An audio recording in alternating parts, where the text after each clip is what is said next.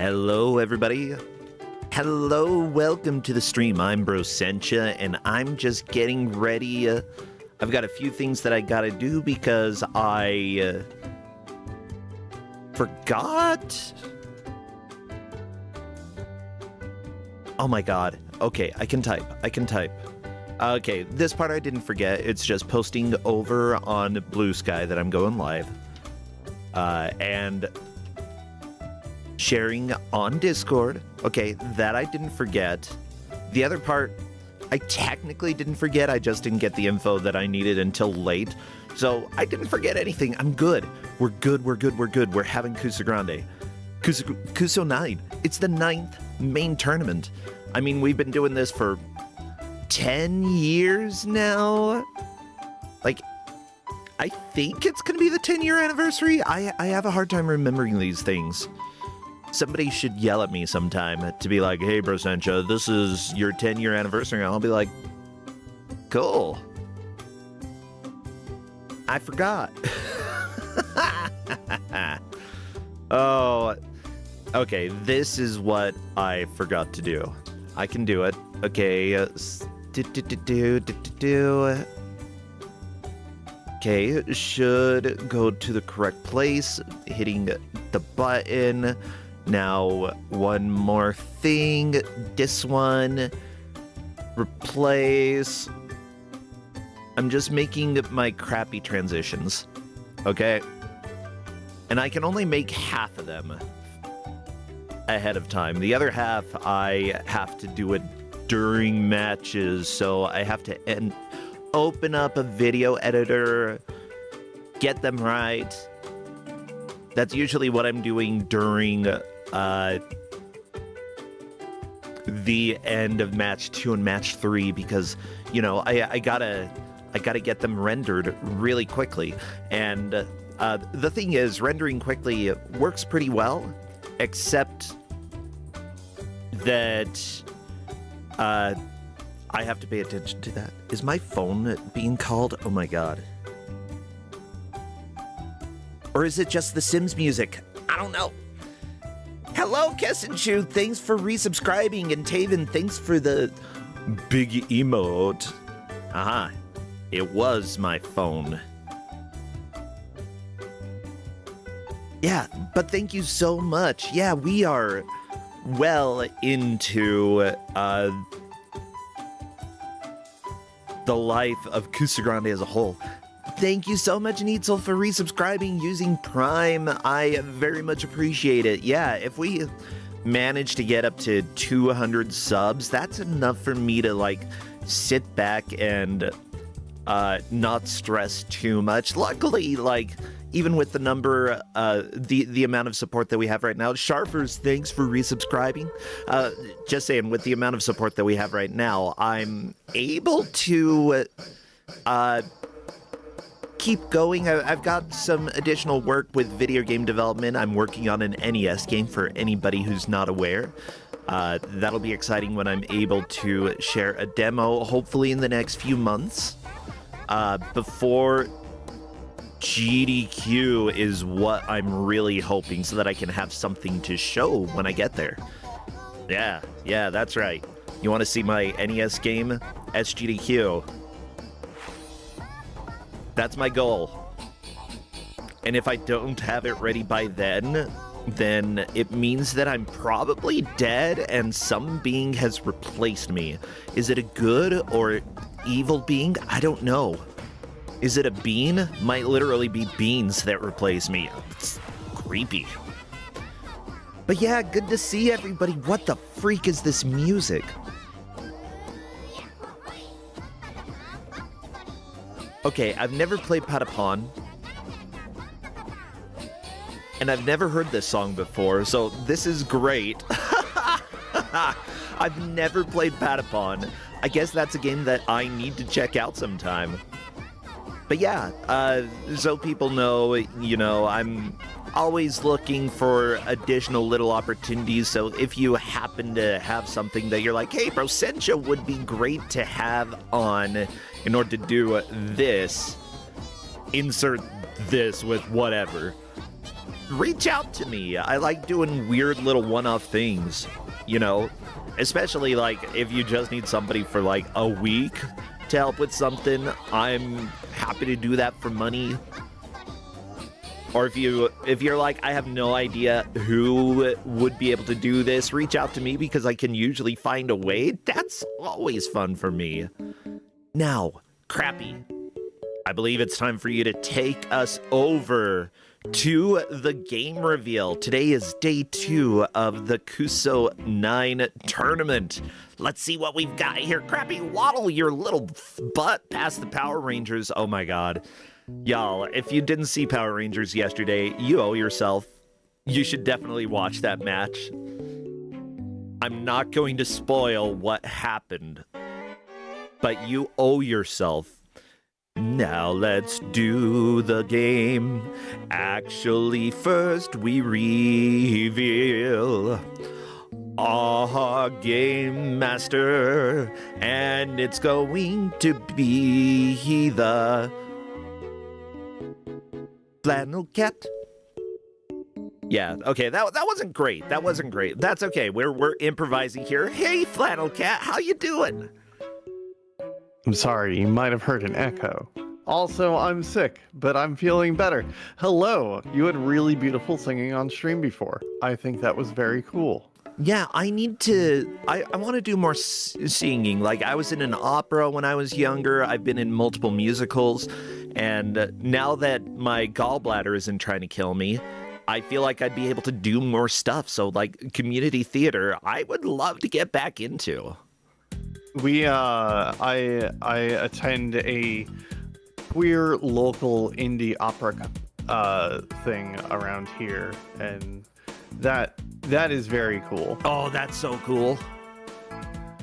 I'm cool being in a straight queer one. I'm cool being nope, not that specific version of community theater.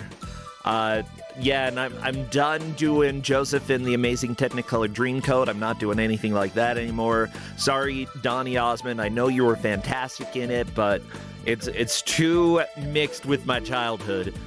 But I love musicals. I love. I need to listen to more and watch more, but I would love to be in more for sure. Yeah. I ran spotlights for one of their shows, I think like 2 years ago, and that felt pretty good. Yeah. Well, let's go ahead and shine a light on you because you've been around here for a long time, Flannel Cat. You're an admin, and you are overall an absolute joy, especially when it comes to finding weird things that I feel like I should have known about, but I didn't. It's true, but I believe in you. I don't know. I feel like I'm drying up. I'm running out of video games to show y'all. But oh, it's so fine. We're getting a repeat, huh? No, we're not. I have not given this game out in Kusogrande Well, the before. well's not dry. So, you know, the well's not dry. Today, the well is not dry. Today, you are getting the lovely and delightful, delicious and delectable game Fiend Hunter on the PC Engine. Well, I don't know what Fiend Hunter means, but I presume we're going to be spending the next hour hunting fiends. The players will have 1 hour to try to make as much progress as they can. Whoever manages to do so will take the victory, reign supreme, get 10 points. That's more what they get, 10 points. And whoever has the most points at the end of round 4 will be looking spectacular.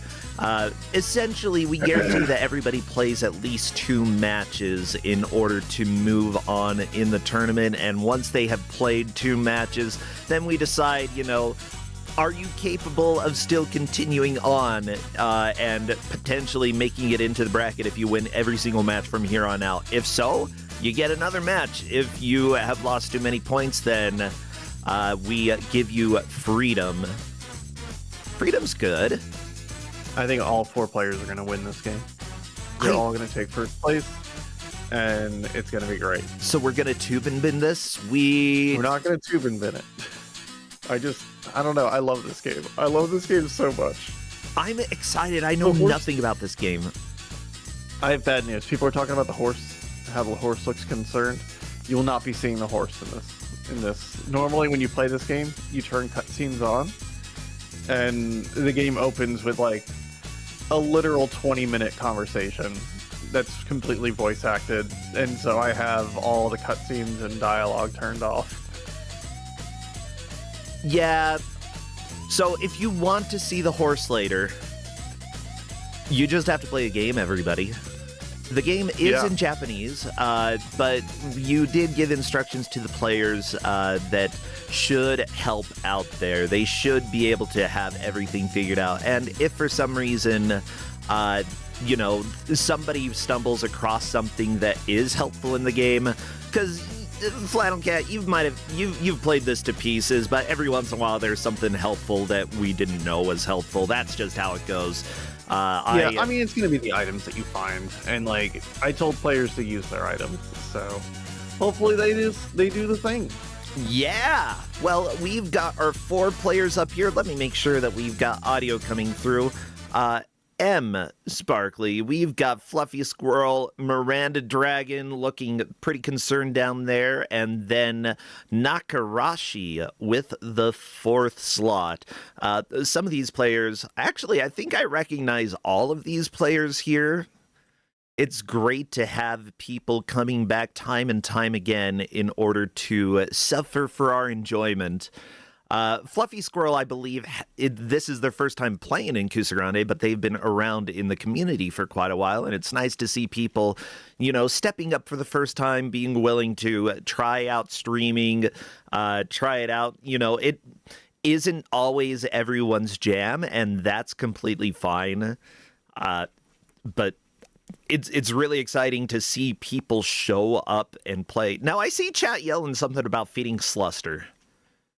The main character is the not Fiend, I'm sorry. The main character is named Feed Sluster. Feedsluster. Oh, that is a name. That is certainly a name. Okay. Hey, bro. Yes. In our GM chat, I recommended a little thing you can do with the projector so you get your shared feed a little bit nicer. Yeah, I believe I know I'm just typing to the competitors real quick, and then I'll take a look. I think I know what you're going to recommend, and I will do that. Yeah. Otherwise, I mean, like, this is fine.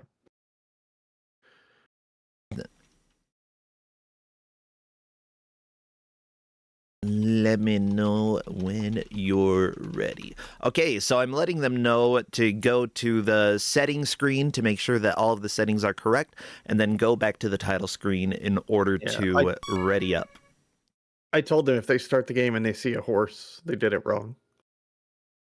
Okay. Well, I mean, there's a horse on the menu right now, but that's not what I mean. Do do do do do do do do do do do do do.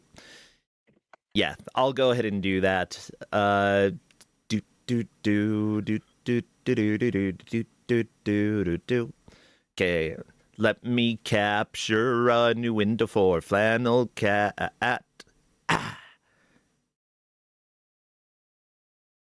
This is how I rock. There. Yeah. Now, let me know if you're not getting the audio after we start, since there's no audio on this screen. No. Because if so, then I will need to change 1 or 2 more things. Yeah, I'm giving you work. Okay, we're going to do a countdown now, so best of luck to the players.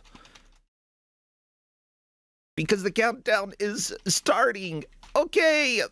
Bam, bam, bam, bam, bam. And I remembered another thing that I forgot to do. That's okay.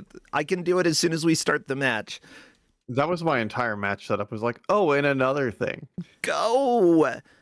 As soon as I see movement in the game, I will start our timer. Oh, good. Ooh, right, I told them not music. to go into any buildings. Good. Ooh, it looks like Miranda Dragon has learned how to run.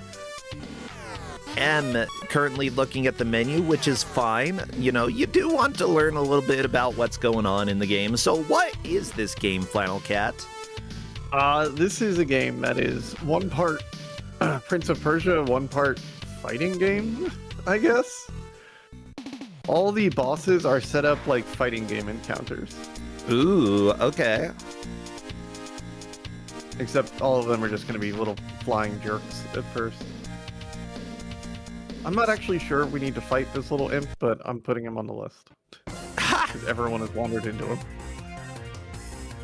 Ooh, the music is dramatic. I'm cranking this sound so that I can hear it even better. I'm digging this so far. Oh yeah, no, the music in this is really actually quite genuinely good. Okay, note for somebody. I am 100% fine with some of this music being added to the Kusogrande playlist because we've got a lot of music in there. And honestly, the more music that we put in there, the less likely I'll have to hear Pet TV yet another time. I think some of the bosses have unique themes. I think there's some bosses in the second area that have like very good themes. Ooh, good to know. I think, did Fluffy Squirrel defeat this boss? Oh yeah, I believe People have so. defeated the boss. Okay, so how is progress tracked in this game? How are we making progress? Basically, it's progression through the stage, Okay. and when you fight a boss, that gets added to progression. So it's boss progression or distance through a stage to. Oh no,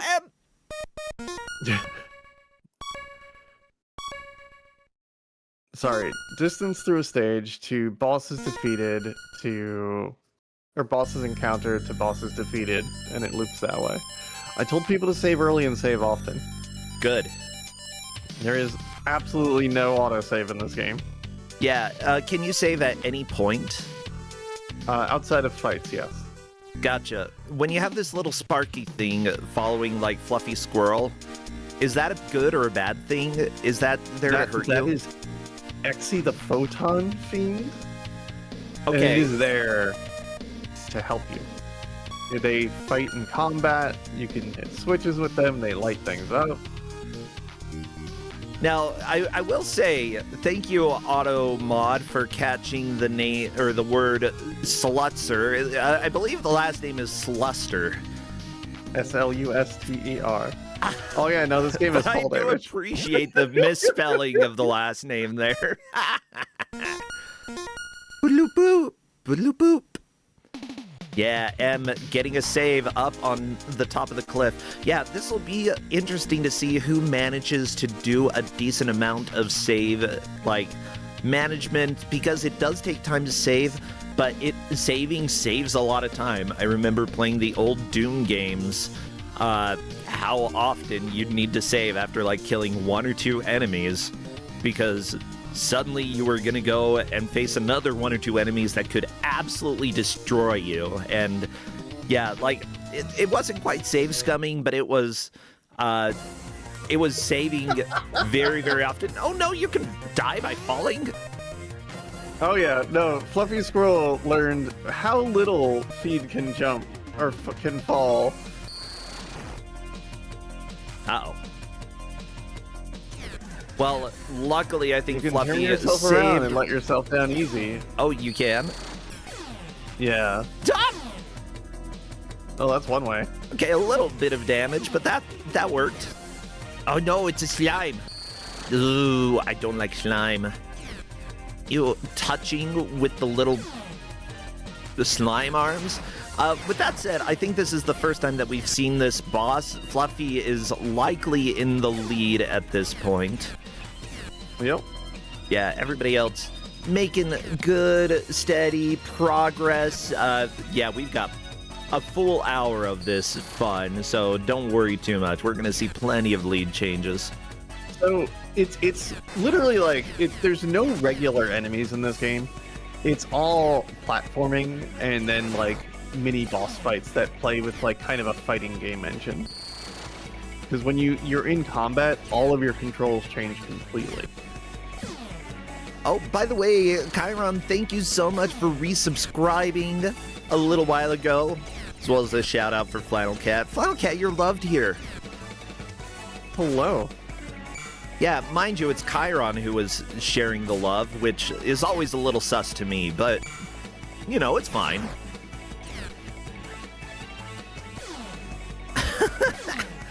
Oh, yeah, so what I'm seeing is that people are figuring out the basic controls still, you know. I've seen some people who have learned how to run, some people who are just taking it a little slowly, which is completely fine as well, not to dash everywhere.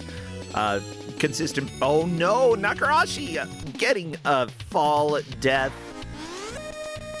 Honestly, if I fell from that height, I might also just fall over and die.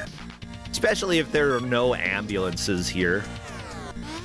I don't know. Where is Feedsluster? What is this world? What's the lore? What's going on?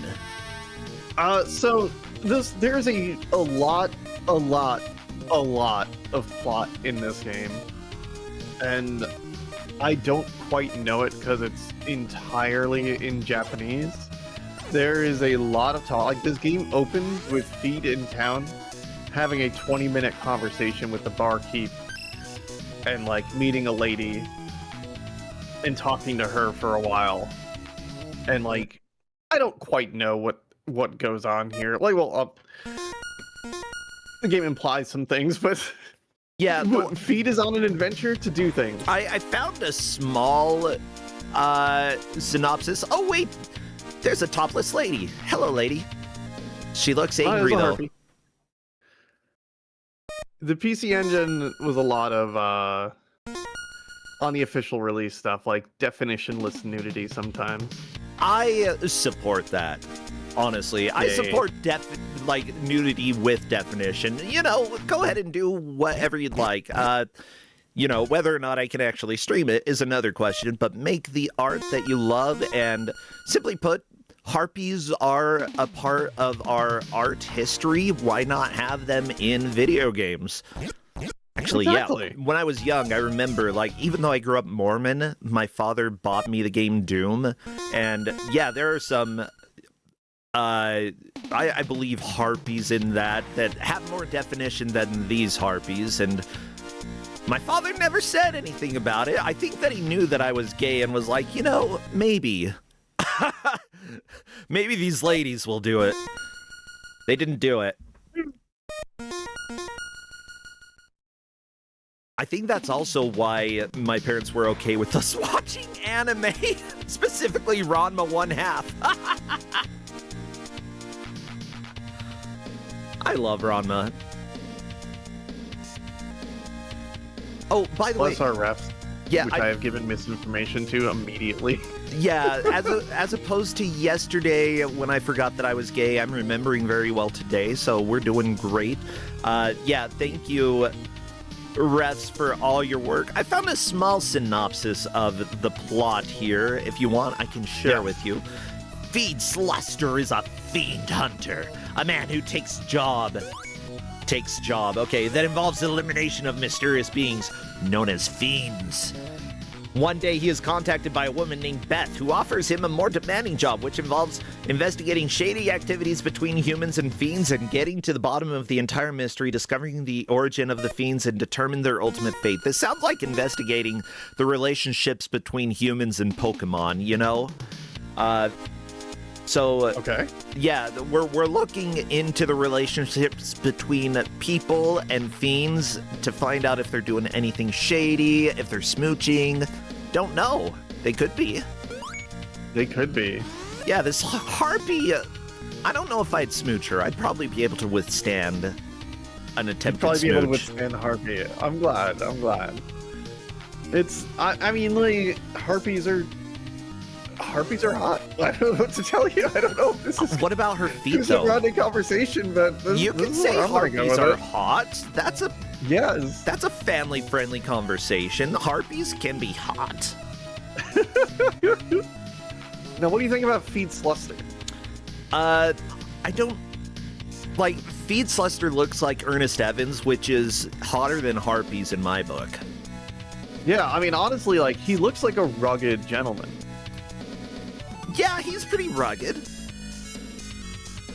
gentle, and a man. It's all three things bonuses in my book. Mind you, I'm about what I would say probably 98% gay. There's the 2% of non-gay that I'm like, huh, interesting when that shows up. It hasn't shown up in this game so far, except maybe for the slime. Yeah, look at H9. Yeah, I mean, like, I don't think there's gonna be a lot other than, like, there's feed, then, like, I don't know, there's feed, and then a bunch of monsters of various genders or not genders. And, like, there is a girl, but I don't think we'll be seeing her outside of the cutscenes.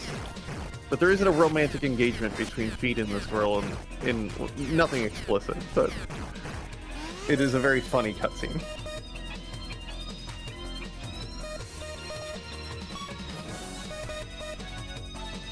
Ooh, also, I appreciate that we're getting more quotes over there in the quote bot, both from the bullcrap that we say as well as the bullcrap that chat says. That's always good.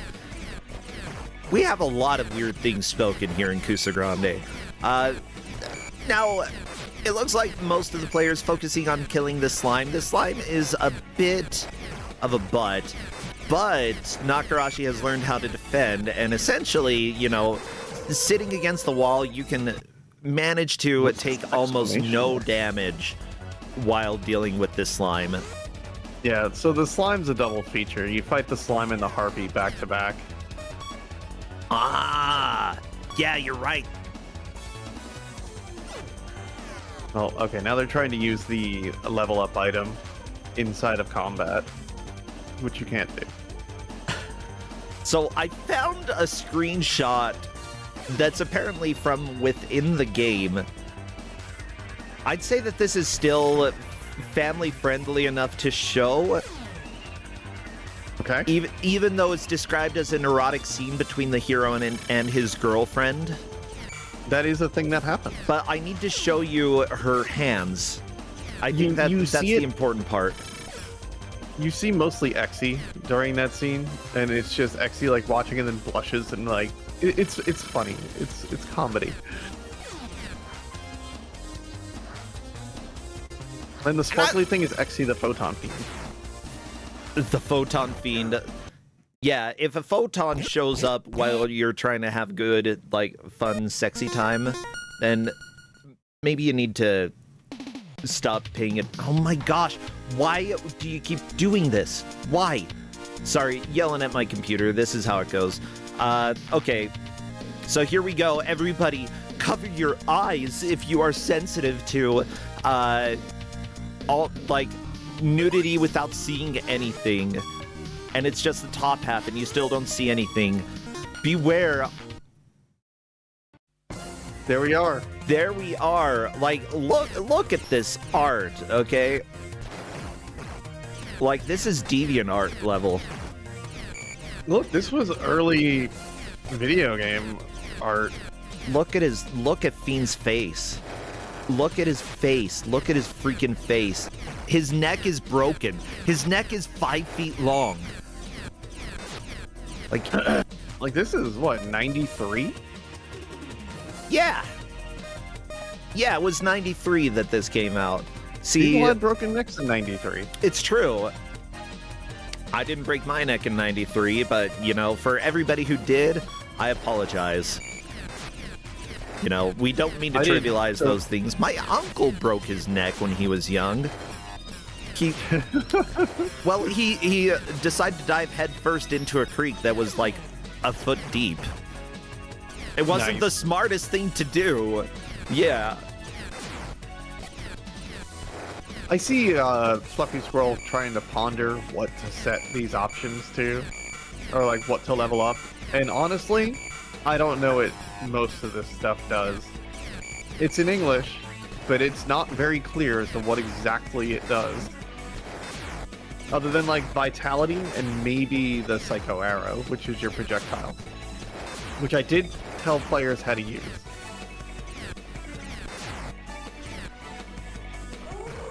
But it's not easy to use. Okay, so we have everyone fighting the the slime and the harpy, which is nice. This is a good place for the game to be tense. Yeah, the harpy has been a little bit of a wall for the players. As soon as we see somebody... Oh, Nakarashi got it down. Nakarashi moves into the lead. Very nice. Speaking of that, I want to go ahead and swap the audio over so we can hear this next area that Nakarashi goes to.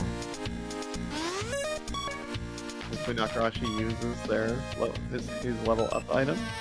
Yeah. Well, now if you put a point into vitality, you get all your health back.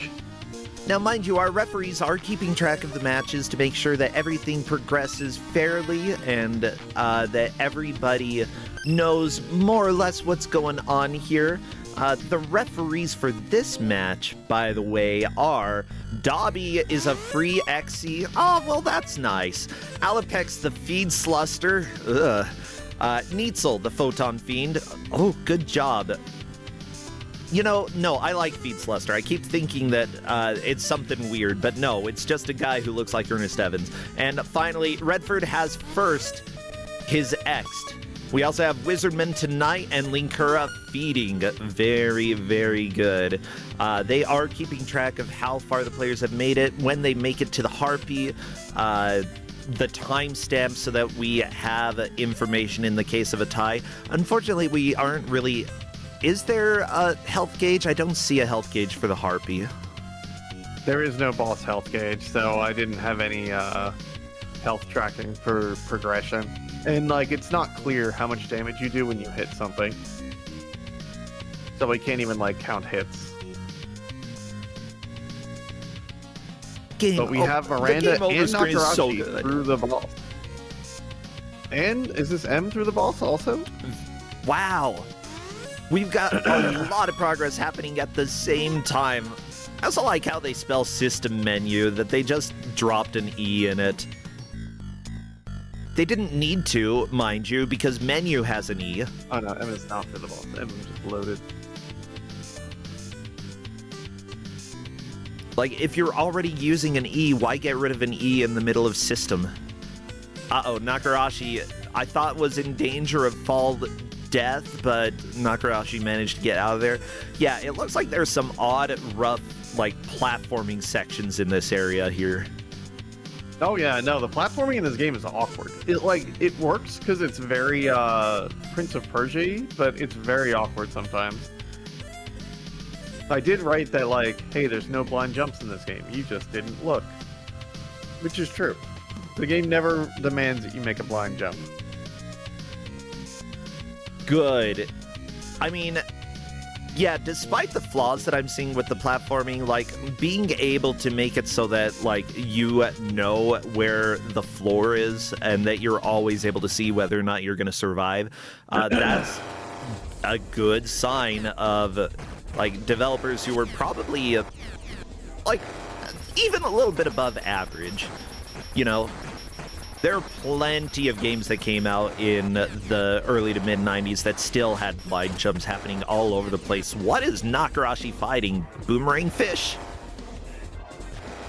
I thought this guy was optional, but he has shown up somewhere that I am not used to seeing him. Oh, maybe this is still optional? I don't know anymore. Okay, are you able to actually control the sprite? Because I see Nakarashi dealing hits with the sprite.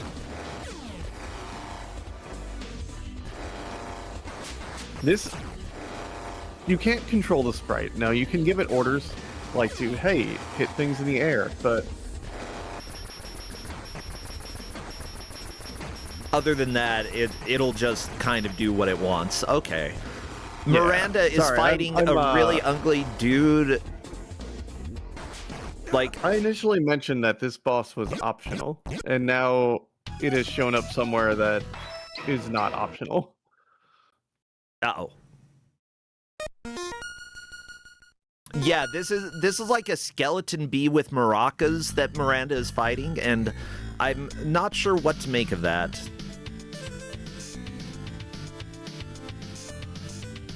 Like, it's only the head that's a skeleton. It's Skull Maraca Bee. I'm gonna call him Joey. And Joey's down! Miranda taking down yet another boss, and this may put Miranda into the lead depending on exactly the rules that we're following here. Wait, no, maybe I am right. Maybe I am right. Hold on.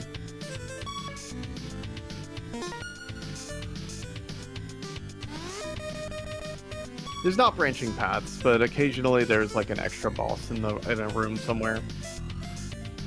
You just gotta avoid that somewhere. Miranda got the key, which you get from that guy.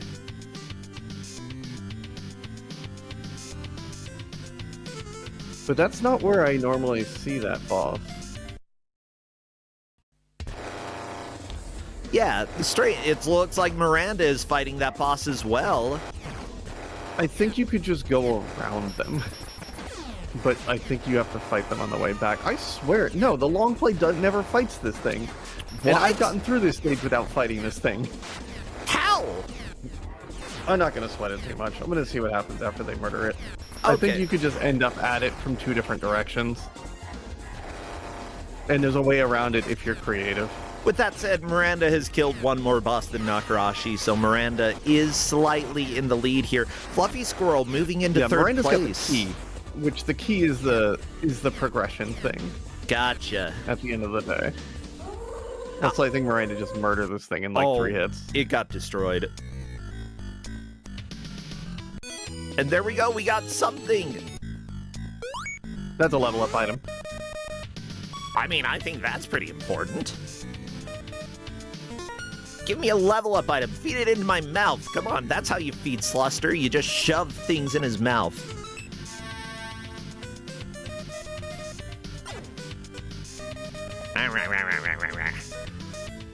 So, what do you imagine Feed Sluster's favorite food is? Well, he seems very cowboyish, so I bet this guy could go for like a big steak or something. Oh, yeah, yeah, I imagine steak and a coffee because he's just that hardcore. I mean, it would, and for breakfast, that would be his breakfast, steak and a coffee. It might also be his dinner, steak and another coffee. My name's Feed Sluster. Just shove it down my gullet. Oh, Nakarashi!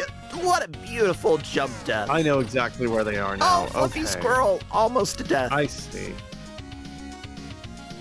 I'm standing by my that's an optional boss, because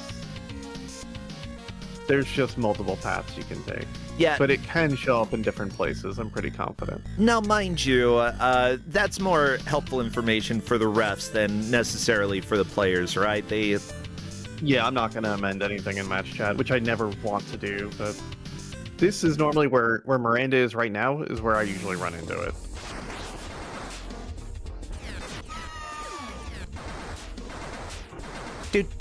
But also the thing is, like, we're 20 minutes into this. This isn't going to be the spot where every player gets stuck. No, we have a lot more going on. So it's not going to matter at the end of the day. So refs, if you're reading this, don't get caught up too much on it, because we're going to get past the cave, and then after the cave, it's all gravy.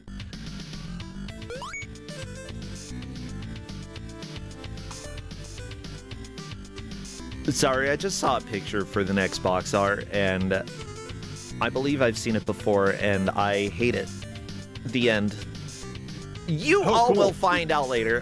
By the way, this game was made by Right Stuff. They also made other things like Swordmaster, which sounds very familiar.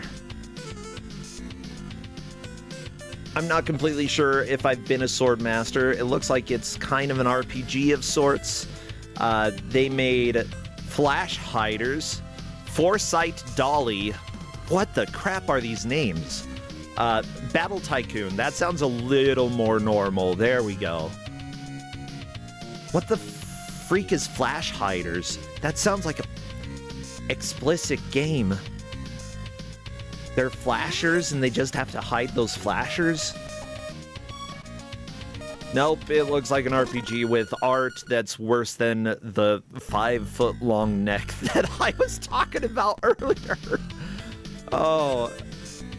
Yeah, interesting. It doesn't seem like most of their games came over to the US. They were largely kept in Japan. But the person who worked on the main scenario, the main story of the game, also worked on the Patapon games, which we had the music from. They were a level designer. Dragon Ball Z Budokai, which I know of. Let's see, Emerald Dragon. Yeah, a decent number of games in their history, actually. Yeah, it's always nice to see somebody who worked on a game that is a little bit rough. Mind you, this game looks like a lot of fun, but might be a bit of a nightmare to control in some ways. You know, a little bit rough, but also worked on some games that have become classics. You know, I say it takes a lot of great developers to make a bad game. But even though this game is flawed, it's still, like, I would rather play a flawed game than a boring game, and this seems actually pretty intriguing.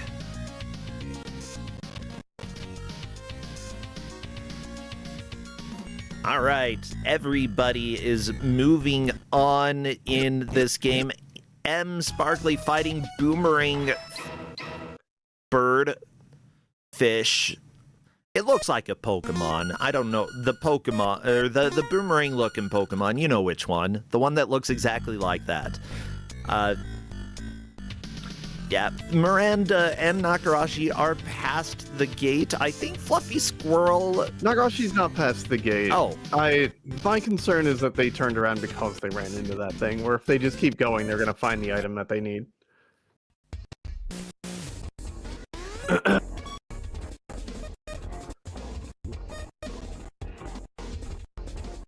Yeah, you're likely right. Miranda up against the next boss. Fluffy Squirrel on the right path, fighting the Maraca Bee Skullman. I don't like that one. Which there's a way to go entirely around this boss. Or not the, I think Miranda's also, but this cave's probably the worst of it. Well, something's happening to Miranda's audio here. Oh, geez.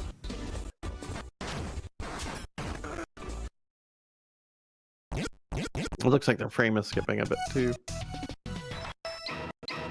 Yeah, if the music keeps stuttering, I will swap on over to... okay, Nakarashi did backtrack and decide to fight the boomerang fish thingy. Both M and Fluffy Squirrel are against the Maraca Bee. Yeah, we're getting some weird audio stuttering there, so I'll just go back to player one. Nakarashi's not fighting it, so this is where I'm like, okay, I've gave bad instructions. Nakarashi just flat out is not fighting it.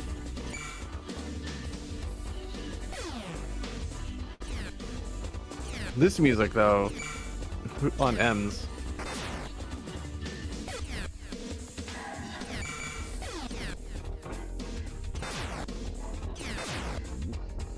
Yeah, do you mind if I just give a note in the match chat that's just... I was trying to word it the right way. As a note, you can fight things deemed optional if it feels needed.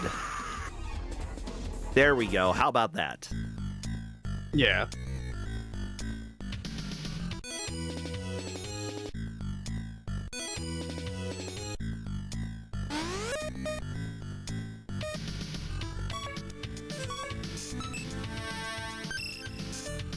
Yeah, occasionally there are instructions that are a little bit confusing. I mean, I tend to be somebody who, like, if there is a way to take instructions incorrectly, I usually do. And luckily I've gotten to the point where I'm like, okay, I know that this is how I want to interpret it. What's the other way to interpret it so that I can follow that way? And that ends up working out for me. But yeah, simply put, you know, if for some reason that was a miscommunication and such, the refs are here to make sure that things are fair and well balanced, and refs are allowed, if they deem that like a little extra time makes sense for one player because of something that is understandable, then that's the refs' call. I allow them to do that.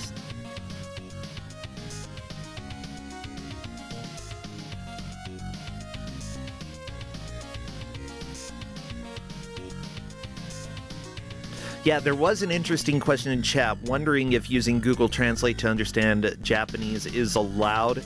In general, I'd say, you know, what's provided to the players should be what they use. And if you used Google Translate during this match, it would only slow you down. Like, the players really don't need to understand any of the Japanese that they have here. Any of the stuff that you might want to understand while playing it would be the plot. And yeah, and like, there's stuff like you can learn what an item is named, but it doesn't help you that much. Yeah. Okay. Nakarashi is trying to get some attacks in. There we go. Very nice. There are potions in the game, but they are called white potion, like green potion, that kind of deal. So even in English, they are not helpful. Yeah, I mean, unless you're colorblind. Yeah. The thing is, I think Miranda's fighting something optional also, but that's fine too. It's fine. Yep. I mean, that's why I'm just saying, you know, if you feel like it's needed, go ahead and fight it. The real answer is I should have just never said anything to the players about it. But, you know, overthinking really led to this for me. You know, yeah, I'm not saying that it's a bad thing, Flannel Cat. That's just the reality. Like, you can be super prepared as a GM. You could be a GM who knows the game a little bit, but, like, you know, it's easy to over-prepare, under-prepare. It's easy to give too much or too little to the players, and it's part of the learning process as you're being a GM. And even those of us who have been doing it for years occasionally have something that it's like, well, that didn't go how I wanted it to go. Yeah, no, I've been GMing since Kus9rande, and I'm like, all right, I sit down and I play and I replay and I prepare, and then this happens, which it is what it is. I still get to watch Fiend Hunter get played for an hour. I mean, Nakarashi did get past the boomerang fish bird. Yep. I keep calling it a fish. Maybe it's because of Subnautica. There's some sort of boomerang-esque fish in that. Have you played Subnautica? I have, so my Subnautica story. Uh-oh.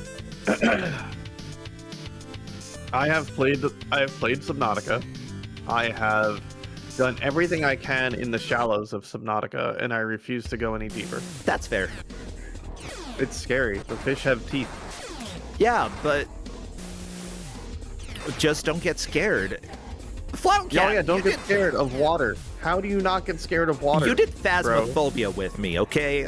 I think you can handle a That's little not splishy scary. splash. Ghosts are fine. The fish are not fine. I think I could, like, if I became a sailor and lived most of my life on the ocean, I think I would be fine with that. Unironically, I think I would have a blast being on... If I could have been a pirate, okay?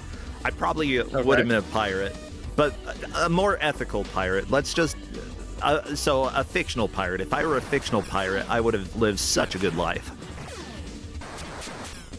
Yeah, both M and Miranda Dragon are fighting the same ugly stick arm machine gun thing. I don't even know what this is, but I hate it. Yeah, I think the ironic part is this stick arm thing is the optional thing. Oh, that's the optional thing. Yeah, and I think I just got mixed up, but they'll find when they beat it, there's just a cave to the right with valuable items. valuable items aren't necessarily a bad thing in a match. I mean, if you're leveling up and some of the level stuff actually seems to help you, it's not too much of a bad idea to grab them, but the match is short, so, you know, probably avoiding optional things is usually a good idea. Not always. I've seen plenty of games where that's not been the case.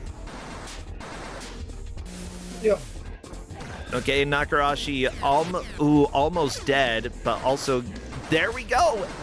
Beast Skull Man We down! have Skull down. I hope there's a healing item here. Feed him! You can use a level up item to heal yourself. Oh, very nice. By putting it into Vitality. That's a limited time thing. Like, once you max out your Vitality, you can't do that anymore. The music on this boss really is something. Yeah, I'd say not the best music I've heard. Oh, I love it. This is good content. Oh, okay. Now I'm hearing the jams. I didn't really hear too much of the rhythm. Yeah, we've got tons of time left in this match. Honestly, it's anyone's game.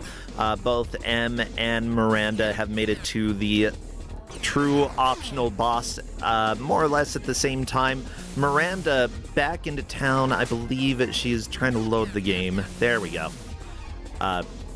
Yeah, this boss is a bit of a problem.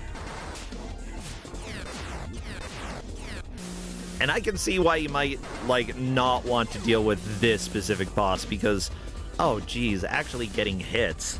The slide kick that M is using appears to be going pretty far, though.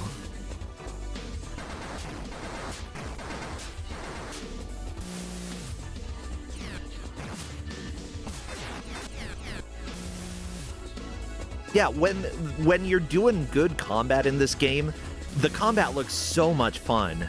But actually getting up to an enemy and dealing hits, it can be a bit rough. But as soon as you do, bam, you're just swinging. It, like, the feedback that the game gives you as you're fighting, genuinely enjoyable. And M takes down the optional boss. Yes. Time to get that level up item. And we are saving in slot 4. It's good to have multiple slots here. Now, let me check the ref sheet just to make sure that I know what things have happened. M has cleared the quote-unquote optional boss. Okay, the descriptions of these bosses are a little bit difficult. That blue/purple thing, I think that is what Fluffy Squirrel and Miranda Dragon are fighting, or the boss after the gate. Nakarashi has Wasp Guy defeated. And yeah, it's... At this point, Miranda is likely the one who is in the lead. They've made a significant amount of progress. They've taken down the optional boss. No, JK, that was M. M has done that, has taken down the optional boss. Miranda still has not. M... No! The jumps! Flannel Cat! Oh my gosh! Yeah, no, the jumps are fun. Nakarashi is headed towards an item that I think all the other players skipped. This is the heal ring. Okay. Is that one, like, part of the progress here? You can use it. You get to use it twice, and it heals you to full. Gotcha. And Chad is noting, Dobby specifically, noting that M also got the ring. Yeah, Dobby is the one who, the referee who's watching M Sparkly here and making sure that everything is going okay. And we're at the Skull Fly. Skelefly.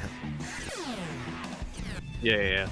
Honestly, as long as Nakarashi goes down to fight the blue thing, then everyone's taken the exact same path. Yeah, and I'd say that's likely. Yep, Nakarashi is headed there now. Yeah, Nakarashi did use the heal ring. Definitely a good thing to use when you are at basically 0 health. Yep. Okay. Nakarashi's headed to the thing. As long as he doesn't change his mind. Well.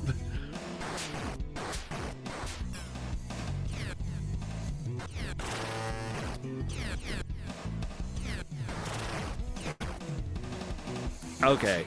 All of the music in this game is pretty rockin'. Like, this boss fight, music is a slap. Who did the music for this game? Let me take a look. We had Tadashi Sawashita, who I don't know, but let's see what else they worked on. I see games like Dungeon Hack. Oh yeah, other games like Flash Hiders and Foresight Dolly that this company made. The TV show for TurboGrafx CD. Don't know what that is. Yeah, a lot of games that I've never heard. A really cool game. Oh, really? Yeah. It's kind of like a single screen top down, like, not platformer, but like puzzly action game. It's neat. I like the TV show. Oh yeah, it's kind of got an arcade top-down look to it. Or yeah, you could also compare it to like Zelda.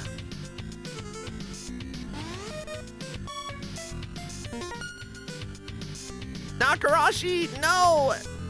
Failing the Nakarashi's jump, not but fighting the blue thing, so. Oh, I think I just throw the results out of this. no, it's okay. Like, honestly, these jumps are being tricky enough that Nakarashi might. Well, okay, I guess everybody will have to go back up and try to make these jumps. So Nakarashi just getting a little bit lucky there and avoiding the optional boss. Just, can you make these jumps? There we go! Nakarashi across the stupid jump in time to fight the skull bee thingy. Well, huge shrug. I got nothing. I'm sorry. Yeah, the thing is, when it comes to a tournament like this, a blind game tournament, like, there is definitely skill that goes into playing the games, but there's also an element of luck. And figuring out the right way to go in a dungeon can be extremely difficult. And sometimes you get a little bit lucky, sometimes you don't. That's just kind of the reality of things.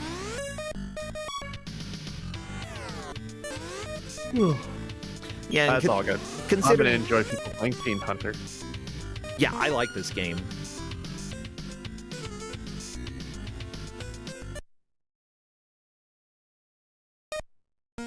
Nakarashi did find the projectile. How do you use the projectile? You need to do a backflip by holding down and back and hit jump, and then you hold down and right and hit attack. You have to backflip and then you can throw a projectile. That's great. You know, I feel like instead of having that setup in my life personally, I would do a 360 jump, okay? Just jump straight up, spin around, kick my leg out so that I'm dealing damage, and then as soon as I land, fireballs explode from my eyes. See, that's my secret move right there. Fireballs exploding from my eyes. They demolish everything in sight. Yes, it has a bit of a warm-up because of the jump spin attack, but it's cooler than a backflip. Backflip that deals no damage.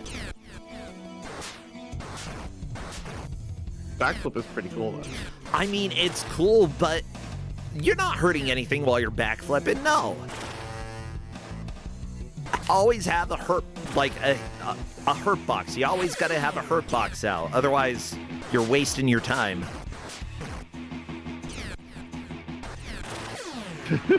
Yeah, we have a note from the referee. Miranda appears to be confused, and they say, I think this game is just very confusing, and I'm gonna go ahead and say a little bit, yeah. It's funny because, like, it's 90% of it is a straight line, and this one cave is weird. Hey, welcome to Kusogrande, everybody. Occasionally, you can get lost in mostly a straight line. Yeah, which this is not a commentary on the players. Oh, yeah. This is just this game being weird sometimes and like trying to make it so the players have an even and fair experience and like don't get caught up on one boss that you don't have to fight the entire time, and then the GM gives the wrong boss. But all of the players had the same information, and because of that, it generally ends up being fair there. Oh yeah? Yeah. After this, they're going to get to a boat, which is like 4 very linear bosses. And then they're going to get somewhere that's like 4 very linear bosses. Is M through both those bosses now? I think so. M has defeated the boss. That is fantastic. Skellyman down. Nakarashi fighting Skellyman now. Miranda... I'm not completely sure where Miranda's going. I don't think she knew where she was going either. M onto a boat? M is certainly in the lead here. And M fought the optional thing too, right? Okay, we might have at least a clear lead. Yeah, M has killed the optional boss. M has moved onto the boat. It's very clear that M has figured out how a lot of the fighting and mechanics work in this game. Ooh, that slide attack is just so strong. I love the slide attack. Do-do-do-do, do-do-do-do.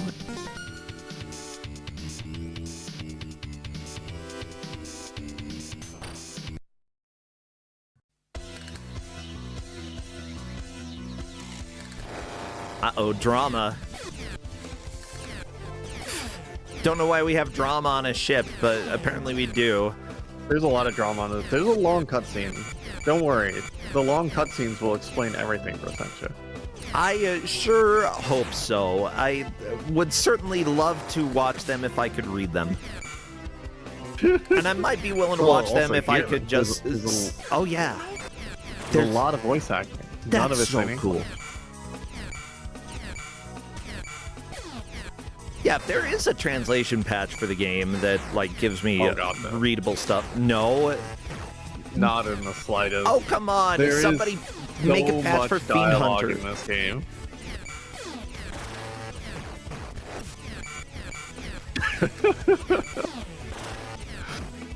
People noting the very drastic drop in background quality on the boat. It's blue, I guess. Yeah, dang it. I don't see... there is a request list to translate Fiend Hunter, but...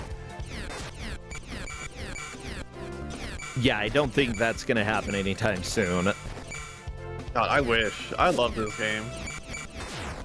And, every boss is pretty learnable. There's strategies you can use for it. Part of me is, wanting to speedrun this, but I feel like there's not much to look at for the most part. If you're just running it. Yeah. And there's RNG in what the enemies drop. So I love that multiple people in chat are commenting about what the boat looks like. Some saying it looks like the boat from Tom Sawyer on the NES. I was thinking, what other boats? There was a boat like Rocky and Bullwinkle NES, I was thinking. The very simple, very blue background isn't doing this screen any favors. It looks very NES. You know, once we're inside on the boat, there's a puzzle downstairs. Oh, M tried to get in, but nope. We're back to the robot dude. I think he's a robot. He's at least got some steel body parts. Okay, Fluffy Squirrel still going against Machine Gun Grasshopper thing. Miranda is through the boss and has found her potion. Yeah. And her level up item. Which I did not tell players what it does, but they'll figure it out.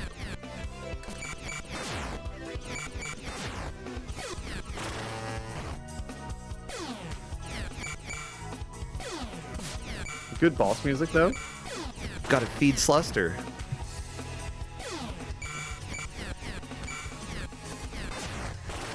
Yeah, this music is awesome, and it seems like every boss, or at least a lot of the bosses, have had different music, so we've been able to just enjoy the variety that this has. Chat's asking if it's a heal potion. The answer is maybe. It can be different things. I think that one's heal, though.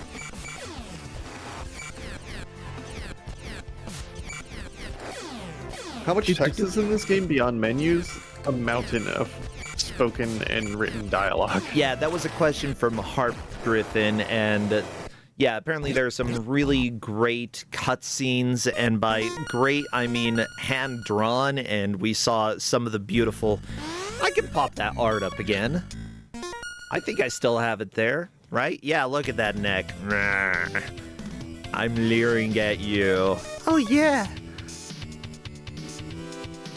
It's got neck.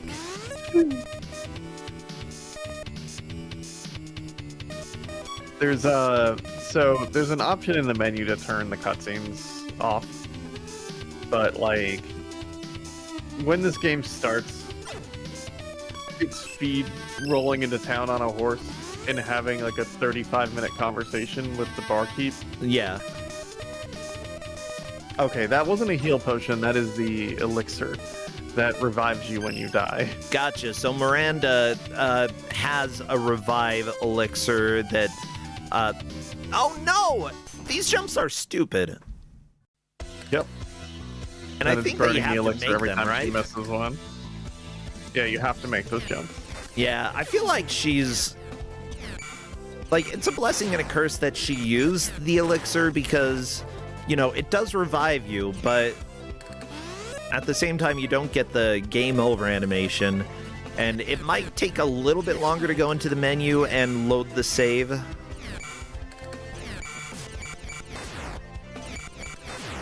Oh my gosh. She really wants to make it across there and get prepared for the next jump. This is the correct way to play the game, saving in a location right before a very tricky jump. How do you run, by the way? Because I keep seeing people having a hard time getting the run going.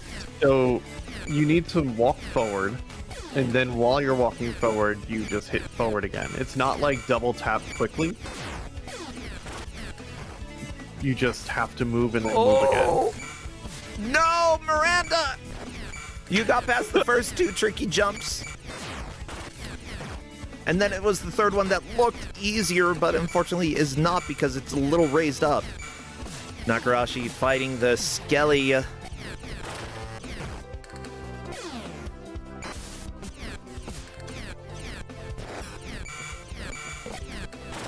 Good. Yeah, Nakarashi, I feel, is in second place right now. Now I'm going to check just the referees, if everybody, if there is a little bit, of a time that needs to be given to any of the players. Simply put, I'm going to be checking pretty much every match, even if it doesn't seem relevant because of something that I hadn't noticed, because there might be things that the refs see that I didn't see. Right now, I don't see any confirmation of additional time, but there might be.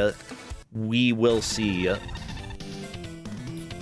Fluffy Squirrel dead. And, though, through the boss and getting into the boat. Very nice. Ooh, yeah, M is really burning through those. Yeah, M's doing a fantastic job here.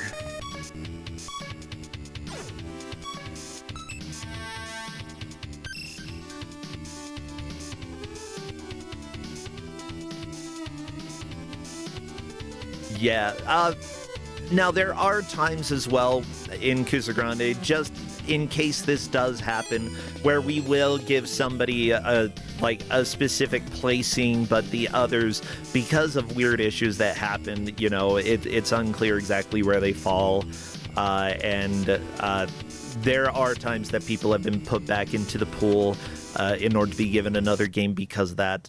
But simply put, M is so far in the lead here. She's absolutely destroying this game. Yeah, and M has fought everything.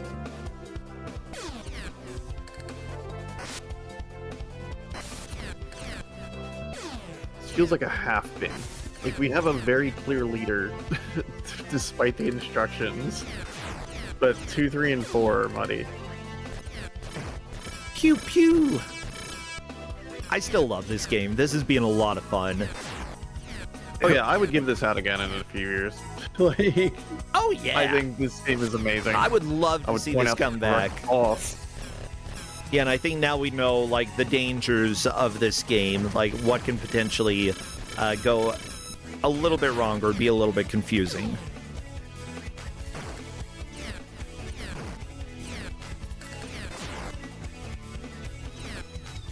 Pew pew! Nakarashi trying to take down the skull flying thing. Lightning falling from the sky. You know, I don't know how...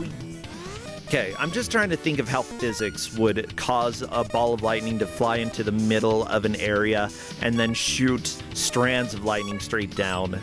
I don't think that's possible. Anyone here know how you could do that IRL? Because if so, I want the technology. Give it to me. It's coming. Oh, good. I will say this game is delivering on what I wanted to see from it, and it's people failing funny jumps and watching feet fall to the ground. Oh, yeah. I genuinely want to try this game, Flannel Cat. Then again, like, you and I have a weird, like, similar taste where I think that we both enjoy a lot of the same games. Yeah, I agree with that. Yeah, it's like, this game just feels good. It's a weird thing with Kusogrande that, like, a lot of the games that show up and are quote-unquote bad, there's still people who are going to enjoy them and say, you know, the game was a great time, but it's usually not going to be a universal experience, you know. It's an individual, I like this, other people might not like it, but you and I, we've got the same, like, oh yeah, I like this is my jam. The number of times that, like, we've stumbled across the same game and been like, yeah, we need to give this out. Absolutely. So good. And I was just like trying to figure out what I was doing, but like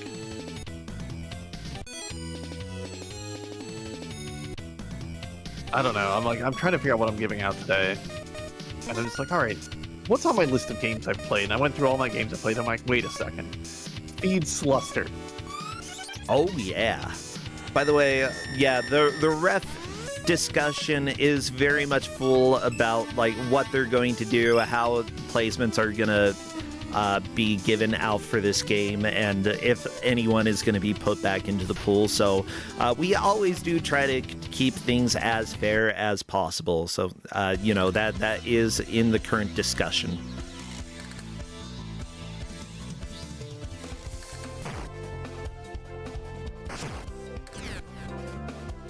Now, the bosses M is at least, like, have kind of low hit points, but it just throws, like, 4 of them at you in a row. Oh, yeah, it's just boss after boss at this moment. Now, mind you, these players here are pretty good at video games, so whenever you see them fail a jump, it's usually not their fault. It's the game. Oh, yeah, no, the jump is very weird. Like, this jump to that final platform is not where you'd expect it to be. Yeah, because if you jump too far to the right, you're going to bonk the cliff. Like that. If you're too far to the left, you're not going to be high enough to grab onto it. Like, you got to be at a very specific placement in order to grab onto it. Well, 1 minute left. I do not believe I've seen any information about time bonuses for players, so it will end on the hour, and then we will find out exactly what the placements are. M is certainly in first. Fluffy fighting the skull beast, though. I don't know. Fluffy is doing a really good job of this flying skull demon. Fluffy's on the skull. Let's go. She might be able to move up in place. We'll see if she's able to take it down. Nakarashi has had a lot of time on this. Maybe, actually. Yeah, it's doable in this amount of time. Like, if M kills this boss, I think we have a first and a second place, but not a third and a fourth. And if M doesn't kill this boss, I think we have a first place, and 2, 3, 4 we do not. Well, I think that is the end of the match. The hour is here. That's time, everybody. Go ahead and give them a round of applause, and just glad that we were able to have this game. Oh my gosh. Yeah, this was certainly very much a game. I'm going to welcome M in to come and chat, because I'd love to hear their thoughts about it.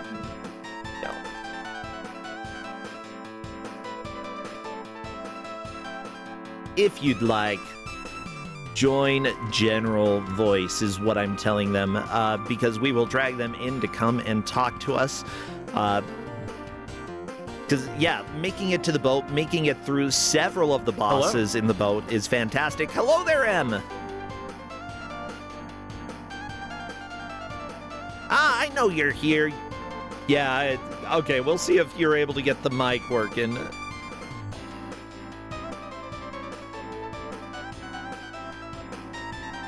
Yeah, possibly in a sec. Hello, M. Okay, they're working on it. But yeah, M managed to get to the boat. Fluffy Squirrel and Nakarashi got to the Skull Beast. Miranda didn't make it there, but also got through the optional boss, which makes the placings a little bit difficult. Let me go ahead and take a look at the ref sheet to see if there's any information here about... The refs are currently voting on it. They are holding a vote. M does take first place. And as for the others, we will have a vote to decide exactly, and I will let you know when that has been decided. Yeah, M, if you're able to talk, feel free. Do do do do. Speak to us, M. Do do do do do do do do. They say they will have it fixed in 1 second. Hello, everybody. So, I mean, chat's already been listening to us the whole time. Oh, so... yeah, you've heard a lot of us blabbing. Okay, so she's working on it. Now, with that said, I feel like Feed is such a good guy. I would love to be Feed any day. Oh, there we go, Em. Hello there. Hello. Yep, okay. I had to get on Discord on my phone because my computer's microphone wasn't working. Oh, it happens. Hey, congratulations. You made such a huge amount of progress in this game. Like, that was fantastic. Making it to the boat.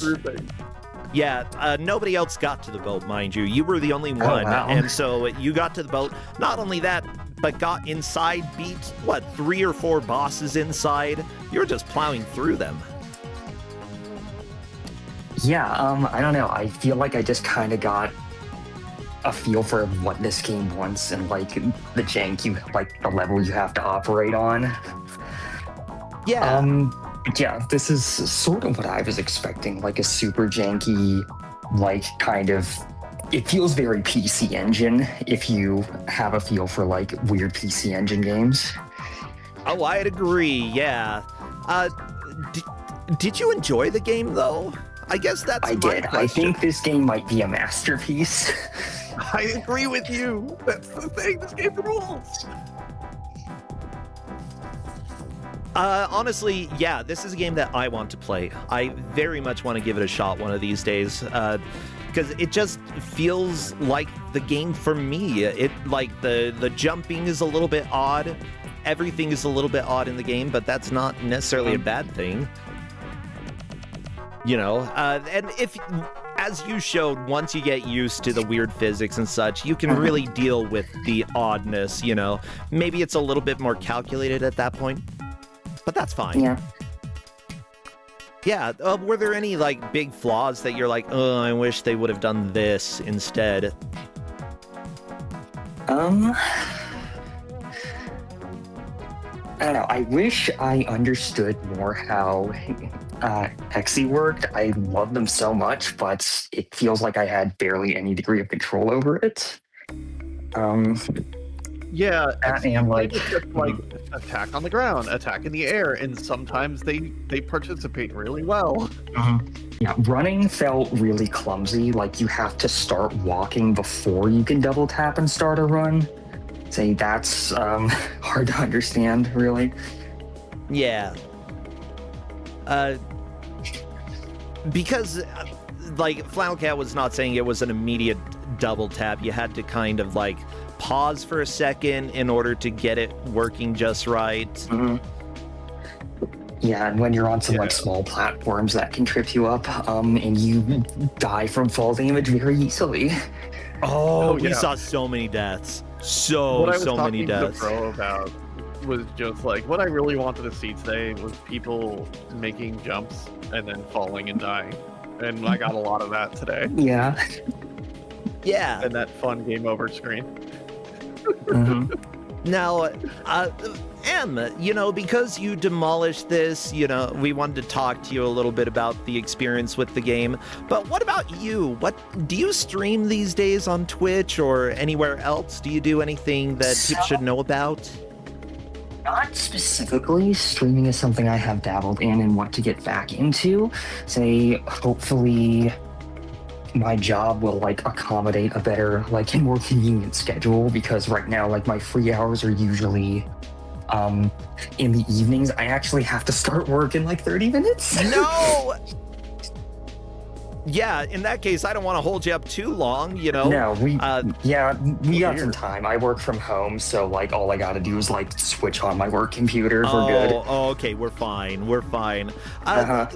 Well, if you're not doing too much streaming now, but you will be in the future, that's great. What kind of games do you personally love? Just about everything. I don't know why. I feel like my kick mainly has been I mostly only play retro games nowadays. A lot of new stuff just doesn't really excite me, although I really need to get more into like good-looking indie ones. Like the newest game that I played was Deltarune, I think. I mean, Deltarune kind of rocks. Actually, no. I played a little bit of Kirby Air Riders. That's really good because my boyfriend has a Switch too. Aha. Yeah. Well, I need your boyfriend to come to my house then. I'm gonna steal your boy. I'm joking. I'm married. Yeah, Broscentia remembered that he's gay today. That's today's true. revelation.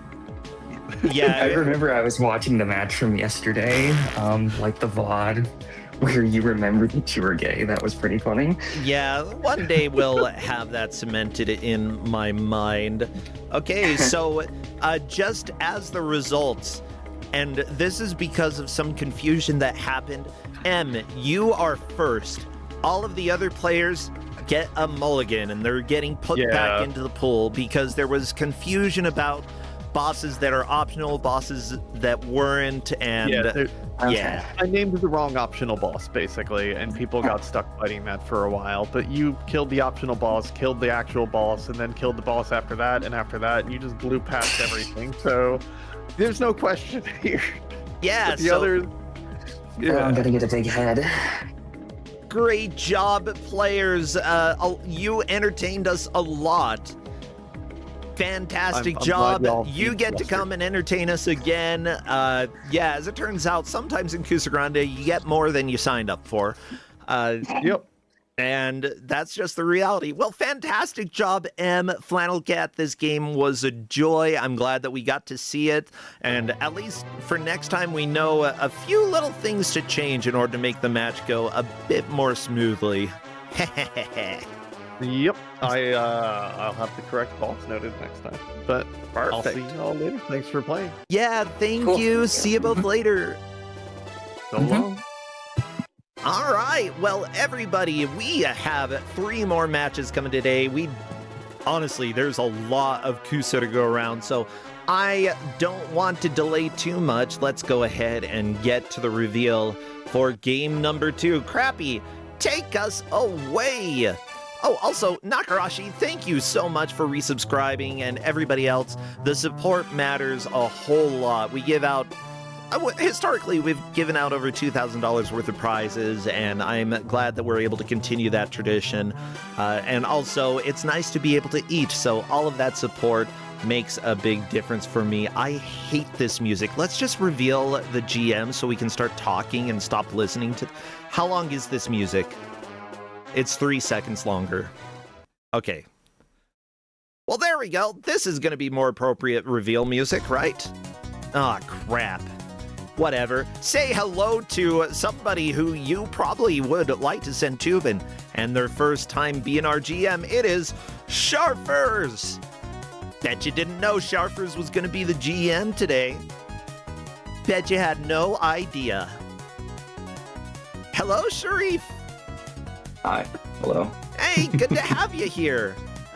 Yeah, this is a surprise to a lot of people because I don't announce our new GMs. If people are paying attention on Discord, they might see who the new GMs are, but I like to keep it a bit of a surprise because people are like, uh-oh, what's going to happen with this? I mean, you're kind of known for a lot of, I'm trying to think. FMV I would games. say, You do a lot of yeah, FMV. and Barbie are probably the two big things I'm known for, I imagine. Yeah, but I don't think you're giving out either of those today. I am not. Yes, I'm bucking the trend here. Yeah. However, I do know this game, and I don't remember why I know this game. Either we've had it on Kusogrande before, or I saw the box art and was scarred. I think it was on Kusogrande like many years ago. It could have been, yeah. Well, what do we have? Yeah. So the game is going to be Fix the Adventure on PS1. Yeah, everybody, it is broken, but luckily our players will have 1 hour to try to fix as much as they can over the course of the hour. Yeah, whoever makes the most progress in general is the winner, unless we have a specific other way of tracking this. Is it just going to be linear progress as the players go through this? It's going to be level completion specifically. A lot of these levels have branching paths, which makes progress within the levels hard to judge. So we're just gonna do level completion. So whoever beats the level first. Perfect. Well, let me go ahead. Why did I... Okay, You're doing great. No, I just full screened YouTube for some reason. I'm trying to pause the music, and I full screen it. Whatever. Everybody, listen to Fix real quick. It's pretty music, and you've got this demon on the screen. Yeah, the two of the players have the opening cutscene running right now, which explains the story. I'll explain the story that I don't quite understand, so thanks. We'll get into that. Listen, you are in big trouble. Oh no, there's garbage. I Fix have is a kind feeling. of a garbage gremlin for sure. Yeah, is this going to be like an anti-garbage game or pro-garbage? No. There's definitely no like message here. Fix is just kind of a gremlin. Well, good. In that case, I think I'm ready. Is there anything that we need to know before getting started? Not really, no. We're just ready to go. Everyone's gonna play in story mode. Do boo boo boo boo boo. Okay.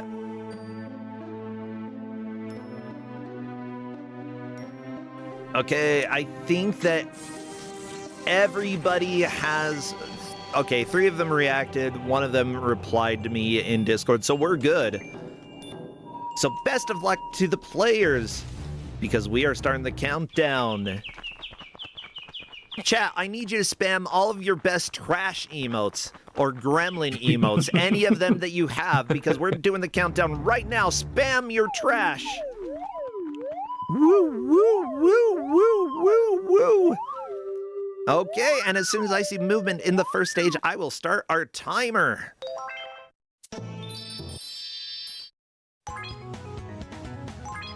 There are a lot of good trash cans.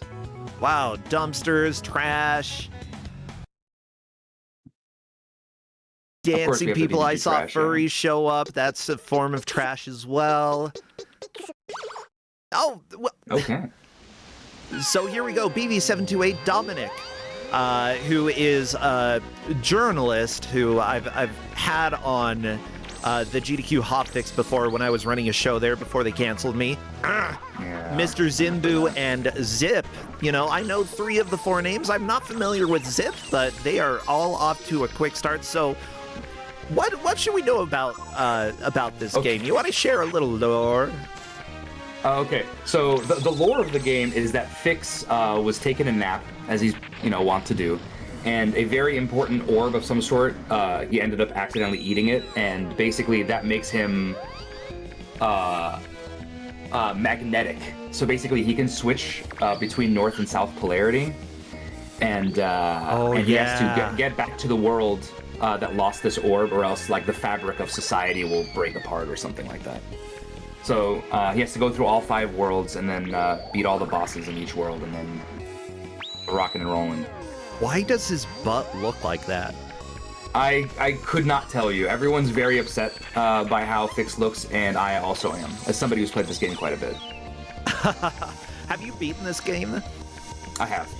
Cool. Honestly, like, as much as I want to rag on how ugly he is, I don't think that would stop me from playing the game if it were interesting. And honestly, like, the music's kind of a bop, you know? It's okay, yeah. The music's good enough. I've played PS1 games with worse cameras and worse graphics and worse everything. The camera in this game is strange. It's mostly auto camera. The manual tells you can press L1 to move the camera back behind Fix, but that works in like a single-digit number of levels in this 20-level game. Yeah. So it's just a little bit odd, and there are levels, and it's because there are levels that have forced perspective. So like this level, if you turn around and press L1, it would rotate behind Fix. But a lot of the levels have forced perspective because of the puzzles. There are puzzles in this game, don't worry. So the goal of the game is just to get, there's like a level end in each level, and you just gotta find it. You gotta find it and you gotta get there. Everything else is in service of that.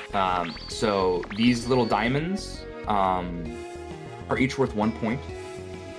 You can grab it by getting the other polarity and it attracting it to you, except for green doesn't matter. And if you get 100 of those crystals in one game over, you get an extra life. Lives aren't that important because there are infinite continues. Perfect. And did BV just kill a baby? The enemies are a little bit strange. Yeah, it just sounded like a baby. It wasn't a real baby, okay? It was a baby doppelganger.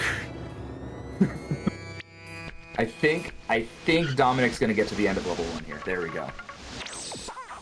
Yes, and FYI, we are judging based off of who makes it to the latest stage in the game first. So Dominic moving into the lead, moving on to 1-2.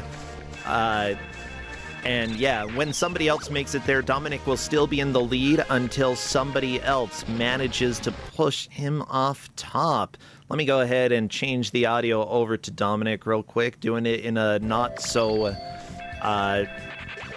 subtle way, but that's okay. That's sometimes how it goes. So yeah, so the big part of this game is you have to be able to do these like magnet jumps. So you have to use those little hubs to basically propel yourself forward by jumping and switching polarity, and it'll push you forward because you're getting repelled by the magnet. So Dominic is discovering that that jump that he just did is one of the hardest jumps in the entire game, and it's in level 2. Oh, nice. And the next one is not any easier. And also, if you do that, if you jump and then jump again, if you do like 2 magnet jumps back to back, there's an enemy there waiting for you to push you back into the pit. So that's good stuff. Oh, that's beautiful. Fantastic.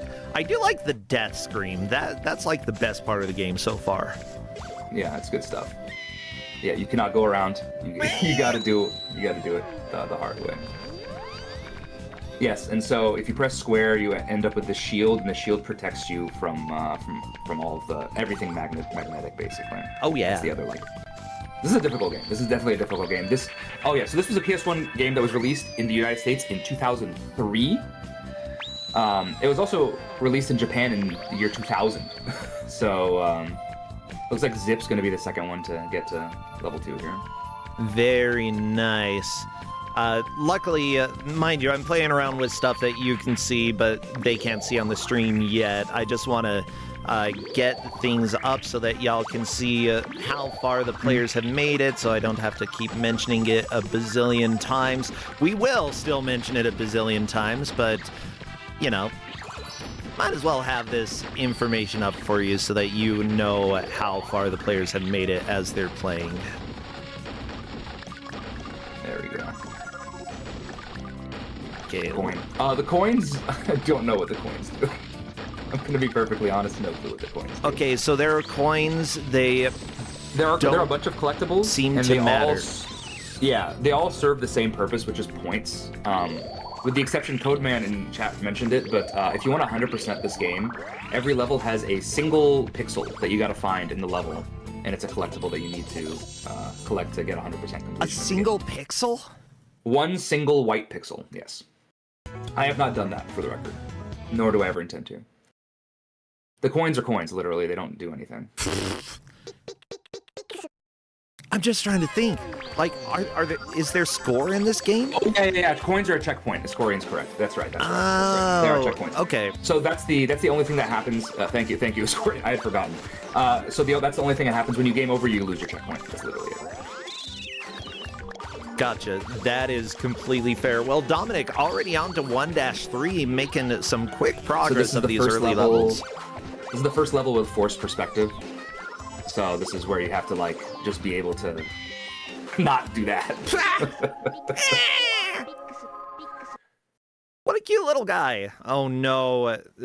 Refs put the mouth of the demon on screen for a second. Speaking of the refs, you know, we have multiple people helping out behind the scenes, making sure that we know who has made the most progress, making the calls for, like, if something goes wrong in the match, which has not happened this year so far, thank goodness. But if something goes wrong in the match, that they are able to help, like, give bonus time or give mulligans out to different players. The refs for this match are Taven's Lost in Magnetica, Send Help! Bad Chop is a Timu sleep paralysis demon. Uh-oh. I don't want to... Okay, do not order your sleep paralysis demons on Timu. Tristan called this sort of Timu Klonoa, which is, it's like inverse Klonoa. It's Klonoa if you were grappling on the floor, basically. Ugh. Okay, that's terrifying. There's also Jerry. What this is. Yeah. Jerry Eris, the referee. Redford enjoys Visio aims. That I don't know what that is, but it's like video games. We also have Harp Griffin is grateful for insomnia, and Linkura ate a magic stone. Well, hopefully you get that stone out in a little bit, because I don't know if you can digest magic. There we go, BB. Alright, BB finished level 1. BV getting through 1-1 onto 1-2. Very nice. Yeah, every player has made some progress. Mr. Zimbu tied up with Dominic. I mean, this was released after several 3D. This was released in Japan in the year 2000 on the PS1. So that's the earliest it was released, and it was released in 2003 here. So we already knew how to make a good 3D game by then. Yeah. Very interesting. At least sort of. I'm seeing a lot of the competitors use the map to figure out where they're going. Very important strategy, because it gets less and less clear where to go as you progress in this game. By the way, the thing that, like, made me remember the game is the magnet system. Like, until I saw the magnet stuff, I was like, I'm not remembering anything about this. But as soon as the magnet system is pretty started, unique. Yeah, it's a cool idea, right? It's a cool idea. It's just executed just like extremely poorly, unfortunately. Yeah, unfortunately. All right, Dominic is on the first boss, 1-4.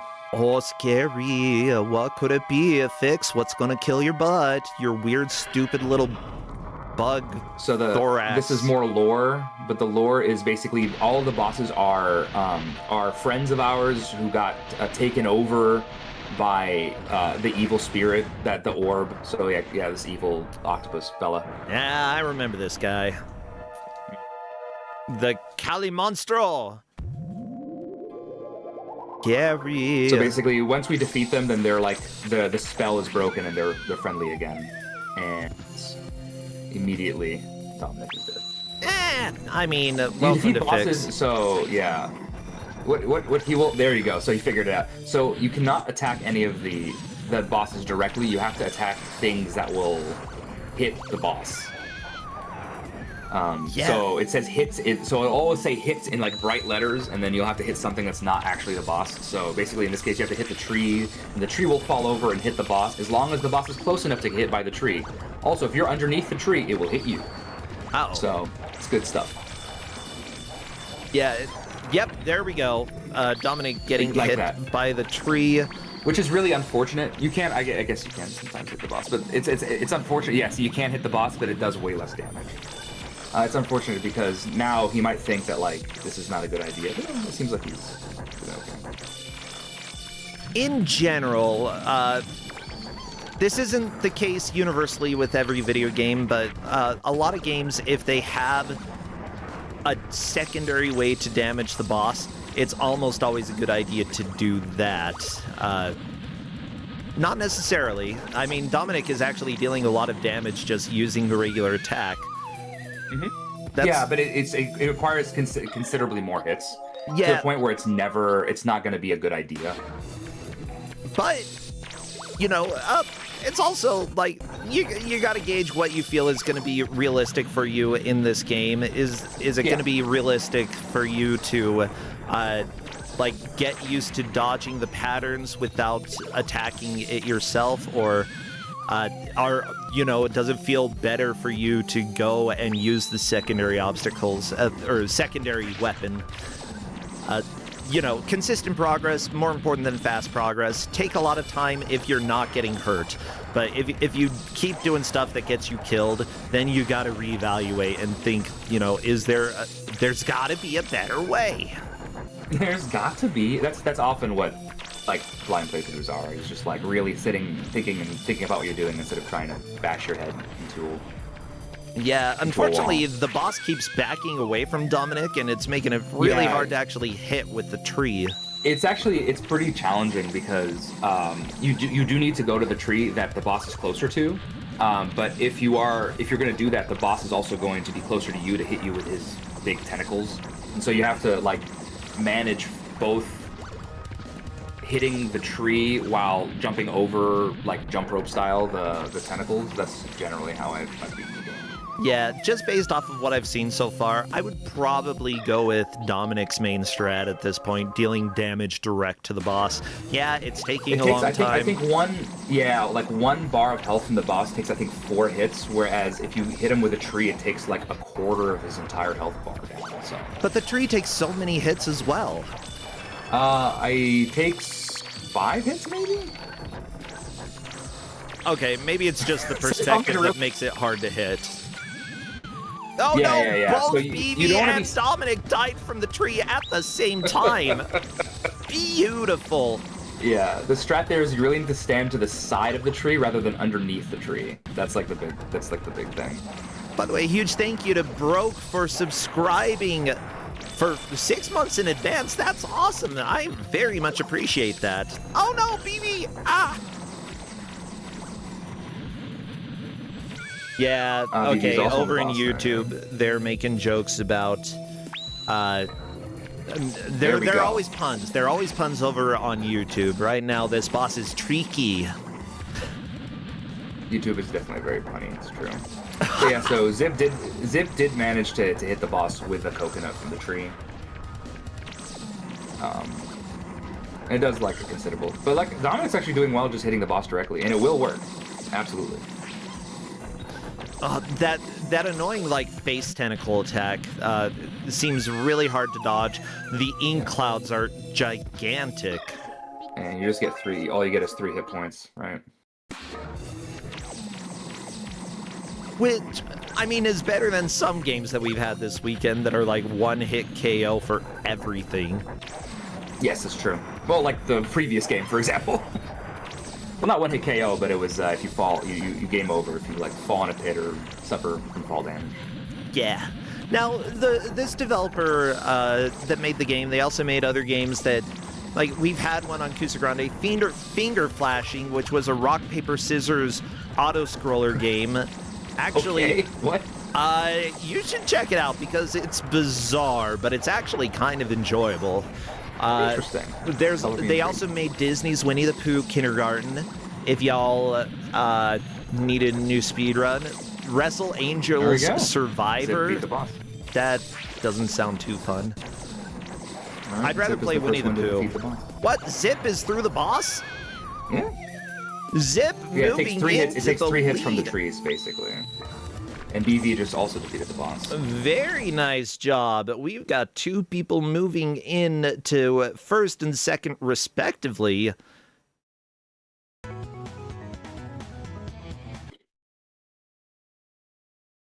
Dominic is very close. With all of his health, he's going to be killing the boss right now as well. So Yeah, doing it the hard way. I respect it. There you go. Face tanked it and did it. Good job. beautiful. Zip is the first one, though, to get through the boss, moving on to the next area. Mr. Zimbu onto the boss and actually dealing a lot of damage very quickly. Like, Yeah. Mr. Zimbu figured out the tree strap pretty fast.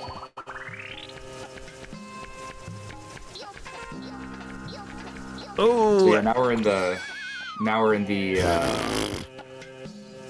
like desert world, and this is when the puzzles start. Now, I will say, before we got to this point, I believe that it was Dominic in first, BV in second, and Zip in third. Now it's Zip in first, BV in second, Dominic in third, with Mr. Zimbu still in fourth, but all of those places can change very quickly. Zimbu's making very good progress on this boss as well. Oh no, Zip! Unfortunately, the magnet on the slope is a little bit of a pain. There are troll magnets that will start to appear as well that will attract you and just dump you into a pit as well. So that's something you need to look out for. Yeah, Infinite Continues does make this a much more quote-unquote fair match, just because it's literally just... Alright, so Zimbu's also through the boss, so... Yeah, everyone's on World 2. That's something that I'm gonna have to consider when working on the NES game that I'm making, because, like, NES games can only be a certain size, so it's like you want it to be difficult but also completable, and so I'm trying to decide exactly how we'd want the continue system to work, and I think I know. Probably like restarting a world with the game over would be appropriate for the NES, you know. But not having limited continues, because, oh my god, you don't need that. You don't need to... The limited continues is very, very irritating. It's like, I feel like that's a... We've moved past that as like a society in terms of game mechanics, limited continues. Yeah, we've become better. More games need cheat codes. I Just mean, big I've head mode also only. considered cheat codes. I'm probably going to have at least 1 or 2 Easter eggs as well. We'll see. But yeah, it's great to see everybody made it past the first boss quickly, and I know that the first time we had this game, people were stuck on the boss for a decent amount of time, so... It's not that easy. Yeah. It took me like a fair amount of time. I mean, yeah, it took me about this amount of time. But yeah, it's definitely not a simple game in terms of just... The hitboxes on everything are just really strange, and it takes a while to get used to, for sure. Yo.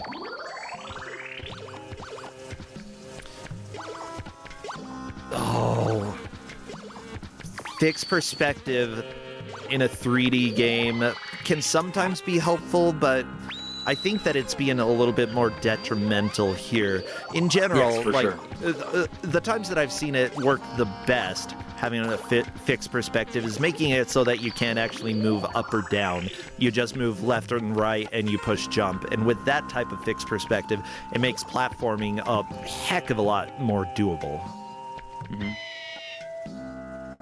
Yeah, I mean, Yeah, there are plenty of the- modern games that still do that, and it's a good strategy. The contestants were given the manual, so if they've read through it, they do know what everything does, including the coin being a checkpoint. So. Yeah.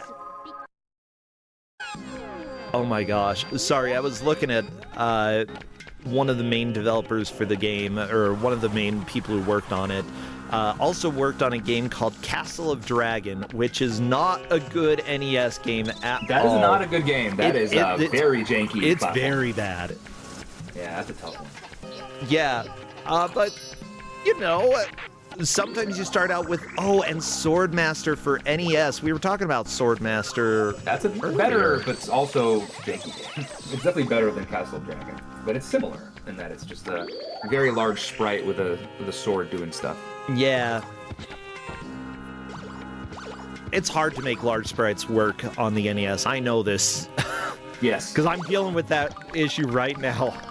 Oh, does your game have a large sprite? Nice. Well, it's smaller now, and I might have to make it a little bit smaller still. But yeah, there was a very large sprite involved, and I'm like, the amount of lag that this is causing is kind of a nightmare. Yeah, that's tough. Yeah, well, that's definitely a limitation of the NES specifically. Yeah, the to answer Ascorian's. Oh, go ahead. Go ahead. I was going to answer Ascorian's question in chat.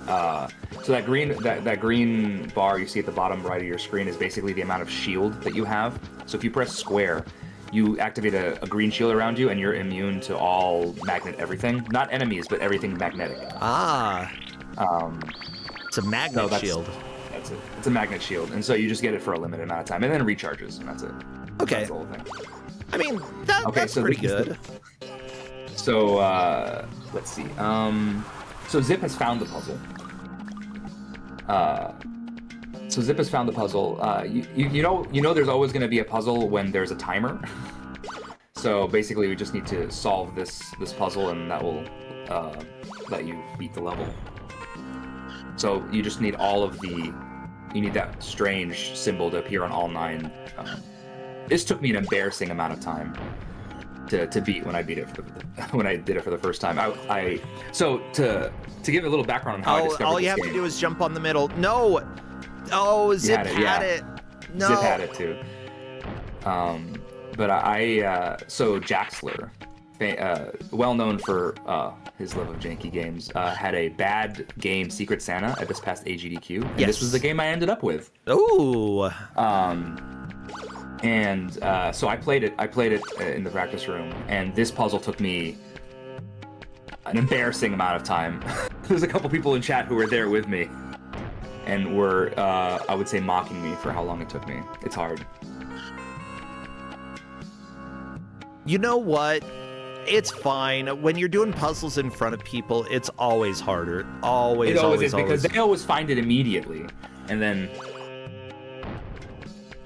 Oh, and just the middle. No, Dominic, it was just the middle. Oh, yeah. Okay. Oh, can you do it? Jump on the middle? Oh, no, you hit the reset. No, you had it solved. Twice now, actually.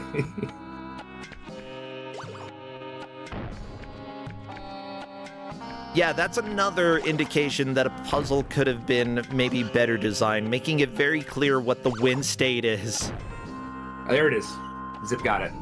Very nice, Zip. Oh yeah, it's never clear what they want. So this is not the last puzzle you will see in this game, and it is never clear what you need to do. You just gotta... Dominic is through as well. There you go. Dominic moving back up, because this is the stage exit. Dominic will be in second place.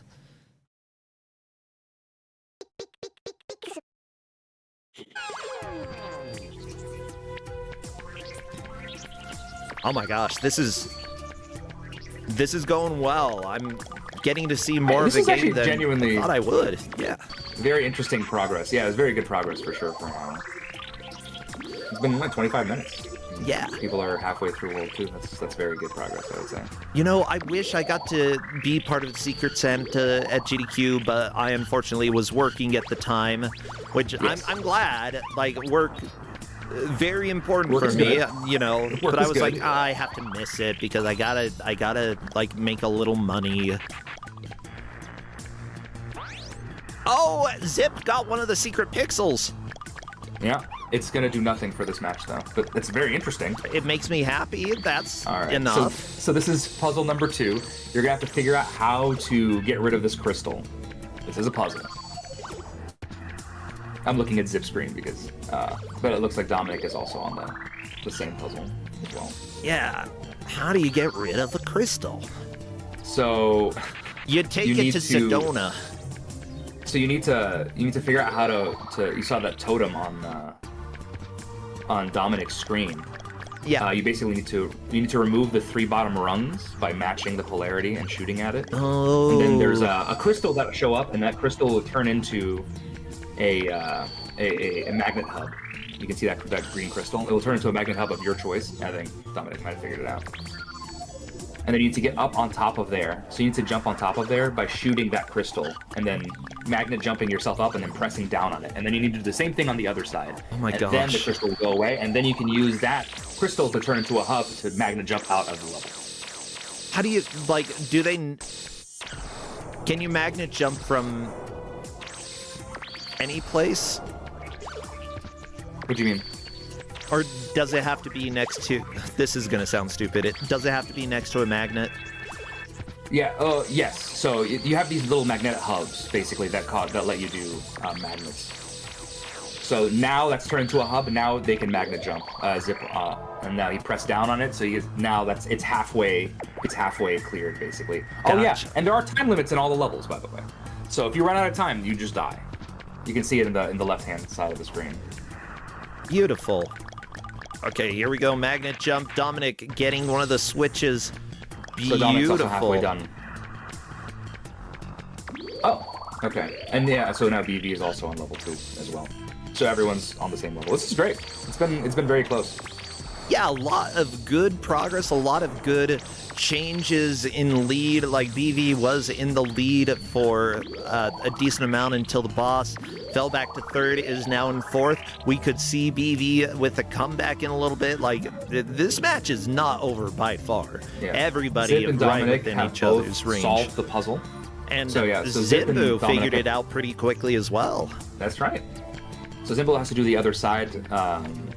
Zip and Dominic have solved the puzzle, so now they just need to get out of the level.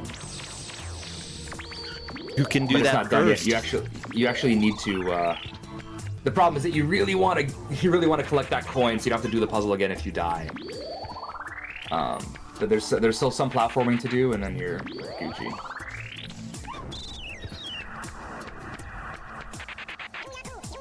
The bad thing is that Zip has no extra lives, so falling once would be a Will game be over. A game over anyway. And that would And be Dominic didn't collect. And Dominic didn't collect the. No, he did. The checkpoint. Oh, he did. Okay, good. Yep. Good.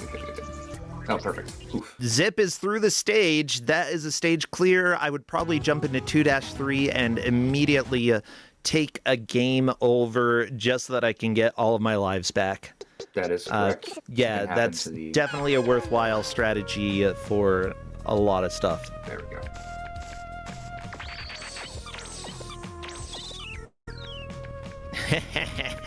We fixed it. Yeah. I saw chat mentioning, or Linkura mentioning, that I need to fix the tracker.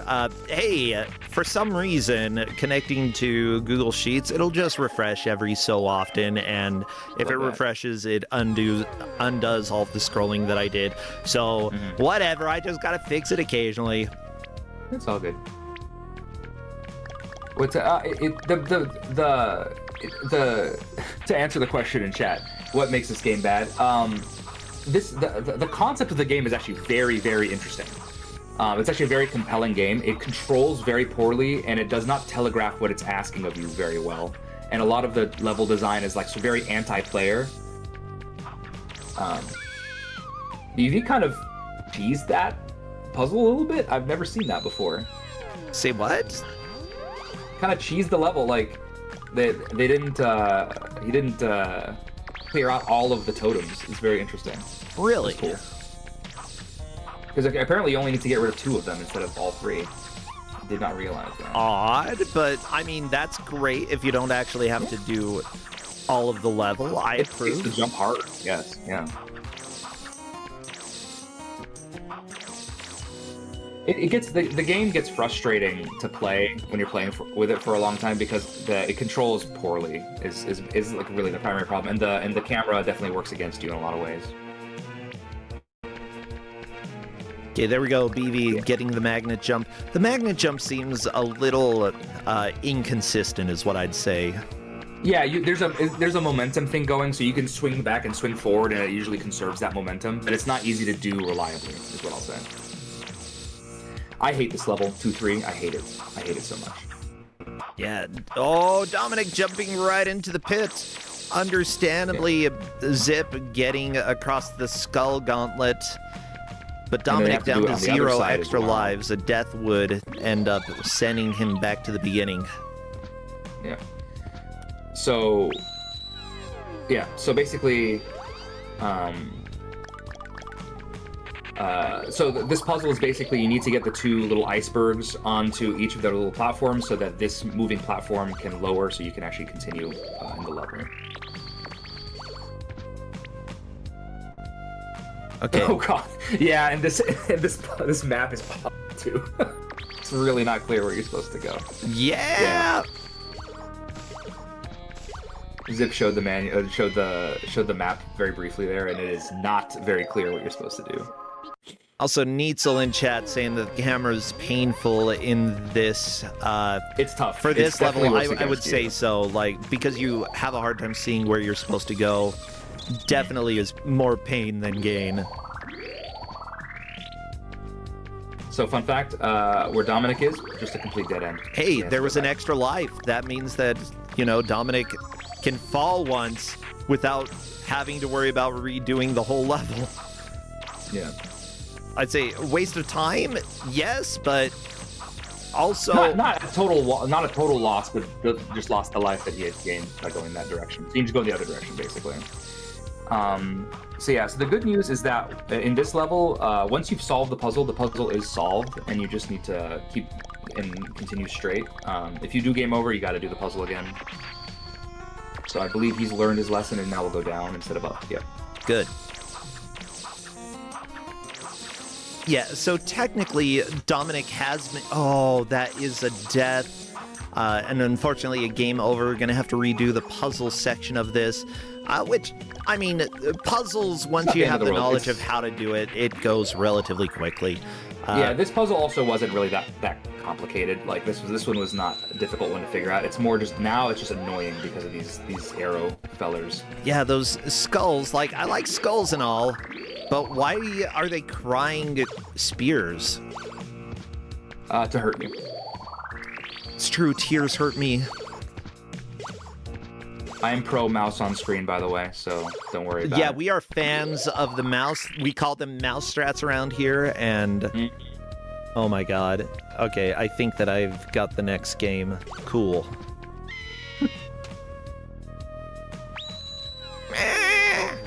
Oh my goodness. What happened? That's a very... No, I was looking at the next game, too. Yeah. I don't know what this means. We get spoilers. Yeah. I'm confused. All right. Let's see. Oh, jeez. So BB's having a bad time in 2-2, which, fair enough. Ooh, Zip got a game over, and so did Dominic. Yeah, everybody struggling a little bit. Yeah. Yeah, BV one stage behind, but it's really going to come down to who can beat 2-3 first. That will put them in the lead. And then we got to deal with the next boss, which is also a good time. Ooh, Zimbu got killed by crying skulls. Yeah, the thing is, Dominic knows how to complete the puzzle and knows where to go. And so does Zip. Yeah. Yeah. Zip doesn't know where to go yet, but has solved the puzzle. Dominic actually knows which direction to go in now, which is a pretty big advantage, I would say. Because it's not simple to get to that platform with the extra life. It's a weird diagonal 3D movement thing. Ah, diagonal in a 3D space? How could that be hard? No, it's fine. Duff. You see, there's like a little tiny shadow underneath Fix, so except when you're jumping, in which case you don't get to see them. The jumping is when you really need to see it, though. Yes, correct. I'm glad we understand each other. Yeah, I was gonna say, like, you understand this game's problems, and I appreciate that. Uh-oh. We've got a D20. So this is a weird. This is a strange. This is the. Oh, there you go. I don't like so that. Dominic has arrived at the next quote-unquote puzzle. Basically, that blue platform, you have to hit it with the south polarity. Like you press O to shoot out your polarity. And so if you shoot that blue platform, it starts to move, but you need to jump on it as it's moving to get you to the other side. I don't like this. Oh, this is bad.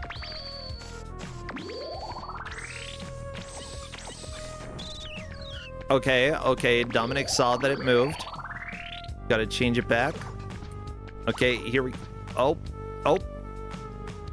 I think Dominic had the right idea. Unfortunately, execution for this is a bit tight. Yeah, it is very difficult, actually.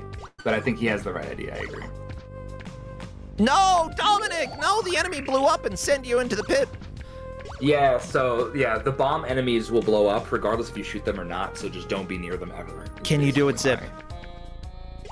Oh yeah, the hit detection in this game also. That's another big problem with this game, is the hit detection is very, very poor. And yeah, if you run long enough with Fix, he starts to make a noise. He goes like a cluck, cluck, cluck, cluck, cluck, and that means he's running. And so when he stops running, he'll skid for a while, and you can skid right on off a cliff too.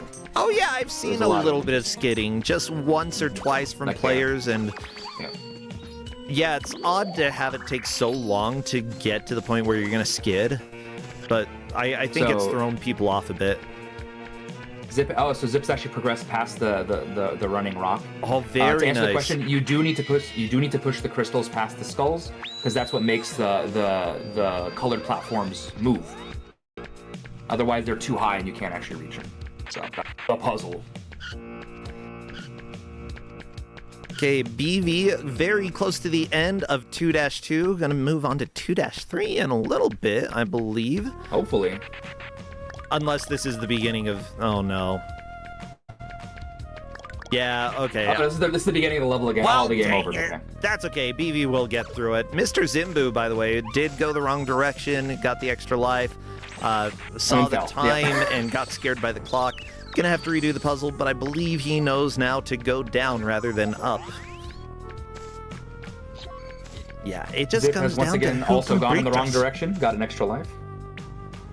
Yep, trying to figure out where the heck to go. Not an extra life, extra life. Extra health, extra hit point, extra health. Yes. Got a third heart, Fix. Is a monster. 5, yeah, basically. too many He's hearts. a gremlin boy. Yeah, I mean, why not find a heart, stick it in your chest cavity? Bam! You got 2 hearts now. So cool.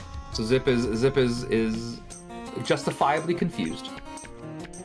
So you need to retrace your steps, and then there's more moving platforms that you need to move, I think. If I recall this correctly. I love that you said these guys. like Zip forgot, or Zip is a little bit confused, and I thought you said Fix. Like Fix is always confused. Oh, you have to hit Zip it and then figured chase it down. Yes. Oh, precisely. that's right.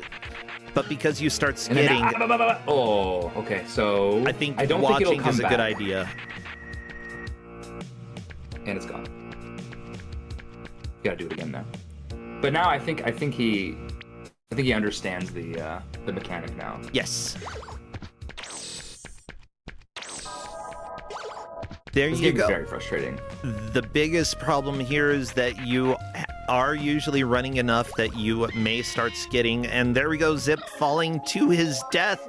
That is a game And it's over. not clear why. Yeah, it's not clear why, but now you got to do the whole first puzzle over again. Perspective is a thing in this game. That's why. I hate this game. Yeah, but again, it's for, like most of these levels are forced camera. Any level with a puzzle is going to be forced camera, so you just got to deal with it. Sharpers, how can you hate this game? You got this for Christmas. I got this for Christmas. It's true. Happy birthday. No, I don't hate the game. Yeah. I hate this level. This level is very frustrating. The game is very compelling. Like I wouldn't give out a game that I despise playing.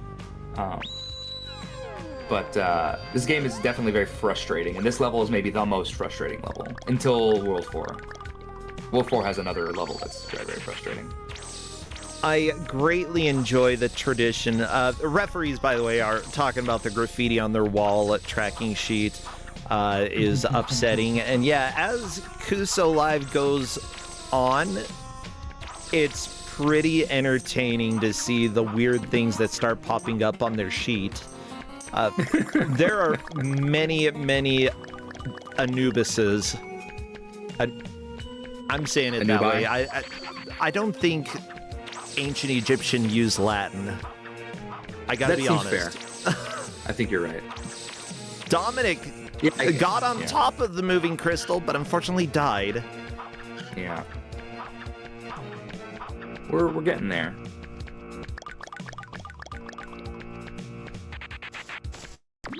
But yeah, throughout Kusogrande, the ref sheet just gets filled with who knows what, and then I usually try to take a screenshot towards the end because, and by usually I mean we started this last tournament, I believe. So I've done it once. I love to take a screenshot of the chaos that the refs have. It's their fun little dorky thing that they get to do during matches, you know? Everybody needs a fun little dorky thing. No, BV is back to the beginning of 2-2 again. This is being a really big wall for BV, unfortunately. But still, everybody else is so walled by 2-3 that BV's not out of this. You know, currently looking to come in 4th place, but could move out of that. Dominic went the wrong way, got hurt, but grabbed the life, which is health. Yeah, the heart. If you ever see any of the competitors just kind of fall off a cliff, this game has the opposite of coyote time. Some people call it roadrunner time. But so coyote time is when you have like a few extra pixels past a ledge to jump. It's the opposite in this game. So if you're too close to a ledge, it will just eat your jump and you just fall. So just in case anybody was confused by why Zip keeps falling into a pit. Because as it turns out, the jumping physics aren't the greatest here. No, they're not amazing. Yeah, I'm trying to think. I've got a couple theories about why that might be the case. Just when doing platform detection, Dominic fell there as well, trying to do the jump onto the moving platform. It's the game, it's not the player. So yeah, so you need to, if you jump too close to a ledge, it will 100% eat your jump and you feel like a dum-dum. Yeah, just when it comes to detecting platforms, most of the time games are going to be using both your collision hitbox when standing on a platform in order to detect whether or not you can jump. And if you don't take into consideration a little extra time, if the platform, you got to give a little extra time. You got to give them like a few extra frames if they accidentally walk off a platform in order to jump. That makes it feel a little bit smoother.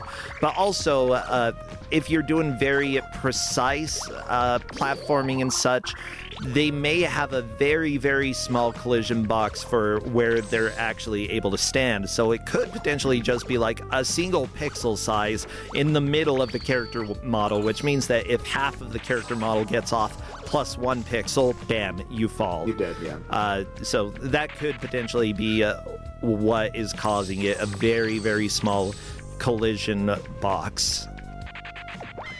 Oh no, Zip! There you go. There's the skid off the cliff. There's the skid off the cliff.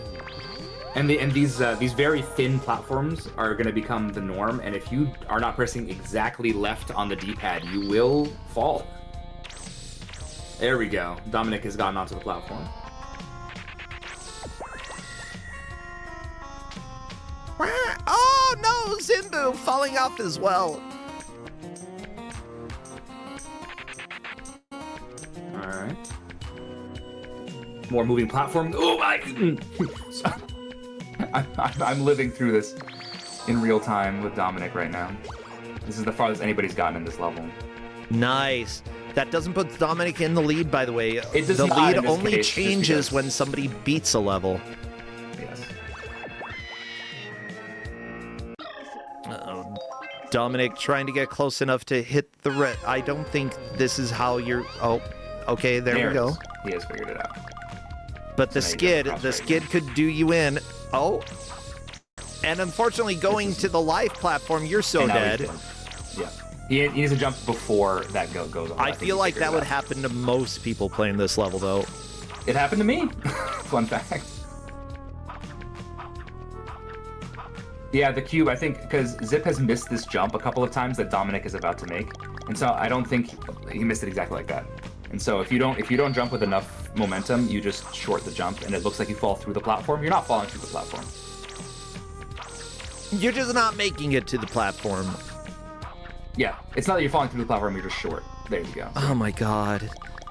It's very, yeah, so now I think Zip's a little bit confused about what to do there, which is justifiable, honestly. Mr. Zimbu is going across as well.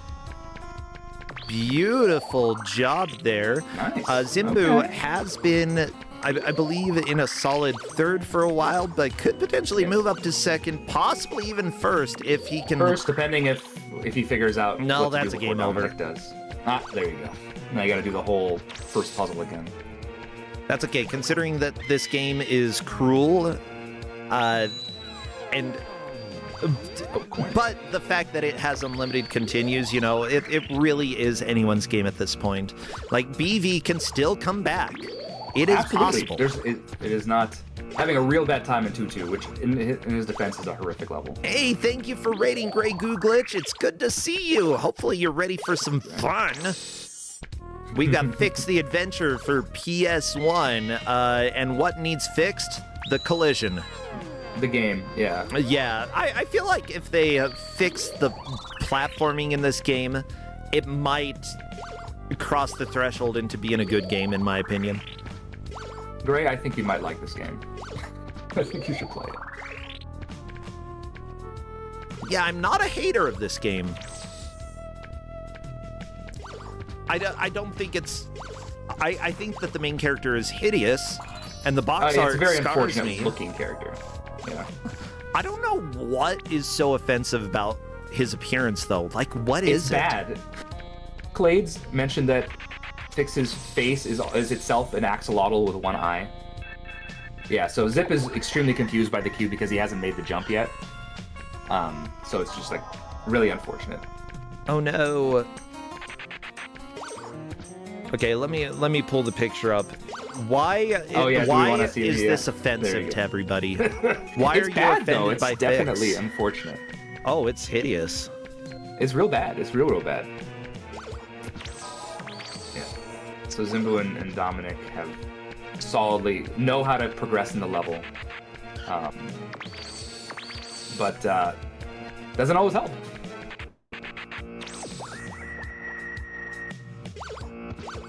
Come on, make the jumps, do the things. Don't skid. Oh, jeez. Okay, Dominic, onto the blue moving block. Very, very good. I will confess, I do hope one of our competitors does get through this level because the level 2 boss is very good.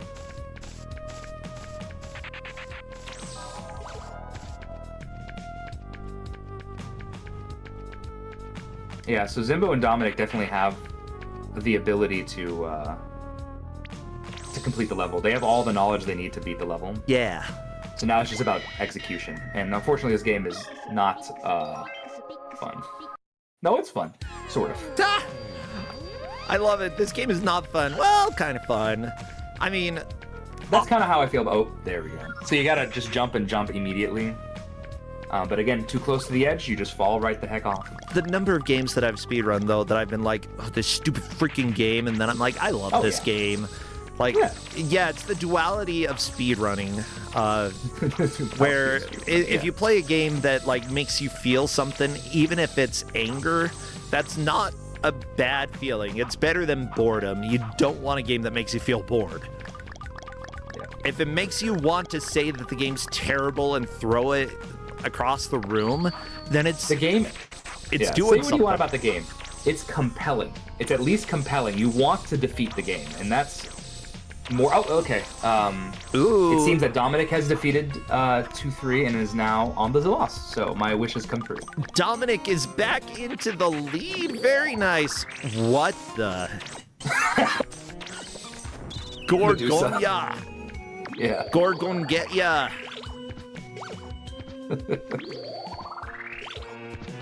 Well, I'm glad that the boobs are animated. Yeah, separately from each other as well. It's If real, you it's need real good. independent jiggling, it's not even physics, it's just like logic. Jiggling logic Yes. is what we have here. It's tough. This is real bad. So basically, if you so you can't, as with the previous boss, you can jump and hit I call her Medusa, Gorgonia in the face and do damage. But each one of those what do you call them? The little lanterns. If you hit them enough times, they will do a quarter of her health bar. So the key is to get underneath this swipe and then mash to hit this thing, and then avoid all of the attacks. Unfortunately, all of the attacks are really bad for when you're up close, so this is just a very frustrating boss as well. This boss took me a long time. And then there's one, oh goodness, BV is on 2-3. Very nice. BV getting back in the match here. Still in 4th place. But again, it's all based off of who makes it to a stage first. Dominic is on the latest stage first, so even if somebody else makes it to the boss, Dominic has the lead per the tie-break rules here. Yeah, they would have to defeat the boss first, which in 10 minutes is going to be tough, I think. Yeah, so yeah, there's one specific attack that this boss does that is you can't do anything about. She'll summon 3 snakes and it will just chase you around. All you gotta do is have them chase you around until she summons that green wave attack, and it will kill the snakes and you have to jump over it. So if the snakes appear, you're just gonna run around for a while. Yes, it's all it does is waste time, nothing else.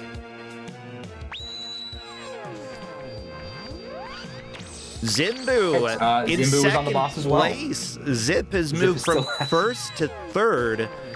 Absolutely amazing. I love seeing All the because of various lead this changes cube. here. This cube has absolutely just mystified Zip entirely. Oh! Zip Figured did it it. out. Unfortunately, yeah, there you go. Zip has done it. Woo! So now you can finally make progress in that level. So now BV is discovering all of the fun stuff that everyone else has figured out. Okay, all you ladies out there, I'm pretty sure this isn't how females work, but you feel free to correct me. Am I incorrect here? Yeah, I don't think I'm so. a little too gay to know. We'll trust the experts in chat. Okay. Boobs do not work like that. Good information. Thank Okay, you, Greg. good. I mean, or bad. I'm not sure. Do we want them to move like that? All girls can summon snakes. Okay, that's good Oh, girls information. can also. summon snakes. That's so cool. Well, they deserve your respect regardless, so that's good. Man, I wish I was a girl. Yeah. That's really all it took. The ability to summon snakes is strong. It is good. So Dominic has figured out that you can hit the Gorgonia directly like that, but it was going to take many, many hits to do. Oh, they don't summon them around boys because they don't want us to be jealous. That makes that's nice. perfect That's really sense. nice, I actually. appreciate Thank that you. because I am jealous. Yeah. You know, it makes me think of Snake Man, which was like the coolest Mega Man 3 boss, the coolest stage. The amount of lag that you got on that stage was absolutely out of this world. So good. And yeah, I think that your belief about how the players are going to do versus Gorgonia is correct, because these I don't think the 7 minutes is going to be enough time to defeat the boss. If either Zimbu or Dominic do, I would be very surprised, but happily surprised. Because World 3 is also a good old rip-roaring time. Okay, like, as soon as you start learning how the different attacks work and the wind-up for the attacks, you can kind of adjust to it, except that her hand is a snake and also a hitbox. A hurt box. Don't let the hand touch you. Don't bite the hand that's a snake. Do we have to extinguish the flames? So yeah, so As chat, extinguishing the that's- flames Yeah, so extinguishing of flames is the quickest way to defeat the boss. If you extinguish all 4 flames, then Gorgonia will suffer all of her damage. You can just do what Dominic is doing and just hit the boss directly, in the same way as the octopus in World 1. So, and all the bosses work this way.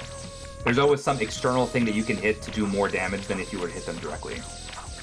Yeah, Dominic actually has dealt a lot of damage to the boss at this point. Got 5 minutes left. But yeah, Dominic has made a good amount of progress, and I think he's figured out that these snakes are a bad time. But that's unfortunate. Unfortunately, the lightning combined with the magnets. Every boss, you should just put magnets in your boss room. That'll make it so much harder for everybody. Like, you'll just win. Yeah. The good thing about the one actually good mechanic in this game is that as long as you're not gaming over, if you die, the boss health does not regenerate, so you can make progress between lives. Oh, speaking of, I need to switch the music. I want to hear the Medusa music. I'm done with this. Get out of here. It's the same music. It's the same music. I wasn't gonna say anything. Wow.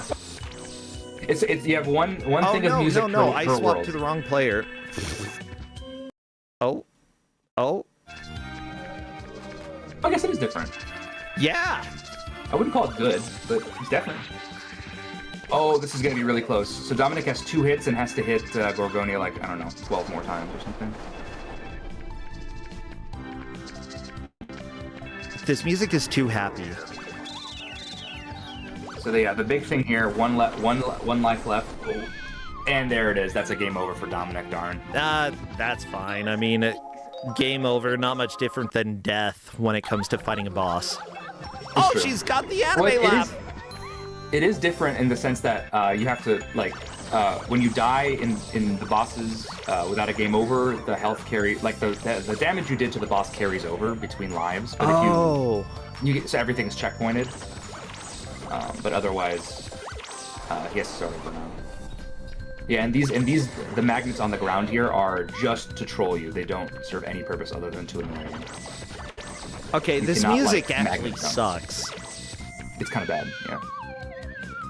Like, this sounds like very cheery anime music, which, I mean, it's fine. It's got its own place.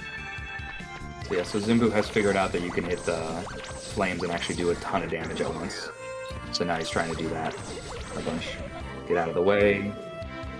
So you can go to the edges. You can go to either front corner and avoid that swipe attack as well.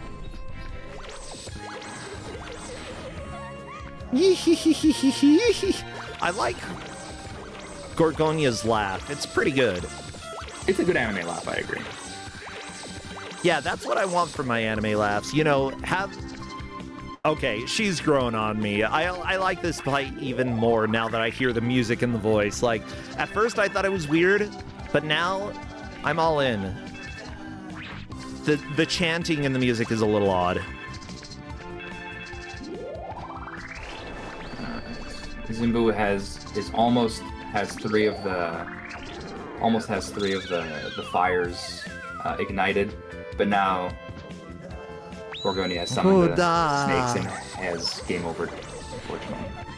I'm glad to see that, like, Zip is still trying. It's always worth trying, even if it feels like, you've lost a lot of time on certain stuff. Keep trying, because odds are if you're struggling with some things, other players are, and people definitely did struggle with those jumps. And, if something doesn't click for you, that's fine. This is a bad video game tournament. There's this no game shame. is not meant to click with people. It is not fun. Dominic might shoot her in the boobs enough that she dies. We'll see. Yes, that seems to be what Dominic does with the bosses, is just hit the boss directly a billion times. I mean, it seems to be working. If it's consistent for you, then that's fantastic. So he basically got to this point on his last continue as well, where he's on his last life, has 2 hits left, and is trying to see if he can face tank. Zip did land on the square cube, but unfortunately got a little bit confused about how to deal with it. At this point, It's very places panicky, are yeah. basically locked, but we might see a boss cleared by Dominic. Only 1 HP left, though, and still gotta hit. Zimbu can, well, it's 10 seconds is not long enough, but Zimbu, all Zimbu needed was to clear that one last flame, and that would have been it. Oh my god. There she is! Oh, there it is! He got it! That is right on time! Incredible. Medusa taken down as soon as... I want to listen to this. Thank you for saving me. Are you okay?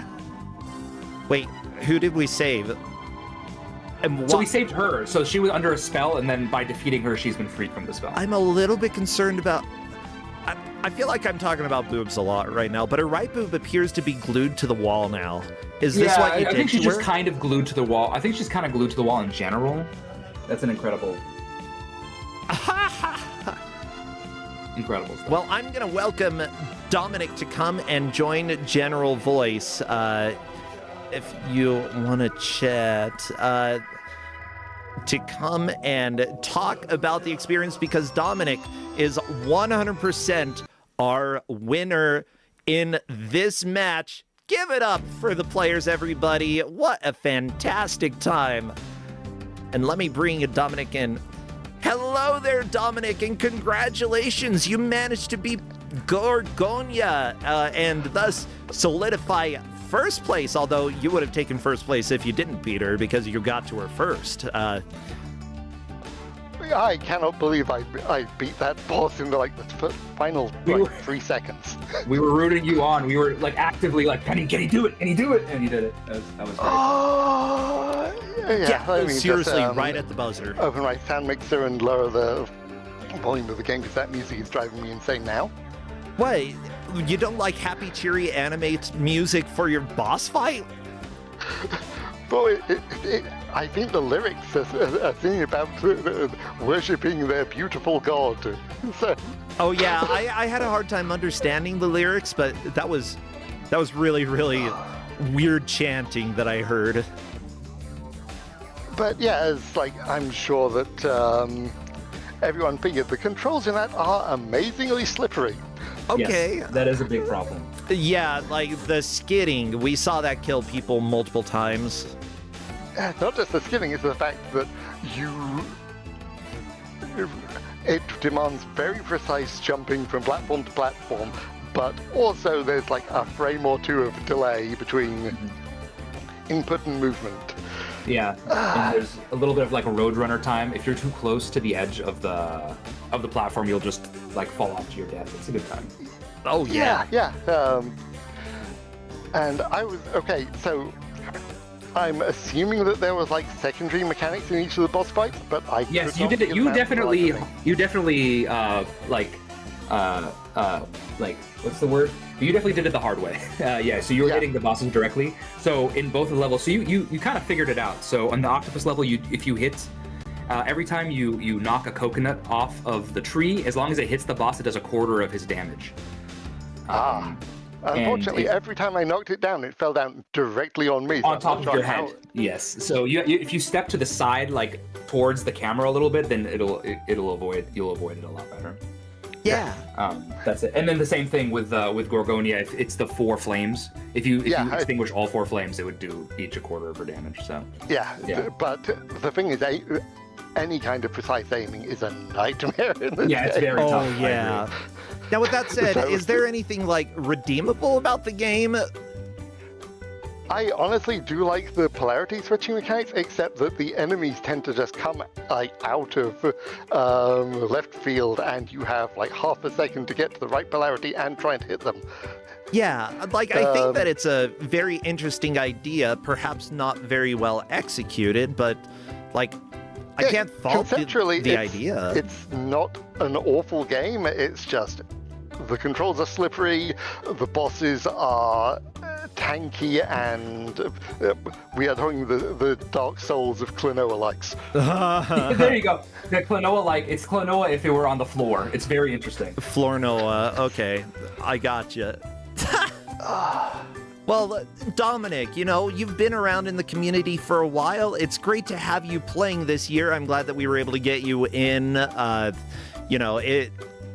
took a little while, just, after GDQ, I wanted to reopen applications and just make sure everybody who wanted to play got in. You weren't the only one who asked after the fact if they could still play, and I'm glad that you were able to come and join. So great to be here. What should people know about you? I know that you do some games journalism. Yes, I am a freelance games journalist. You can find me mostly on PC Gamer, in print and on the website. You can just search for my name. I have a very naturally SEO optimized name. You search for Dominic Tarrison, you will find me. I mostly post on Blue Sky, and my passion is finding and highlighting the best of obscure indie games and fan games and mods and everything around the fringes. Basically, everything except the big AAA stuff, which I tend not to talk about, but still enjoy anyway.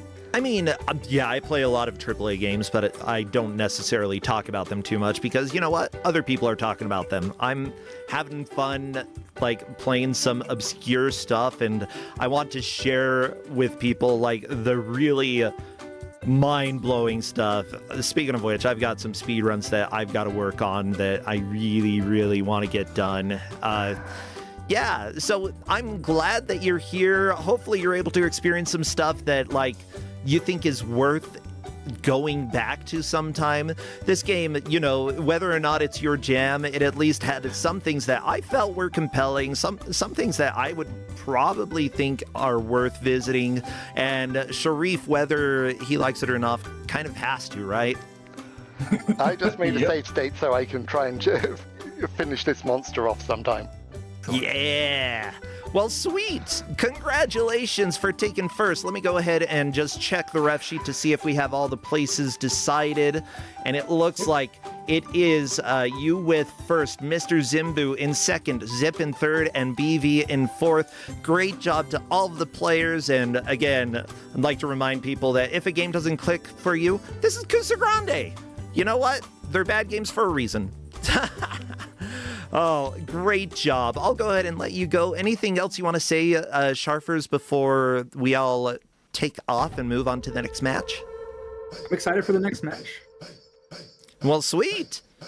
Well, that was easy. Thank you both. And take care. We'll see you for your next match, Dominic and Sharif. See you sometime soon. Hopefully soon. See ya. Bye. Bye-bye. Well, everybody, enjoy a little patapon. I'm going to run a short ad so I can stand up and use the restroom. Please do the same, grab some water, and we will be back right after this. YouTube, you're lucky you don't get an ad. Or maybe you do, I don't know.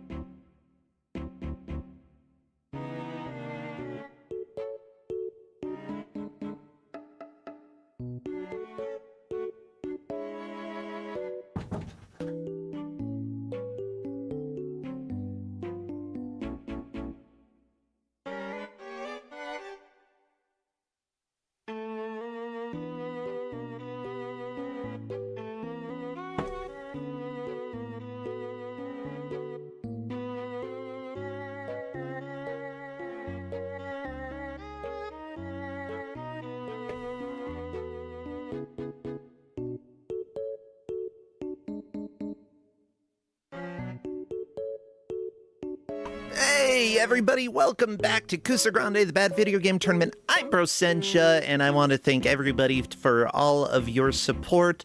You are more than welcome to subscribe if you want to help support. I also accept tips, bits, whatever you would like. All of it goes to help me stay alive and also give out prizes when we get to the bracket. 32 people do make it to the bracket, and we give out generally around $2,000 worth of prizes. I still gotta buy Santa Claus Conquers the Martians for last tournament. That's okay, that's on my list of things to do. Check. Not check because I've done it, check because it's on my list. I have successfully put it on my list. Jacqueline, thank you so much for the sub. Now, without further ado, let's go ahead and move on. We've got a lot of people today, 289 viewers over on Twitch. That is pretty dang neat. Oh, I gotta click this button. There we go, so that I don't spoil everything for you. Bam, take us over, Crappy. Oh, come on, I literally... Okay, you know what? We're going back. We're going back to the title.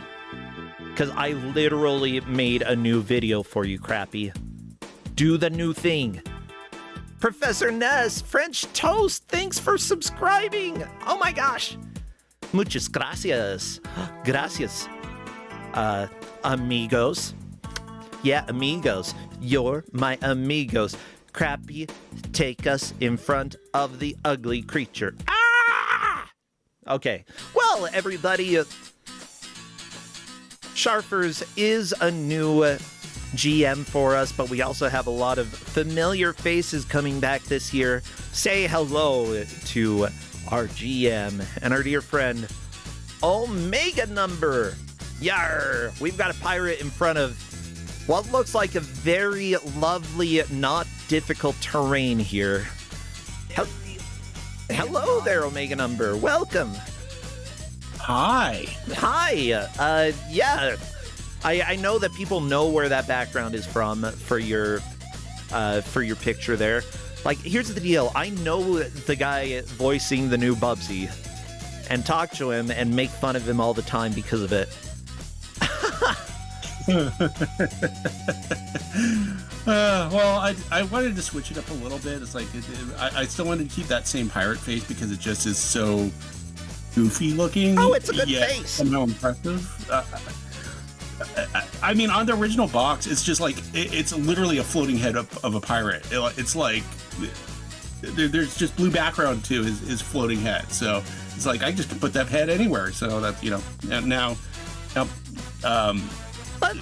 Let's talk about the game coming up. So what are you giving out here? I'm not sure what this is. Bloopy Mania. It's a game from a Swiss company that is a puzzle game. The company is very much known for their egg-based games, like Speedy Eggbert, which you might know. Oh, so not Dizzy, just other egg games. Other egg games, yeah. This is Swiss, so different company than Dizzy. Dizzy would be the UK ones. So still Eurojank, still on my Eurojank, but in this case it's Continental Eurojank, not Britain Eurojank. Yay, so. Continental Eurojank. Well, the players are going to have 1 hour playing this game in order to try to come out victorious. Is it going to be linear progress for this game, or are there some other conditions that I should know about? They're gonna do them in order. Okay. Well, this is very much an egg game. They just one thing real quick though. It looks like somebody's on 4. I had them test the first 4. I mean the first 3 missions. But I went in to start at 1 for our purposes of the race here. So let me make sure that we actually are go aware ahead of that. and check with them real quick. Well, we've got Dark/88. Let me see if there's a pronunciation guide for this person. Jammy, maybe Jammy. Maybe Jam. I like Jam. Can just call them JME. Okay, so we're going with JME. We've got Pigeon Rat and finally Spader, our 4 players duking it out to try to make as much progress as they can. It should be pretty straightforward. Oh, thank you for those bits, Nakarashi. I will eat them up. Nom nom nom nom.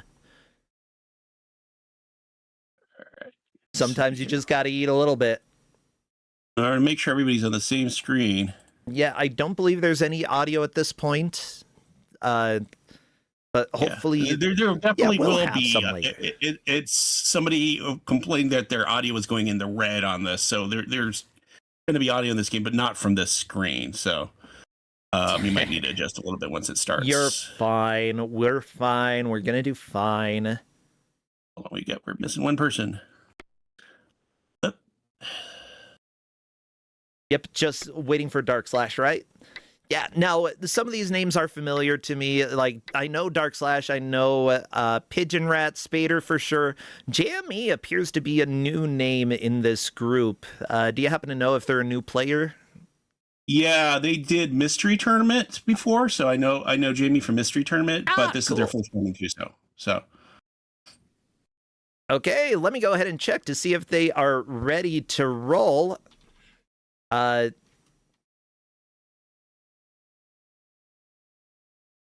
So are we an egg in Bloopy Mania? We're controlling the egg. I don't know how you want to treat the relationship between us and the critters, but it's kind of like lemmings.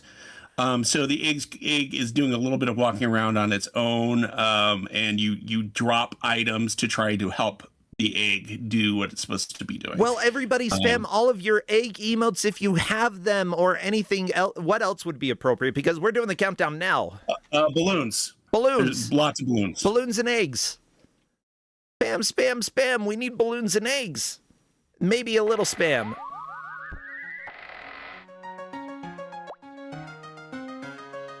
Yep, I can tell what you mean by this pushing things into the red when it comes to audio. The sound effects are very loud and make because I've got a limiter, it pushes the music down. So they should be... Yeah, just deal with it. Yeah. They should be pretty good at the first levels, because I had them do a control test. So the first couple levels, I said because they go quickly anyway. Now they're getting started on the new levels. So they haven't done these before. So again, they're trying to direct their little egg, who is blindfolded at first. And for the egg to even see anything, you have to give them glasses. So that's the first condition. And then if the egg drinks from the table, they get enough energy to be able to jump over things. So they can jump over and find the balloon. Actually getting the egg to go the direction you want to can be a little bit confusing sometimes. It's not as straightforward as you quite like, because the eggs have sort of the minds of their own. Unless you go to one of the remote control levels, which we'll get to later. You just need to position something in the right way so that they kind of reflect the direction you want to. I think the closest similarity to this game might be like Lemmings 3D, which you might remember from we've had before in Kuso. But this game is a little less janky because it's still tile based. You can kind of predict what's going to happen when you click something. So.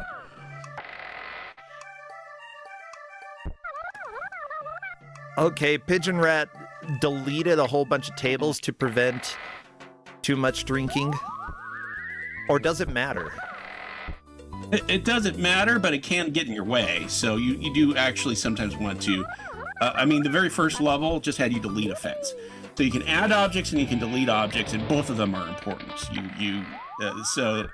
A lot of the games that are like this don't actually have this kind of major deletion as a feature, but you can pretty much delete anything in the level that you want to, just to try to get your egg to where it's supposed to go. So yeah,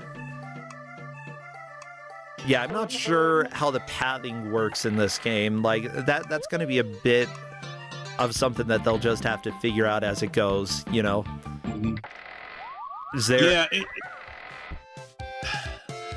There's kind of rules, because they get fouled up quite a bit by when egg is able to see the egg is able to see. So when you put the glasses on, if the eggs like see something that they should be able to go to, they will go on their own.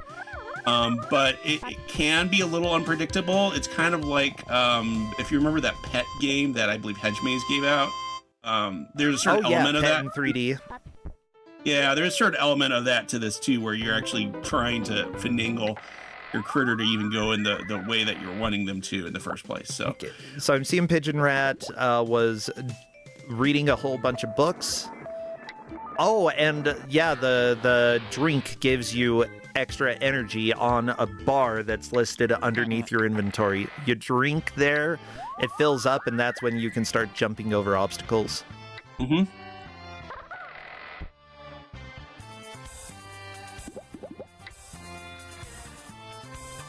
Yeah, oh my god, this is a visual nightmare. I kind of love it. How old is, when did this game come out? What is this game? Okay, so this game came out in 1996. Okay. It is, I think, the first game by the company Epsitech. Epsitech is a Swiss company, and they, I think there was some sort of development overlap too, because there's a platform called the Smacky. Yeah. That it was on, and you can look that up. That is a Swiss computer, and I think it's a Swiss-only computer. So they actually developed this for DOS and Smacky first. I've never given anything out for the Smacky. Maybe one day. That will be another interesting computer to add to the collection.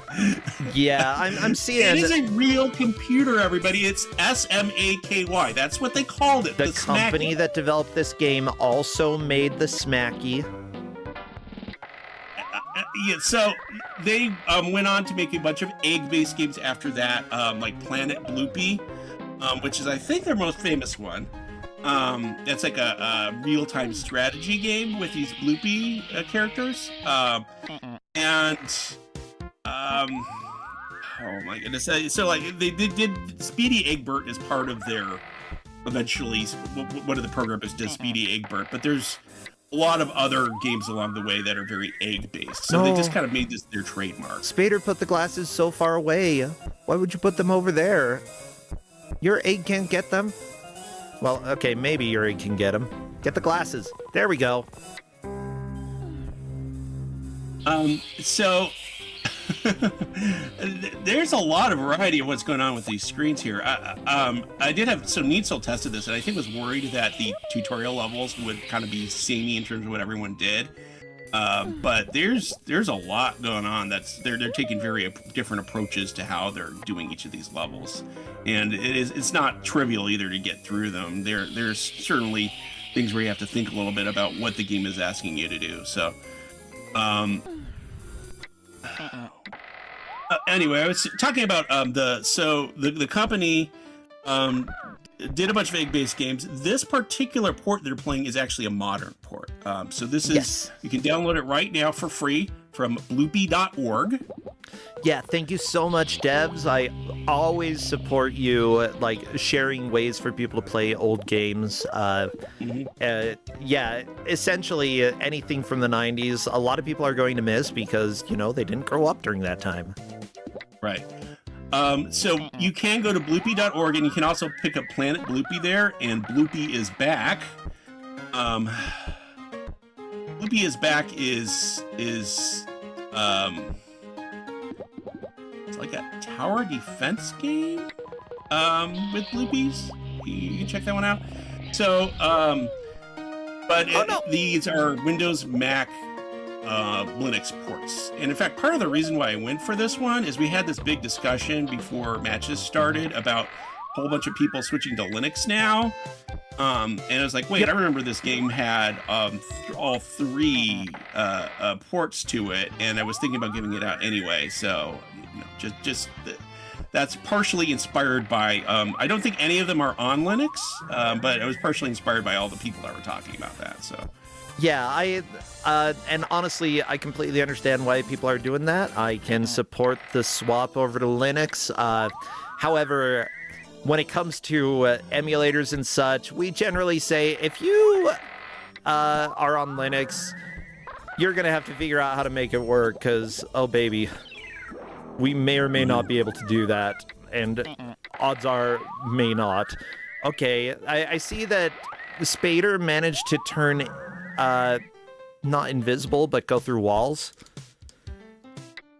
Hold on. There's just so much going on. Like right now, we've got the number of levels finished. I've got like 13 for Dark Slash, possibly 12 for Jammy, possibly 15 for Pigeon Rat, 10 for Spader. Like all of them are making a decent amount of progress here. Our referees for this match, by the way, are helping to keep track and make sure that we know who is in the lead. The referees here are Linkura is blindfolded. Well, that's going to be hard to ref if you're blindfolded. Neitzel is hanging from a balloon. I can pop that balloon. Dobby is looking for a balloon. Neitzel has it. And Garfield, the lightning fell through the floor. You know what? These are very bad situations for reffing. We've also got Salmon Buffalo slipped on a banana peel, and Nakarashi comes out a hole. That's probably the best one, Nakarashi. Like, you can actually be here. Everybody else is, like, in the process of dying or not being able to see. Do you have, like, a question about a specific object? Because that might help to answer, too. No, the magic hat and wand managed to turn, make it so that Eggy Boy could go, or Bloopy, whatever your name is. Yeah, I don't think it's a proper name. It's, hold on, let me see. Is it a proper name or is it just a? Because they're called Bloopies, but there's also Bloopy like singular. So I think it's both a proper name and the name of the. It's like talking about Smurf or something like that. I don't know. But yeah, it seems like the magic hat allows you to go through walls. The glasses allow you to see. Since eggs normally don't have eyes, glasses obviously would fix that. Balloons, that's your goal. You've got the beverage, which allows you to jump over stuff. And also, as soon as you run out of drink, then your Bloopy gets tired. Yeah, like one of the items is a magnet, and I'm not sure if it's really obvious from the picture that it's a magnet until you're like, oh yeah, magnet. But that actually attracts the Bloopy. So there was one where Dark Slash was walking and there was a bunch of arrows, and if you hit one of the arrows, then you go off the track and you'd have to restart the level.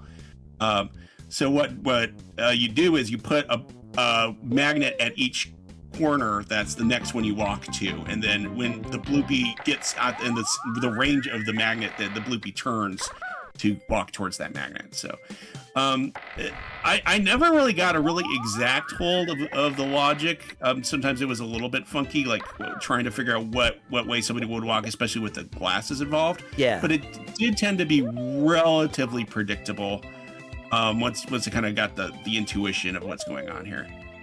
So if your Bloopy slips on a banana peel, does that mean that like you can no longer complete the stage, or do you have to let them calm down? Let's see here. Turns a Bloopy into a nasty Bloopy is what it does. A nasty Bloopy. Yeah, nasty Bloopy. I haven't played some of the later levels, so it's possible they do some kind of trick with that.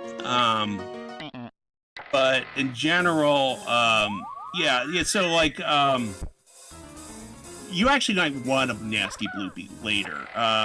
There's a detonator, which has I don't think anyone's hit a detonator yet. You need a nasty Bloopy to be able to activate a detonator. So nasty Bloopy acts a little differently than the other Bloopies do. Gotcha. So that's it's sort of like the different roles in Lemmings, kind of. Kind of, yeah. Okay, since I'm, there's so much happening right now that it's going to be a little bit hard to keep track of everything that's happening here, except our referees are doing a good job, so I will go ahead and scroll to make sure that everybody is able to see what I see on the tracker. That way you can see how many levels finished. A lot of them, they're putting that the levels finished are 1 through 18. I'm not completely sure why we've got two different.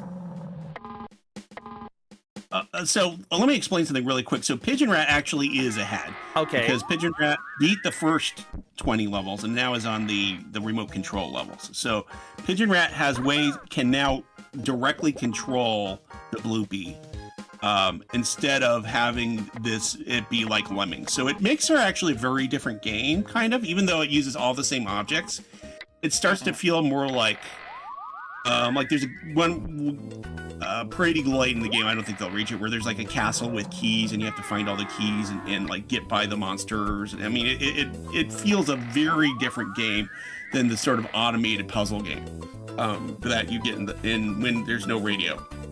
So yeah, so there's basically two sets. That's fine. Just call them. It is weird that the names are, because it's not like this is called level 23 or whatever Pigeon Rat is on. It's just we're starting over from 1 and now we're doing the remote control level. So I guess that's the best way to ride it. Yeah. If you look at the wiki, it'll put as autonomous mode and radio controlled mode are the two modes. And it'll just put all the puzzles in, then it switches to radio controlled and it switches back to 1. So, and it's not like even a really set number of levels. So it's 1 through 20 and 1 through 20 in the easy set. When you get to the second set, it's 1 through 18 and 1 through 27. So I don't know. The developers were not trying to be considerate for future people blind racing their game on Twitch. You can't imagine they didn't anticipate that in the 90s. Yeah. Okay, Pigeon Rat getting to the balloon. Pigeon Rat is definitely in the lead at this point. By the way, apologies. I'm trying to figure out why the prediction in Twitch was ended early and that it was given to Pigeon Rat, because that's definitely not the case. We've got 45 minutes of this game left. Yippee! It just maybe we're using Kuso live rolls, and it's only 15-minute race or something. So we can just end it here. Nah. We could talk about bad movies for 45 minutes and not worry about the race anymore because we're done. I mean, then again, how many games have we had where we haven't paid extreme attention to the matches? That just tends to be the case. It appears that Dark Slash is onto the remote levels as well. So when you direct Bloopy to go somewhere, do they just wait for you? You can also click so there's two ways to do it. There's arrow keys, and you can also click to have Bloopy go somewhere. It is pretty intuitive. It doesn't actually work too bad. It works better than it did in the original DOS version, at least, which is part of why I gave them this version is that. But also, I mean, this version does work better than the DOS version does. And I know, Kuso, you might think you always want to give the worst version possible of something, but no, not necessarily. No, you're incorrect about that. I'm going to objectively say, I'm making a hypothetical here. Thank you for agreeing with me. Yeah, no, you don't necessarily want to give the actual worst version possible. And in this case, there's enough weirdness and complexity going on that it feels... I don't think it's a bad game at all, but it's definitely weird. And the fact that this is their last game on the Smacky... wasn't the first game, but it was close to the first. They didn't have too many games that came out on the Smacky. Mind you, the reason it's named Smacky is the name is derived from the word smart keyboard. Smacky, smacky. There you go. Reflecting because essentially the computer was built into the keyboard, so it was an all-in-one keyboard computer thing. Yeah, it turns out that Apple wasn't the first group to do that, and they certainly won't be the last. I was trying to pull up, so on the channel there's the picture of the mouse. That's kind of fun if you want to try to pop that one on the stream. the mouse looks like. It's very Apple-like kind of mouse. It's I could easily see that being an Apple product for the 90s, the way they designed it. Let me see. Oh, yeah, you did put a picture there. That's just a ball. What are you talking about? They How just is put that a like mouse? the ball and then they slapped. Yeah, I mean, I've used an Apple mouse that looks like that, and so they might have been thinking in very similar lines to what led Apple to do things like, you know, just one big block, and then there's one button on it, and that's your mouse. In this case, they had 3 buttons, but I like whatever's attached to the mouse as well, like just something on the cord. Don't know what it is. One thing to comment on with the objects on the screen, so the books, they will attract the bloopy. So there's been some levels where the bloopy just kind of reads it and then they jump over it and it doesn't look like there's anything, and sometimes you can get used that way. But you have to have enough energy to jump over the book, so it's like partially an obstacle. But also it will attract the bloopy, so there's like you might want to actually have them go towards the book is what I'm saying. So it really depends on the circumstances. And there's that computer that's on Dark Slashes, that's the Smacky right there. The little PC that you can click on. Yeah. I mean, it would be fine as a computer. It looks like it belongs in Severance, but it looks like a fine computer. Hey. I think you're right. It's a Severance computer. Oh, wait. I did find a picture of the front of the mouse so you can see where all the buttons are. This is actually kind of offensive. As soon as I can get it up here, bam, smacky mouse. Show us. Here are the buttons on your smacky mouse. Y'all want to smacky with me? That feels so ergonomic just looking at that. Oh, you know? Oh, I don't want it. Yeah. I like chats. Oh, the mouse cursors, they're here. Watch out. Okay, we're gonna say goodbye to the Smacky Mouse. By the way, Pigeon Rat, 1 level ahead of Dark Slash, maybe 2 in a second, we'll see. It looks like they're both on the same level, though. Yeah, lots of good progress. Spader is working to catch up as well. And JME on Remote Control 2, like, Spader will be able to get to the Remote Control levels in just a bit. I feel like Spader has taken a little bit longer to sort of get used to the quirks of this game, but that, you know, he's starting to get it. He's getting there. Yeah, they're doing just fine. Pigeon Rat getting chased around by the weapons there. What is that thing called? The big old table full of like rockets. Let me hold on a second. It's Static Electrocutor. I don't like that. An upright device with 4 pointy zappers, each one pointing to the 4 main directions. The type of enemy does not move by default and will chase down a bloopy if he is lined up with one of the zappers. Oh no! Bloopies caught by the enemy will be zapped. This enemy can fall into holes, but does not fill them, unlike the heavy machine. Ooh. Yeah, Dark Slash really needed to figure out, how do I juke the zappers? Or is it even possible to juke the zappers? Yeah. So, like, Pigeon Rat, like, blocked the first one and then juked the second one. It's yeah. Yeah, you just got to get the screen to scroll a little bit. That's the annoying thing. This no doubt has some alternate solutions to certain things, especially involving the action element. So, you know, there may be another way to do it too. I'm not gonna. This will be a little bit like Bob's Tomato Game, where if you remember that one, just some people came with a different way of placing the objects to bounce the tomato. Hello, my ragtime girl. Yeah. I like when there are multiple solutions. You know, having a puzzle game with one specific intended solution, it's interesting, but sometimes it's not as fun. Like, trying to be psychic.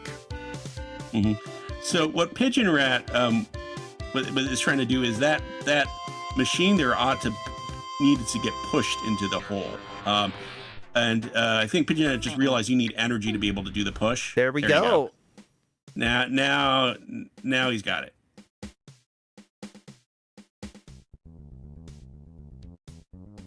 I'm gonna look at chat real quick. I haven't been looking at chat. That's okay. Chat's having fun. They're enjoying the music. You know, Hello My Baby. It's a classic. Yeah, when the Saints go marching in. Yeah, talk about the music.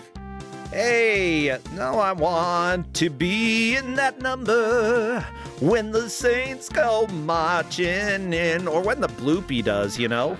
We've got bloopies here. We don't need to think about Saints. Yeah, the music is honestly, like, all of this is public domain, which is completely fine. I support having public domain music.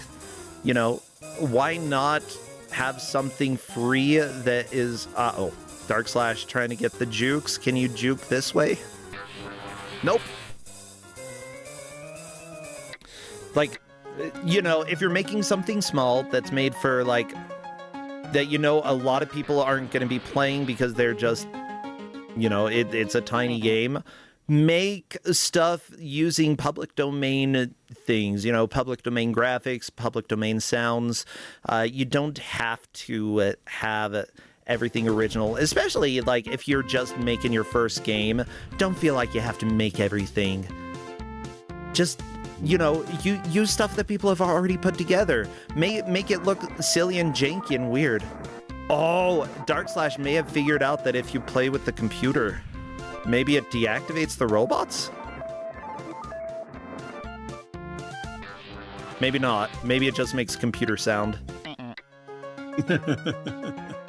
Hold on here. Let me look at the guide on that one. Okay. I don't think that one is mentioned in the guide. Hold on.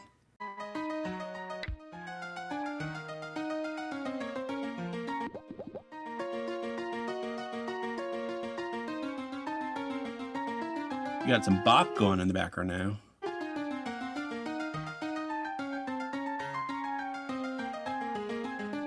I never played this one. Like, I think it's from his two-part inventions. I have played it, so he needs to stop inventing stuff, okay? He's dead. Yeah, no, he's got his two-part inventions and his three-part inventions, which are two. So, like, the number of, it's kind of weird to talk about on piano, but with Bach music, there's always voices. So it's like you could switch it to being played by violins and cellos or something if you wanted to. So, like, rather than being chords for their two-part inventions, there's, like, individual lines. So, like, an individual line from one hand, an individual line from the second hand. Yeah. But it could be transplanted to violin or cello if you want to. And some people have done that, you know, where it's played by an instrument. And so, like, he has this one piece called Art of Fugue that actually doesn't have any instrument marked. It's just got music, and you could play it on piano, but because there's literally no instrument marked, it's been played on all sorts of things. It actually sounds really good on string quartet.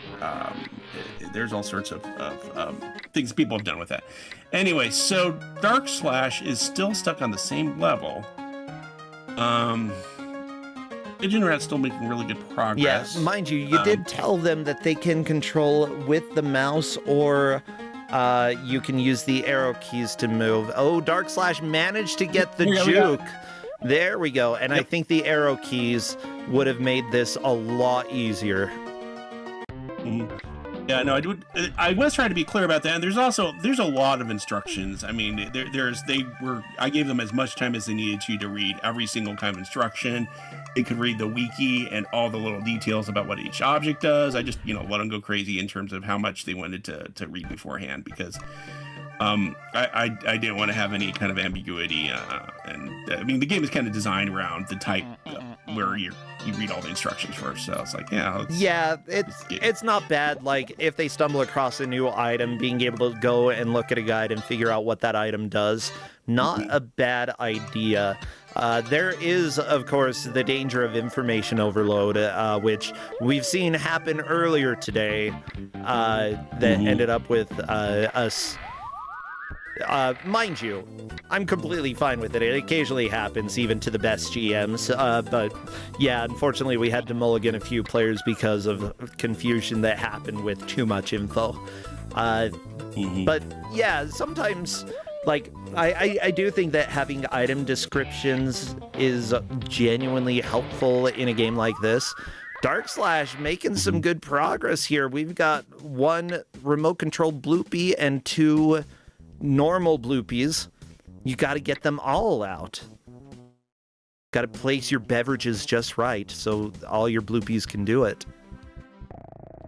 So Spader is now also on the remote control levels. Yeah. So this is remote control too. Yeah. So everybody's in remote control now. So I anticipate everybody to get to at least the 2nd level of difficulty. But they might not get past that. So probably the way this match is going to end is everybody's on the autonomous movement bloopies.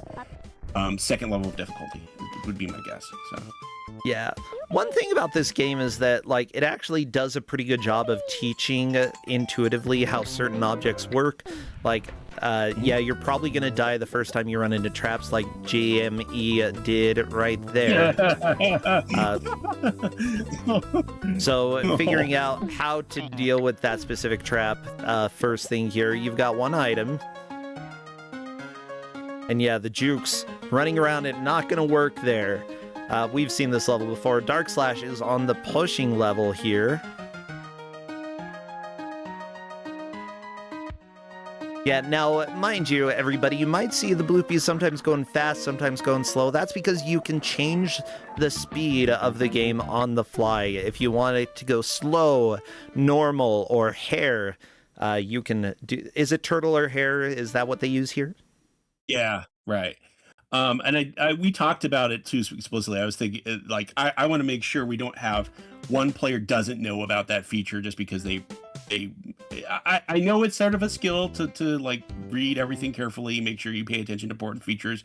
But I don't like it when the reason why they lost is they didn't know that you can make your character move faster. That just felt like I'm going to make sure I tell them about it, even though it's written in there. So we actually, I mean, I said, if you need to experiment with that in particular, go for it. So they should really know all about how to change speeds and when to do it. So Jamie is looking like he's still trying to muscle through it on that. It might be doable. You might be able to just, if you go fast enough, get through them. But it's interesting that he hasn't even tried using the item yet. Yeah, Pigeon Rat, by the way, is out. Oh, I thought Pigeon Rat possibly got outside the level. No, this is just how it goes. Appears that we are having a little stream stuttering for a couple of the players here. That's fine. It happens on occasion.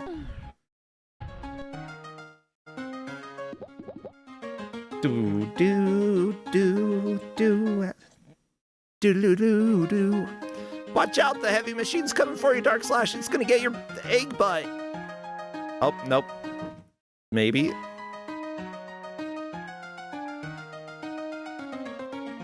The Bach adventures were really popular for like 80s public domain game music because when you only have 2 voice tracks, you don't have to, simulate a lot. Oh, all you have to do is make two kinds of sounds at the same time, and then you've got the actual music, as opposed to like if you try to render Beethoven's symphony or something, which technically has like 30 instruments all playing at the same time. You're not going to be doing that with your SID chip or whatever you're using. So. Yeah. Okay, JME has actually gotten past that level relatively quickly. The one where there are the 2 machines that shock you. If I'm not mistaken, it was Dark9rande who was on that level for a decent amount of time. Yeah, and because of that, JME made up a lot of time getting through it. Jamie's about to realize that the table was misplaced by just a little bit. I'm going to do a refresh on these streams just so that I can have everything hopefully not stuttering anymore.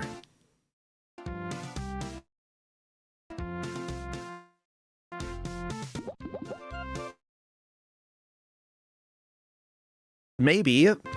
Yeah. I'm trying to figure out if Pigeon Rat is actually moving very slowly or if the stream is moving very slowly.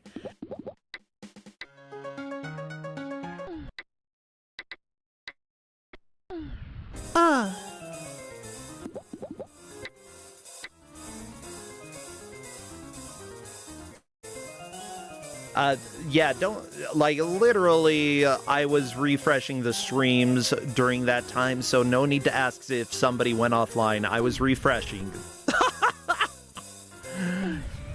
Silly chat. Okay.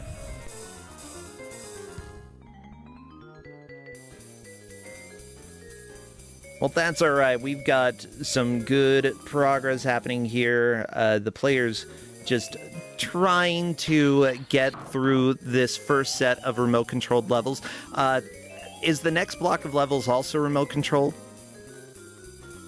So there's each set of levels has autonomous characters and remote characters. So if you look at Pigeon Rat, there's not the remote control device anymore.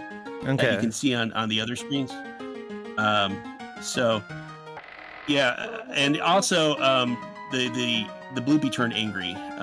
So you're supposed to get the normal Bloopy over to the balloon and wrangle the angry Bloopy. Huh.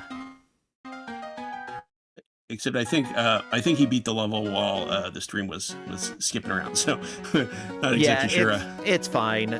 We're doing good. I think that there's just stuff getting a little bit refreshed. It's all good. So the second set, there's only 18 autonomous levels rather than 20 before it switches to the radio controlled ones. So it's possible we'll actually see radio controlled set 2 based on the current time. I think these are hard enough though that will probably land somewhere still be in autonomous level 2s before we finish the round here. Boing. Boing.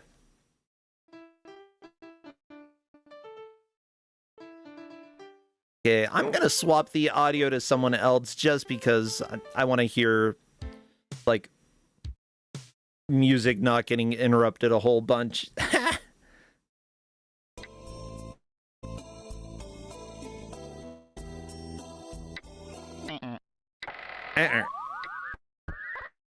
Is that better? No, that one's also stuttering a little bit. Could just be this game. There's a lot happening in this game. I think it's just murdering bit rates, maybe. I don't know. It's possible. It doesn't feel like it would be a game like that because there's not like weird flashing or anything going on.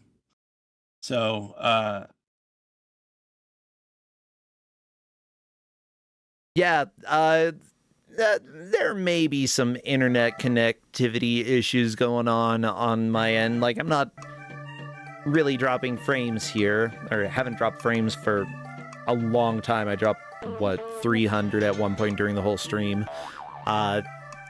So, like, I'm wondering what's going on here. It's on my end, so apparently this is something that I would probably need to fix. If needed, I could try to restart OBS and see if that does the trick. And I am more than happy to do that. Yeah, we're gonna go ahead and do a quick OBS restart here, and we'll be right back, so stay tuned, don't run away. We should be back, perfect. Okay. So hopefully we are fine now, everything looking good. Yep, I think you were getting Comcasted. You still have Comcast? No, That joke still apply? you can still say it, though. We can always blame Comcast. It's fine. Everything is correct except for the tracker. That's fine. Expected. So... So, like, Comcast was reaching out from the past. They were so bad with your connection that they've affected your future connections. You know what? I'm always affected by Comcast. Yeah, I'm just gonna need to like play around with OBS a little bit because yeah, it was definitely OBS causing the problem this time, not Comcast. And you know, OBS is a fantastic thing to blame. If you can't blame anything else in life, you can blame technology. Oh, this music is so smooth. But yeah, looking at this, Pigeon Rat has moved on to difficulty 2. Dark Slash almost through with the first remote control levels. JME catching up pretty quickly. Spader a bit behind, but still making a really good push here. Yeah, I'm glad that I restarted stuff so that it looks a lot better now. Woo! You gotta drink your milk, Spader. There's some into a hole over and over. Down at the bottom. Ooh! You've got a remote control Bloopy. You can do it. Yeah.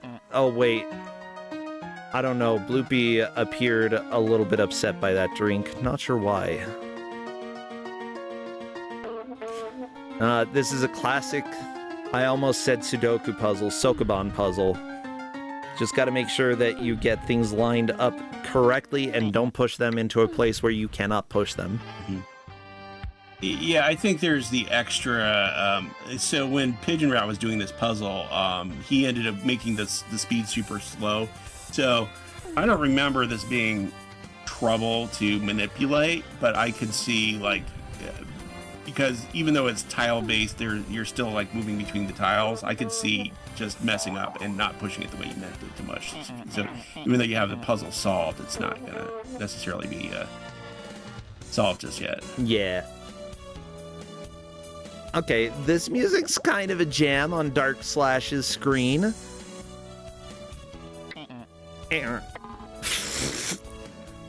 Such a good sound effect. There we go, Pigeon Rat through yet another level. Like, they are just running away with this match, getting so far ahead of everybody else. It's always nice to see a game click for someone specifically. Yeah, and like this game really seems to be right up his alley.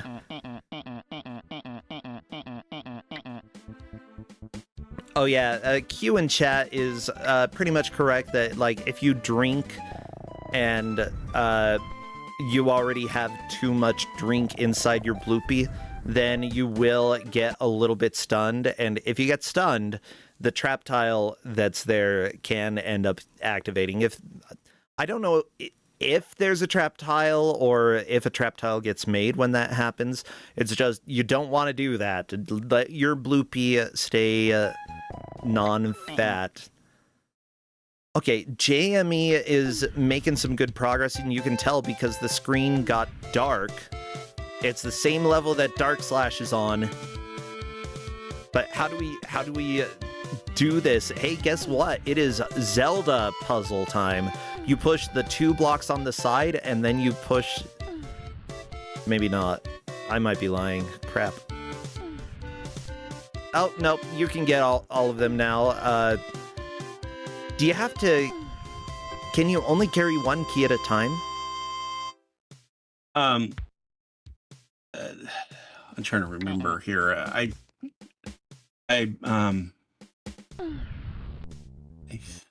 No, hold on a second. I don't remember on this level now. So, hold on. I got to mention. I've got a question here from Ref. Oh, nope. You can pick them all up.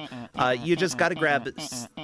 Yeah, go get A or C first, then get the other one. And then push the box. If you can push the box... Oh, wait, there's a hand saying no?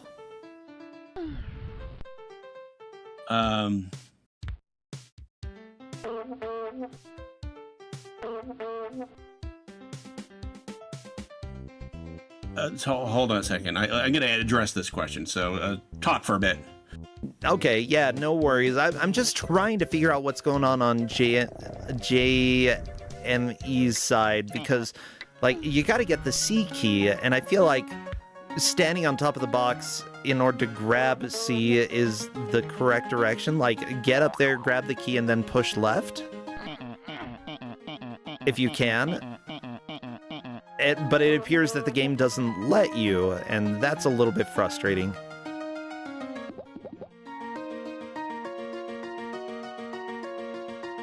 Except maybe once you have a drink outside, maybe you can push the box even then.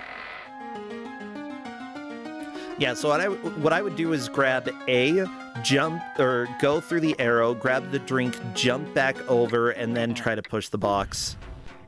Or grab C, try to push the box. Grab B. Okay, meanwhile, Jamie is just jumping over the glasses. Don't want to do that. Yeah, you're going to have to use the beverage because you don't have a lot of energy to start this stage out with. And you need energy to be able to push the boxes. So push the box. Get the A key. Go and get your drink outside. Come back in if you can jump over the arrow. There are also a lot of different items that you can put. The 10 fences. I don't know why you would need the fences.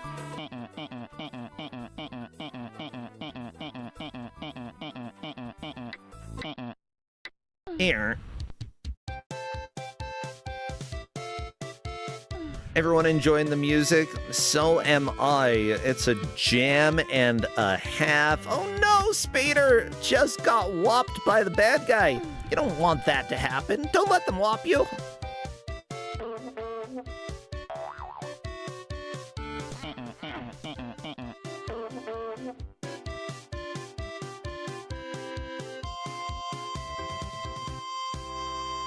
Yeah, instead of restarting over and over, I think that it's worth, like, just trying different things, unless you have a solid idea that you haven't been able to try out yet. If you do have that solid idea, then give it a shot. But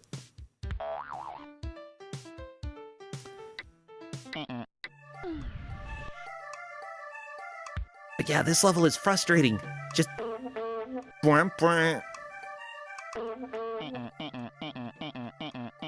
Yeah, unfortunately, as soon as you grab the C key, you don't have enough energy to push the box, so you would have to go outside, grab a drink. But can you go back inside? That is my main question. Can you get back in?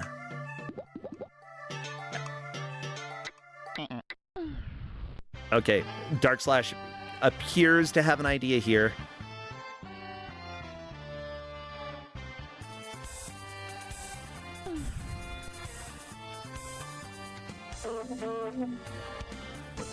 Nope, just gonna be doing the same thing that we've been doing for a long time.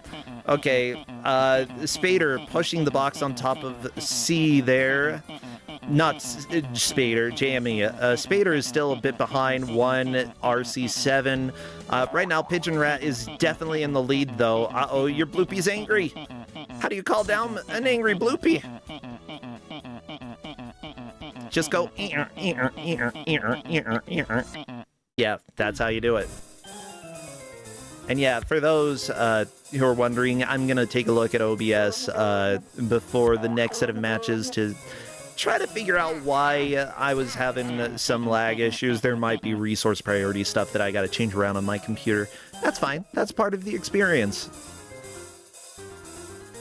Maybe I need more RAM. Okay, Dark Slash through all the doors except for A. Jamie just put some glasses... Oh, putting a whole bunch of glasses down. You can jump over glasses.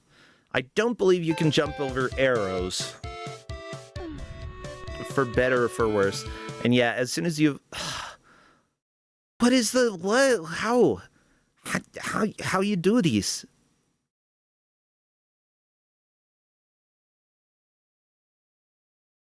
Unless you can jump over arrows, but I don't know. Okay, Jamie, heading out, grabbing beverage. Can you jump? Okay. Did beverage not fill Jamie up at all? Okay, pause the game for a second there. I'm sorry, I need to download more RAM. I'll work on it. Can you jump over fences? Okay, I'm gonna check on Bloopy Mania information here. Objects, arrow floor. You cannot walk over it if it's facing the other direction. Yeah, certainly it would be worth like playing around with the items that you have just to see if there's some weird use case that you haven't managed to figure out. Like, getting outside of the fence is absolutely the thing that the players should be doing.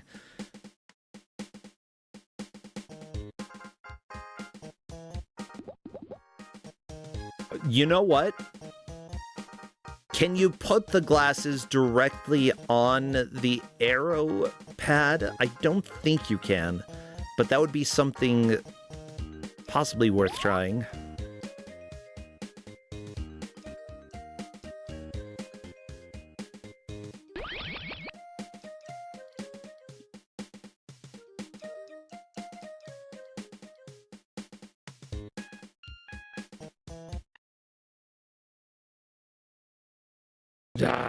I like that chat is noting that the music is all over the place. Yeah, it seems like every time you start a level, the music changes to something else.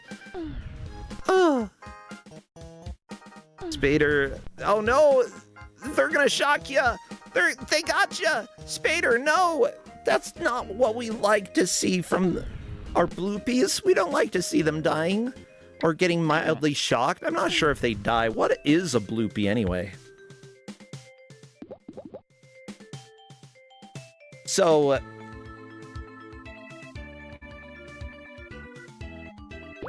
I don't see any information on what a bloopy is. So this radio-controlled puzzle that they are on... Wait, did we get past it? Oh my gosh, JME has passed it, moving on to level 20. JK. I guess I lied. This is level 20. Okay, hi. Hi. So, let me explain what's going on. Sure. Spader accidentally clicked on World 2 remote control, not World 1 remote control. So Spader's been doing different levels, so this is actually a harder level that it was supposed to be at. Gotcha. So this is... So, Spader was also way behind, so it doesn't seem to be affecting anything. Yeah, no, because you're supposed to yeah, you need to do some blocking here. You can't. There's no way you can just escape. Yeah, at this point, anyway, the rest are talking about it. I'm kind of keeping my eye on it, but I think it's not actually going to affect anything. Did Dart Slash just go through the wall? What? Excuse me? There was a secret item that lets you go through the wall? Was it the magic? I didn't see Dark Slash get it, but Dark Slash turned transparent. Yeah, no, you turn transparent and you go through a wall. That's the magic. So, do you not need to actually get any of these keys in the RC-19? Are they unnecessary? Apparently not. I didn't even know about that way of approaching it. Yeah, so sometimes it's worth walking around the empty world and seeing if you can find something that is a different way of completing it. Like, I've got theories about potentially pushing blocks in order to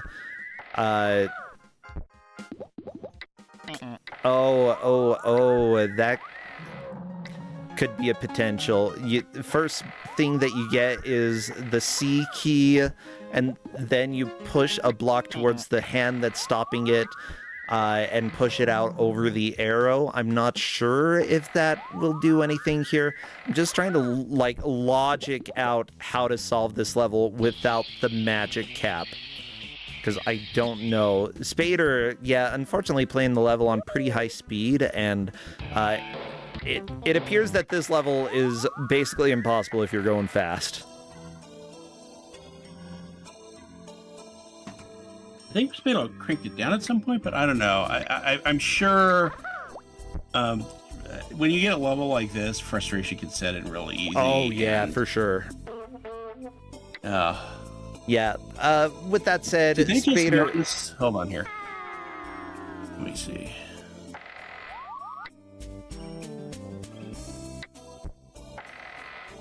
Did they just notice something? No. They might have just noticed something here. Okay. Yeah, they just noticed they didn't play the remote control levels. So at this point, at this point in time, just so that Spitter gets a satisfying 5 minutes, just let me. I'm gonna jump in there, okay? Well, how do you get to the remote control levels? You pick which one. One of them is a normal loopy, and one of them is remote control. So yeah, hold on a second. No worries.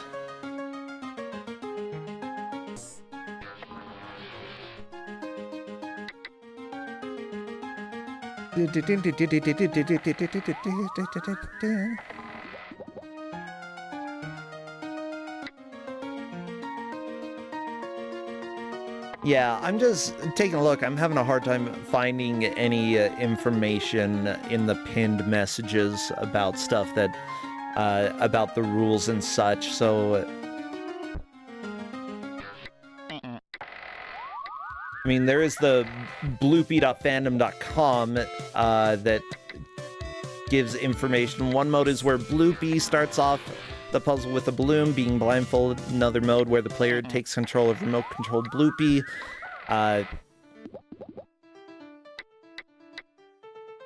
Yeah, I'm having a hard time seeing any information about how to choose which mode. It might have been in some of the past messages that ended up getting eaten up because there was a lot to discuss about. Let's see.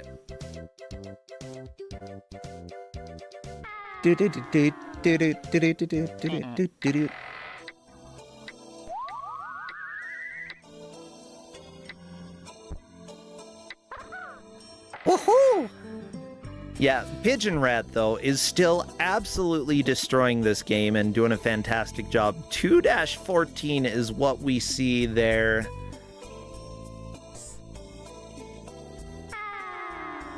Wow, wow, wow, wow! The sound effects in this game are immaculate. Well, Pigeon Rat in the lead, Dark Slash in second, Jammy in third, Spader likely in fourth. Well, you know, because there are some issues happening, we'll be discussing it to make sure that everything is fair for the players. Hey, welcome to the first weekend of Kus9rande. Sometimes there are a few issues. Oh no! Dark Slash, not able to run past. Maybe you should, yeah, put a hole on both sides. I think that will... Oh, there are so many more. Oh, no.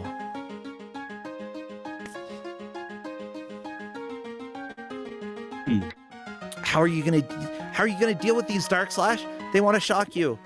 They want to... Oh. Okay, it turns out that was a decent way to do it. Okay, Bloopy, go read the book. But if you read a book and you have enough strength to usually jump over the book, I guess Bloopy was smart enough to know that there was a hole behind it. I'm gonna read some more. Time to sleep. My name is Bloopy. I like to play the piano. Is Pigeon stream stuck, you ask? Pigeon needed to stand up for a second, and...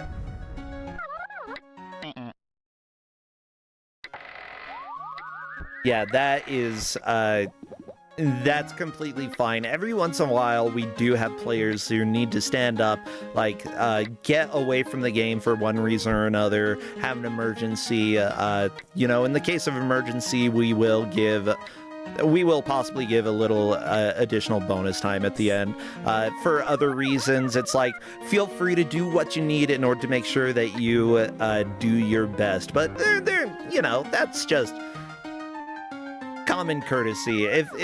If you need to get up and run somewhere real quick, go ahead and do it. We're not going to stop you. It may affect your placement in the match, but Pigeon Rat is so far ahead that it really doesn't matter. Like, Pigeon Rat is going to be doing just fine when it comes to placement here. Amy found the secret way to get through the end.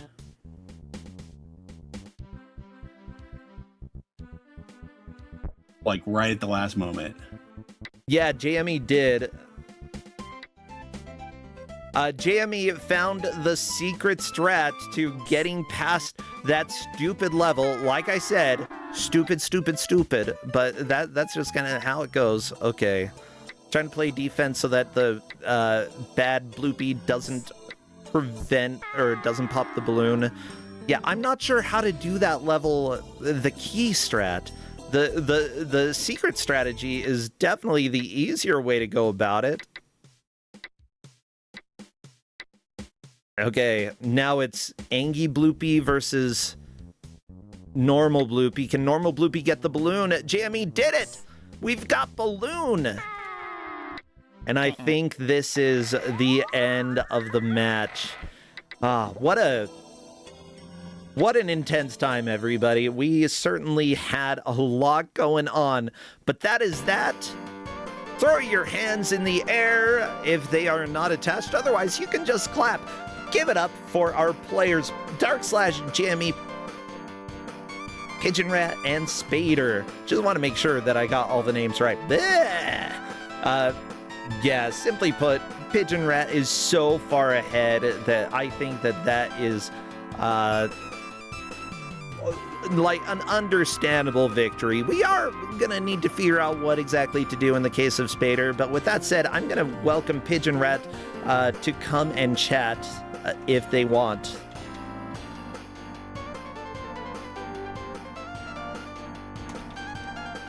Yeah, Pigeon Rat absolutely knocked this out of the park. What an amazing puzzle game player.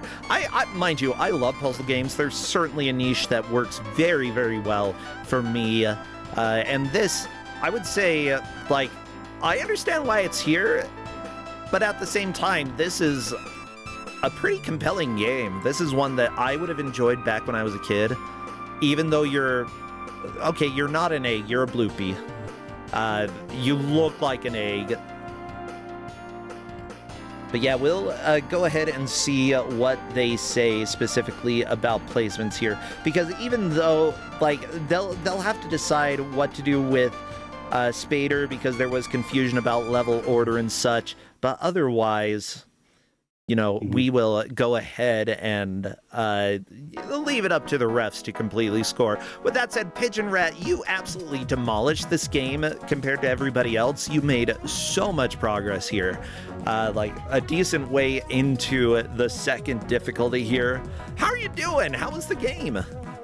Pretty good. It's like, even from looking at the instructions, I kind of thought, oh, this is sort of like Lemmings. So I kind of took that approach to it, and it worked out pretty well. It's definitely is finicky, but you kind of expect that from a Kusogrande game. So I was just able to kind of roll with the punches. Like, specifically one level where you barely had enough stamina to push a block, and you had to, like, use a specific control scheme to...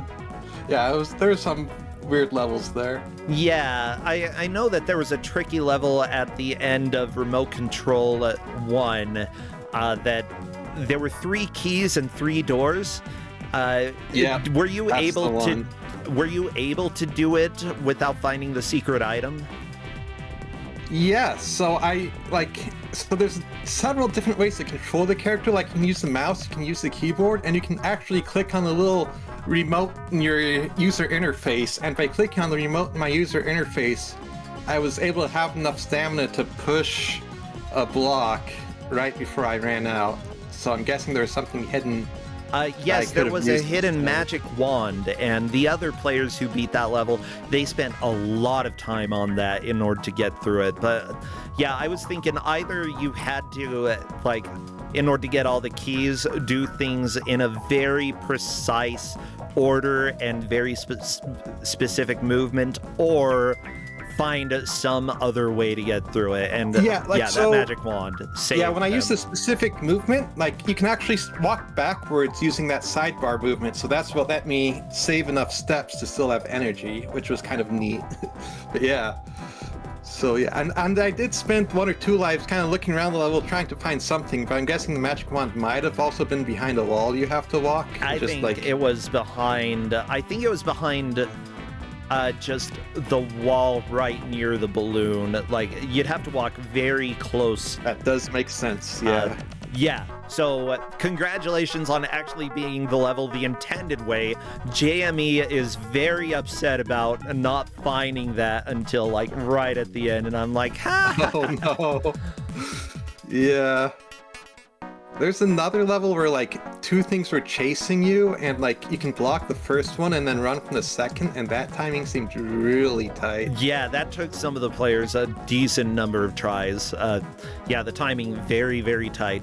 I think one problem is that one player was using their mouse in order to try to get through there, and I'm pretty sure keyboard control is going to be more reliable there. Mm-hmm. Yeah. And I didn't realize you could pan the room, like your view, until later into the game too, so that was a little awkward. Well, that is all right. What do you think about the game overall? Is this a game that you could see yourself returning to? I think it's a game that's kind of interesting. I probably like. There's so many games that I probably won't return to it, but it's a game I wouldn't mind returning to if that makes sense. Like we all have a lot of us have such big backlogs of games that we like to get to. But this, it's definitely needs. If some of the controls were ironed out a bit better, or a bit of the weird jank was a bit ironed out, it'd be a good game. Yeah, I tend to like. I think that if I were a kid, I would have loved playing this, but that's just based off of me watching it here. It's hard to say for sure.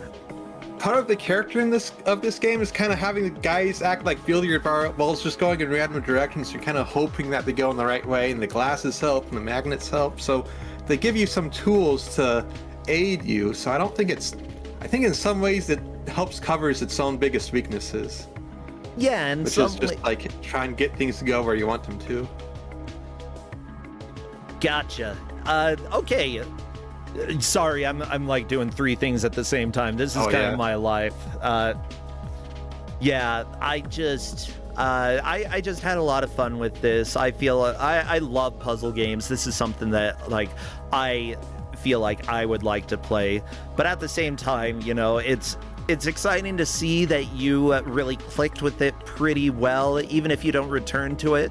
You did an amazing job here. So, Pigeon Rat, what do you do? Do you stream much on Twitch, or if not, are there any games that you're really enjoying these days? Mostly I hang out in Author Blue's Twitch chat instead of streaming. I just go and watch him play games. Sometimes I might stream here and there, like I do have a Twitch channel, and I think if La Mulana, if that game is officially added to Archipelago, I might stream that a bit. Ooh. So, but yeah, I'm more of a casual, maybe stream 5 times a year sort of guy, so. Yeah, that's all right. You know, that's sometimes how it goes. Let's see. Just typing this out so that I have it correct. Bam. I need to give Archipelago a shot. I just have never done it, but I really, really want to. Maybe this month. It's February. It's a new month, new things. Well, yeah, and it's also like just a really nice kind of way for like viewer communities to also kind of play games together. It's nice community building activity for that too. So like that helps boost its popularity, and I think that's part of the reason why it's so popular. Is like your favorite streamer can just host their own archipelago, and everyone can join, kind of get to interactive it, and it's fun. Yeah, well, thank you so much. And Omega, thank you for giving this game out. I know that the refs are still getting everything sorted out to decide what to do because there were some issues about one of the players playing some of the incorrect levels, and they're trying to figure out exactly how they want to deal with that. So we'll see. The results will be announced or will be shared, so you'll know exactly what the places are.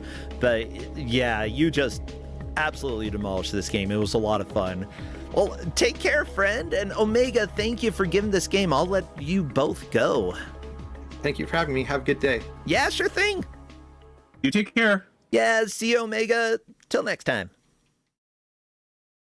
Well, everybody, we can breathe for a second, but you know what?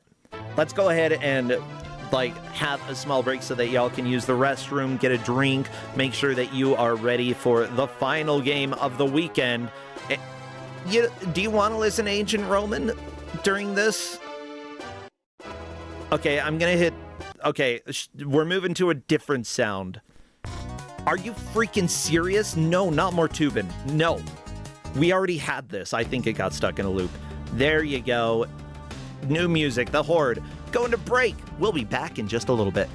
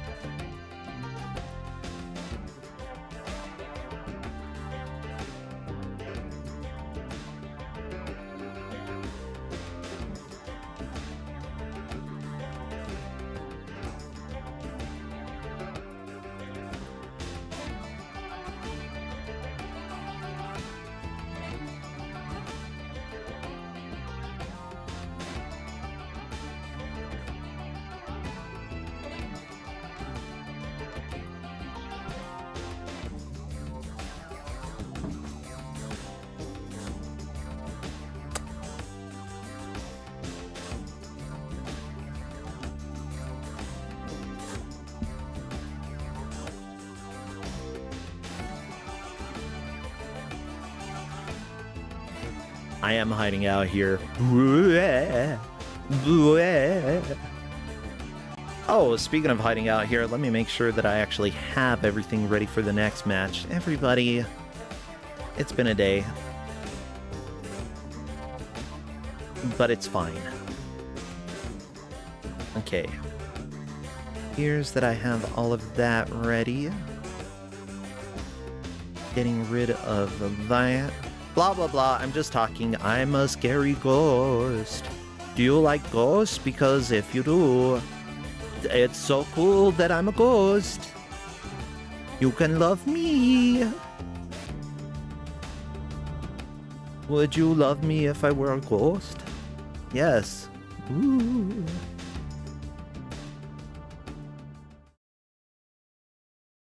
I would love me if I were a ghost. Hey everybody, welcome back to Kusogrande. No, well, I mean, I would love myself if I were a worm, if worms are capable of feeling love. Hard to say though, I've never met a worm. Okay, that's not true, I have met many worms in my life.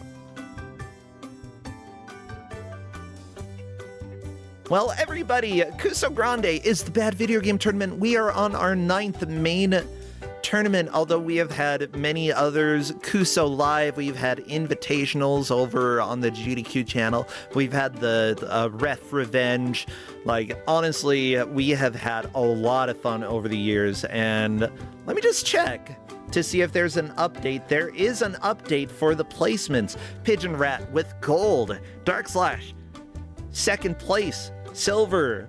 Bronze goes to JME and Spader, getting the mulligan due to a little confusion there. That is completely fine. Of course, everybody will be playing a second match, and it just means that you have to do a little bit better on your second match if you get in the lower rankings, but third, still a very good possibility of moving on. Just don't come in fourth next time and you'll be set.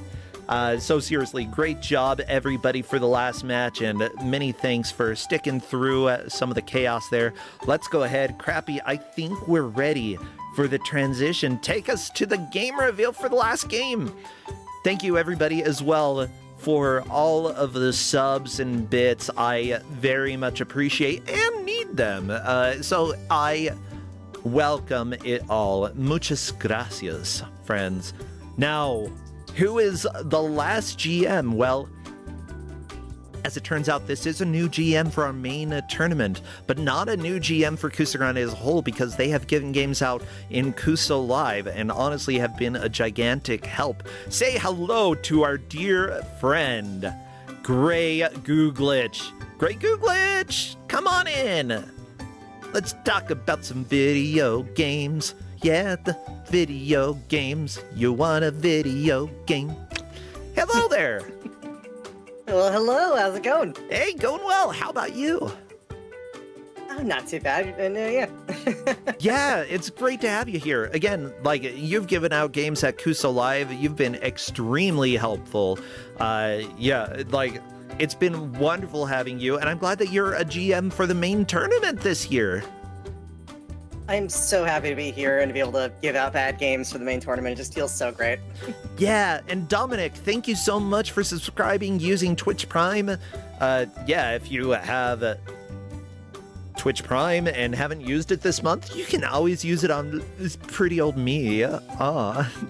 But yeah, I'm glad that you're here giving a game out. Like, the games that you've given out during Kuso Live have been a blast, and unfortunately you're giving out another one of those that has been on that tournament. So if people have watched, they know this game, but if they haven't watched, they might not.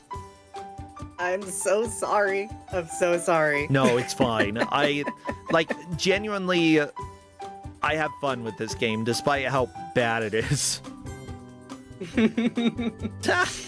So some context, by the way. 5 vetoes, rather, to get this. Okay, yeah, that's fair. Never mind. You veto this much, and you can go ahead and deal with the crap that they are about to go through. Is this a nuke? I might put it right under the nuke level. Like, it's bad, but I would consider giving it out anyway. Yeah, I would say, like, maybe the bomb they had before the nuke, the just big bomb. So what big bomb are you dropping today? Okay. We are going to be playing a game called Primitive Woman, otherwise known as Cave Woman, otherwise known as Cave Woman and Caveman. It's a also it's a hack kind of known bootleg. as Tom and Jerry, also known as, how many other games is this known as? There are a lot of games that this is essentially the same as. Oh, Dr. Mr. Chris, thank you for subscribing. But yeah, Primitive Woman, we had this in Kuso Live. It was a lot of fun. The players are going to have 1 hour to try to make as much progress as they can, and progress is very easy to understand with this game. It's a bootleg, and it's a platformer. You know what that means. It means that I would do better than everybody else at it. That's basically all it means. I do well with bootlegs for some reason. I don't necessarily like playing them, but like I have fun. I do have a copy of this on one or two of my handhelds at home, by the way, published. Those handhelds were made by Data East. Yeah, they just included some bootlegs on it because what else are they going to put on a freaking handheld in the year, like, 2024, 25? I don't know. They're going to put primitive thing. Yeah, so is there anything that our players need to know about, or that our viewers need to know about this game before we hop into it? However you see this and you think it's going to play badly, it feels 10 times worse. That's all I can say about that. Absolutely. I cannot emphasize enough that this game feels impossible and ludicrous to control. But once you start learning the rules of a bootleg, it becomes a lot more doable. So who will figure out how to play a bootleg? Who is going to manage to be successful here? We will soon find out, because our players are Escorian, Megami Infini, Stream Hatman, and Strife818, all names that I recognize from years of Kuso past. Great to have them here. It's going to be a lot of fun. Let me make sure that our audio is pumping out here. Gotta pump up this jam. Well, okay. I guess you can call it a jam. Also, huge thank you to Prism Ranger for resubscribing. It looks like we have Strife's brother in chat cheering them on. Yeah! Come on, cheer on family. That's what I love to see. You already... Strife, you win because you actually brought family in to watch you suffer. And that, that takes a lot. Well, let me go ahead and check to see if the players are ready to roll. Oh, you're Strife's sister. I apologize. Yes, I forgot. There can be brothers, but there can also be sisters in this world. I'm losing my mind. It's the 4th match of the 2nd day of the weekend. Yeah, having me in any cohesive state is really hopeful.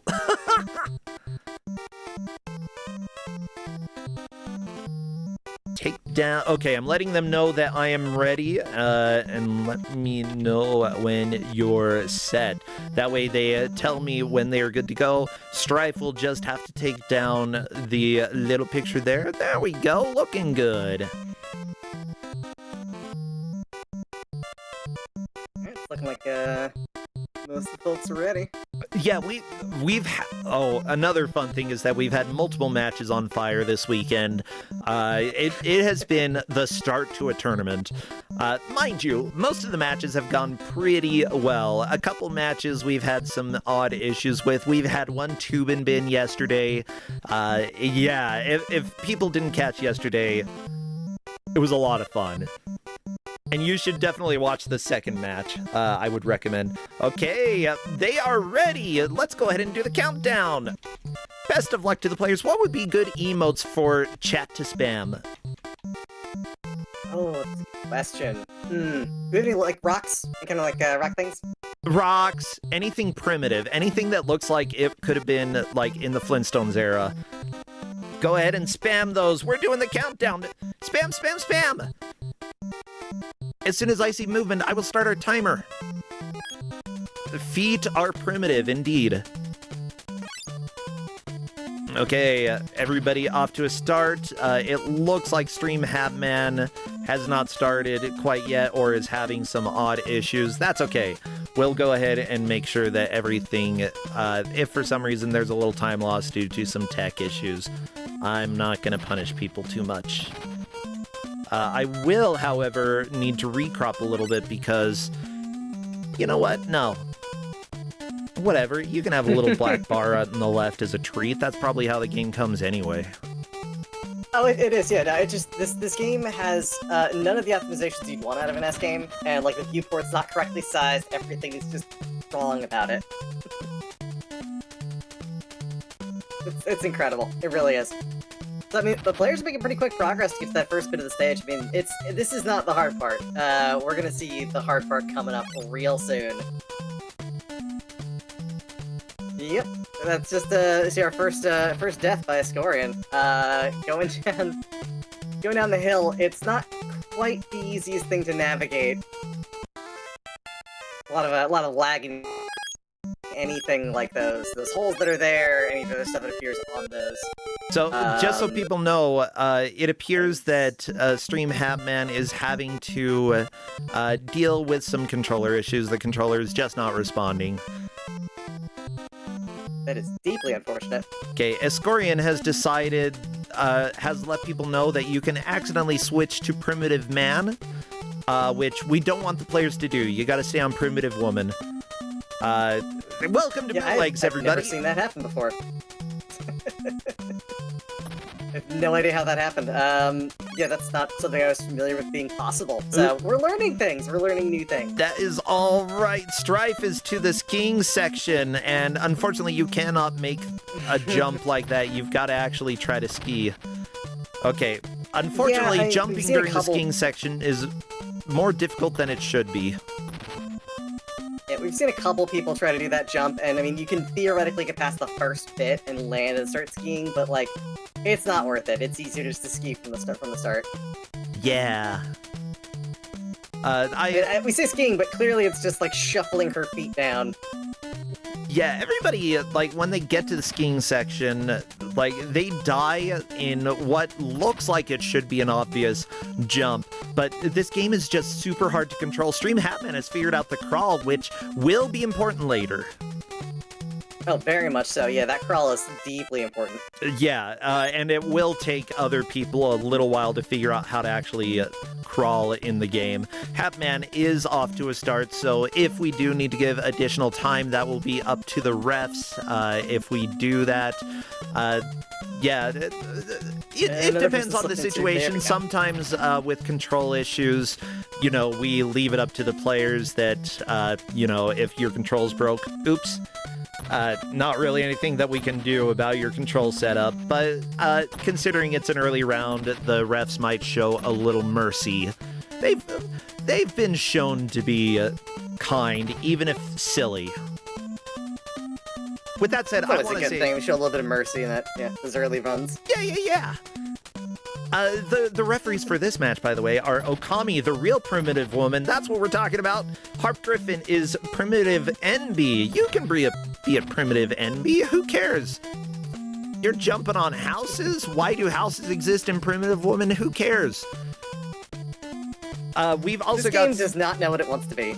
I know. No, it wants to be a bootleg. That's what it wants to be, and it very well knows that. We've also got Salmon Buffalo Unga Boonga, and Linkura bets the players wish they watched Kuso live now. We've also got Hazel Shade 12, and Fahrenheit is throwing rots at a fire-breathing demon. Honestly, out of all the games that could be given, I would say that this is not a good game at all. This is very much Kusoge. It's a bootleg. It was made just to make a quick buck. And you can tell with like triangle jumps and such. You know what? This could have been the original of the bootlegs, and then they added like Tom and Jerry to it in order to try to like rip people off. I can imagine that happening. But you can still get used to playing it. You can get used to a lot of the weird physics. It's consistently broken, is what I would say. Except for maybe a few of the jumps. That's kind of the best place for Kusege to be. Like, that's kind of the best place for it to be, in the fact that if it is consistent, you can repeatedly beat it. Oh, yeah. I mean, you're no stranger to playing bootlegs. I mean, I've seen how many of your speedruns of old bootleg games. I love me a good bootleg. There was a Wukong one, wasn't there? Say what? There was a Wukong one, right? Or Son Goku one? Let's see. Monkey King? Yeah, Monkey King. The game was called Monkey King. I was just trying to figure... There are multiple Monkey King games, mind you. Some of them just break after a little while, though, so unfortunately don't make for a good match, but others, like Monkey King that I ran at GDQ, yeah, I found just stumbling through games, and I gave it out in Kusogrande. I was like, I love this game. I want other people to play it. It's so much fun. This game, though, I would say this is not really a fun bootleg. It's hard. Like, every time that you die, it feels like it's the game's fault, not yours. Oh yeah, absolutely. And like I mentioned at the start, I tried to not give this out, just because it is ridiculously difficult. It is not a lot of fun to play, and we've seen good players already just getting stuck super early on because of the jankiness of the movement. I do want to note that Stream Hatman just saw a running animation, and that's the first run that I've seen. We'll see if anybody actually figures out how to run. And then after that, we can discuss how the button works, because, oh my gosh, it's so dumb. It's ridiculous. The control scheme for this is just so broken. Just bad. Oh, yeah, Stream Hatman running. Okay. I think Stream Hatman has the run figured out, so how does it work? So the run is done by holding forward and down at the same time. Normally you think that crouch, but it just causes you to run. And you have to initiate it as a diagonal or it won't work properly. Ha! That's so good. Yeah. It's ridiculous. Getting the jumps. Only one life left, but that's fine. So these bottles that are up in the air, If you collect, I believe, 30 of them, you get an extra life. Most players are not going to get 30 of them during a blind playthrough, though. Or at least, yeah, during an hour. If you're actually trying to beat the game, it's pretty important to focus on extra lives because continues are not... No, continues are actually kind of generous in this game, right? Like, if you make it to the second level, you get continues. Infinite continues. So there is permanent progress if you can get through a stage, but getting through a stage is taxing and difficult. Oh, the bird! Oh, Megami got further than anyone else so far. Got past the first and to the end of the second set of jumps, which is quite impressive. Yeah. And now it's going to lead into an even more obscure, annoying, and difficult to parse portion of the stage. Yeah, and you know what? I've got pizza! So if I go a little bit quiet sometimes, I'm probably just chewing on it. So if only we all could all be so lucky and have pizza. I wish pizza upon all of you. I want pizza now. Yeah, Papa Murphy's, so we're seeing bless good you all. progress. Yeah, we are seeing a lot of good progress. And it's like, when we did this for live, like, obviously another reason why I didn't want to do this one immediately is because of the fact that it was just showing it live. The fact is, I mean, these people are, this group of players is moving faster than the folks at live were. And I mean, that might just be familiarity with mystery game running, it might be familiarity more with Kuso games in general, but we're seeing excellent progress. Honestly, my bet is not sitting in front of people watching your every move. Yeah, having to perform in front of, like, a live audience can be worrying. And yeah, we have more viewers here than we did at Kuso Live at GDQ. But they can't see you. And that makes a huge difference. They can't really see much of anything. They can see their game, and they can see Discord, and probably that's about it. Maybe some of the instructions that you gave. I don't imagine you had to give too many instructions for this game, though. It's very straightforward. Oh, yeah, no, my instructions for this game were 3 lines, one of which was, I'm not going to tell you what the controls are, you have to figure them out yourself. Good. I mean, that's the thing, like, normally with some of these games you can give out, like, a manual, like, some basic control schemes, but with this particular game, it's just way more fun if they don't have any idea what they're doing and they have to figure it out themselves. Yeah. Now, mind you, there are a lot of elements between this game and other bootlegs that you will see, largely because they are made by the same company. Wait and See, Titanic 2006, also made by the same company. The HUD looks very, very similar to this, but instead of hunks of meat, you've got something else to track your health. Yeah, a lot of things were built on the same engine, so don't be surprised if you stumble across something. Yeah, Data East made some handhelds that legit have this game on it, and also other bootlegs that one of them literally steals from The Matrix. Oh, Escorian ice skating! And unfortunately hitting the patch of no ice. ability to figure out how to... The ice skating, there's a trick to doing any kind of movement on the ice, and that's going to take a little bit of time to figure out, I think. Oh, yeah. Yeah, I mean, the biggest problem, too, is the fact that by the time you get there, if you don't have a couple lives to play around with, you're not going to learn anything. You're going to have to spend all that time getting back there, which is really where the devious part of this comes in. It's just the fact that you have so few limited lives, you take so much damage, and learning things is always going to cost you lives. Yeah. Also, I see excitement about, they made Titanic, and unfortunately, no, they made the other Titanic bootleg. The lesser-known one. One that I actually think has some kind of interesting level design, but the Titanic is more enjoyable overall for a bootleg. Probably the pinnacle of bootlegs is what I would say. Play Titanic. There's nudity! That's a decent draw for some people, I could say that. Like, come on, we gotta get people playing bootleg somehow. Yeah, That's Strife completely getting fair. through these jumps, doing a pretty good job, and there we go, the end of the first slope section here, unfortunately falling into the water. Escorian is in the lead, making it to the ice skating section, but both Streamhatman and Strife have made it to the end of the slope. And, oh wait, Megami made it to ice skating third hole. Okay. Yes, Megami did get a little bit further.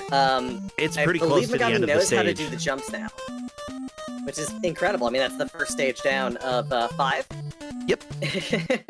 Mind you, It's, we'll probably see, we will see level 2. We might possibly see level 3. I wouldn't expect past level 3, but if we do, it will be a Kusogrande Miracle, and we take those.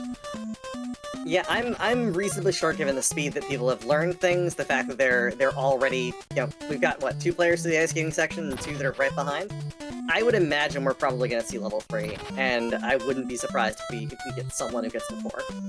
Yeah, I like That's my personal thoughts. Codeman is bringing up the game Wait and See, which was made with the same engine. You might wonder what that game is about. It is a Bugs Bunny game. Why is it called Wait and See? I don't know, but you're Bugs Bunny. And you do a little twister attack, sort of like Tasmanian Devil. But no, you're Bugs Bunny. It's great. Who doesn't love bootleg Bugs Bunny games, right? I mean, I love them. This company eventually would be replaced or succeeded by Hummer Software, not Hummer Team. Hummer Team did Titanic. Hummer Software did not. They made, I think, a couple consoles or something like that. The Lexabook Color Console 20-in-1. That sounds like it is high quality. When your bootleg team has to name yourself after another bootleg team to try and steal business, you've done something wrong. Yeah. Banking on confusion in the marketplace for bootlegs. Now, It's amazing. I will say that this group also made The Lion King 5. We've had that on Kusogrande, and I will say there is some graphic imagery in that one. Specifically, it's a warning about self-harm. Yes, I have to give that about a Lion King bootleg, okay? Oh no! So be aware. If you check that one out, be aware. That's incredible. Yeah, like, the first time that we had it in Kusogrande, I was like, oh no! And then after seeing that game over screen, I just kind of was like, I feel uncomfortable the rest of the match. Yeah, that just sounds amazing. Like, what? That kind of content warning on a bootleg game is just incredible. Yeah, again, like, I think that if you're in the right mindset, it's kind of hilarious that a company would dare to put something like that with The Lion King. But if you're not in the right mindset for it, just avoid it, you know. There are plenty of other bootlegs. Okay, Escorian ice skating, are we gonna get the first jump? No! And Nope. Here's the thing. Some people during Kuso Live explained that they were confused because there's a sign that says no up. And some people might think, oh, no jumping. In fact, that happens to a lot of people. No, Escorian! Unfortunately, getting death comboed right at the beginning of the checkpoint there. Another thing with bootlegs, they love to knowledge put... now, though. Yeah.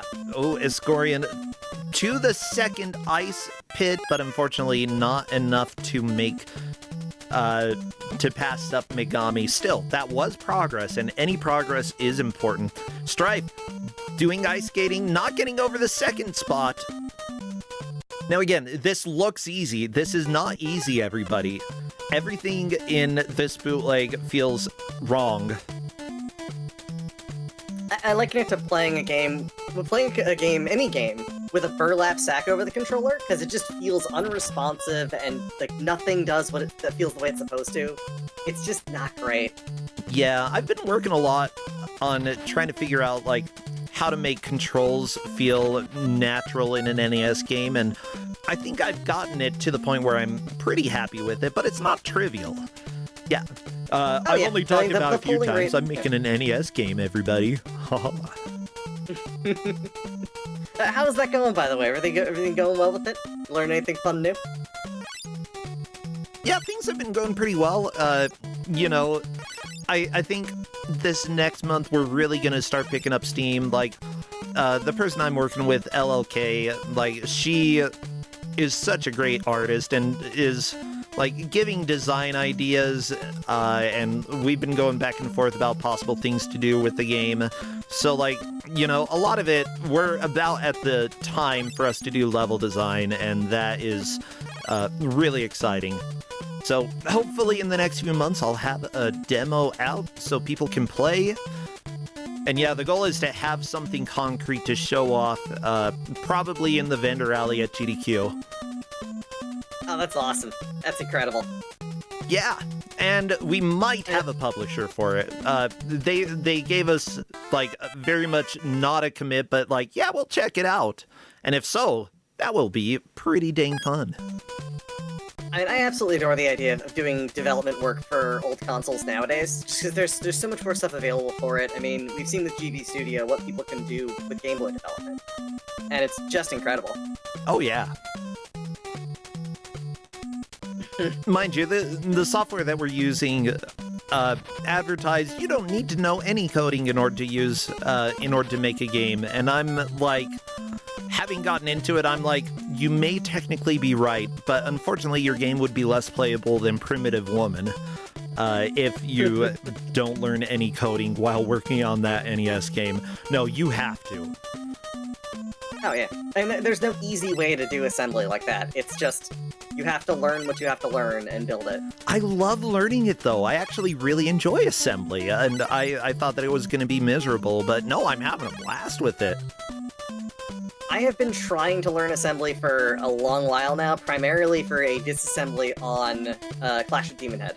So like one of my pet projects is trying to figure out how Clash of Demon Head is structured, but how programmatically it's set up, so that I could potentially build a randomizer for it. But it is so hard to decipher what anything does without a symbol map.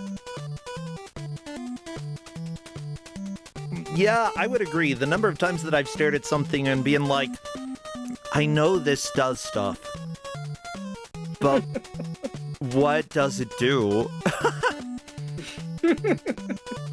Yeah, you get that little bit of just like, okay, I wrote this like 6 months ago. What the hell was I thinking? It's more, okay, another developer wrote this years ago, and it does something. What does it do, and how do I figure out what it does so that I can modify it to do what I want it to do?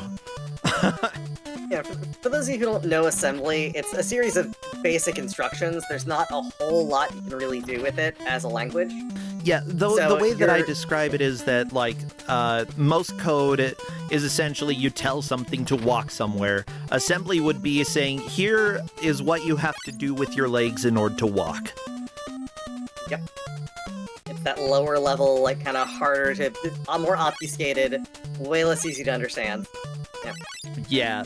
And Professor Ness is saying you need to know the architecture in order to understand it, and that's kind of true. There are so many things that connect to each other that, like, the number of times I've been trying to solve a problem, and I'm like, okay, I have 6 different files open, and I'm trying to figure out which one is causing the problem. Alright, so... Ooh, looks like Stream Hatman's reached the ice. Yes, can you jump? Maybe next time. Yeah, you gotta wait for the bird after you die there. This is a good luck situation, just like, well, hopefully you figure it out. I figured out ducking. You That's have important. to jump without pushing any other buttons, I believe. And if you do push another button, I believe that it interrupts and makes it so that you don't actually jump. So that's one of the main difficulties. Simply put, a lot of people are going to be pushing over during that section. And if you're holding over and you try to jump, it's not going to work. Yeah, I mean, right now, we know Ascorian and Megami both have the knowledge to get through that section, at least from the jumping over things perspective. I'm sure they'll figure out crouching, because that's pretty straightforward. It's just holding down. But in this case, like, if they can get back there with the number of lives, they can get through this. That's really clear. Boom, boom, boom, boom, boom, boom, boom, boom. Oh yeah, this music, by the way, it is a 15-second loop that just keeps going and going and going. Yeah, it's honestly, the music's not too bad. Like, it's not great, but I've heard worse in, like, real games, you know? Oh yeah, no, there are some games that were published by actual producers where they didn't care at all about the music. Jan. No, I will say, well, okay, they published it. They didn't put the music in. They did give it the thumbs up. I mean, like, how do you deal with Back to the Future? Like, come on. Oh, come on. I love that game. And the music's perfect. Don't knock Back to the Future. What are you talking about? Best What? Okay, music. look, the power of love sped up like 8x is not something I necessarily want to listen to. I've listened to that for hours. Hours. I mean, You also love that game, though. yeah. Actually, it might be bordering on days at this point that I've listened to that song. You are what the kids would call a sicko for that game.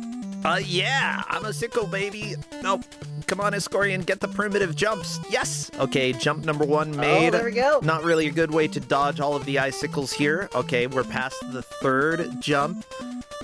Crouching. Right, Luckily, Esco's death really- during this doesn't kill you. It lets you keep going. Oh, no! That was a significant way, Yeah. though. That may be a lead change.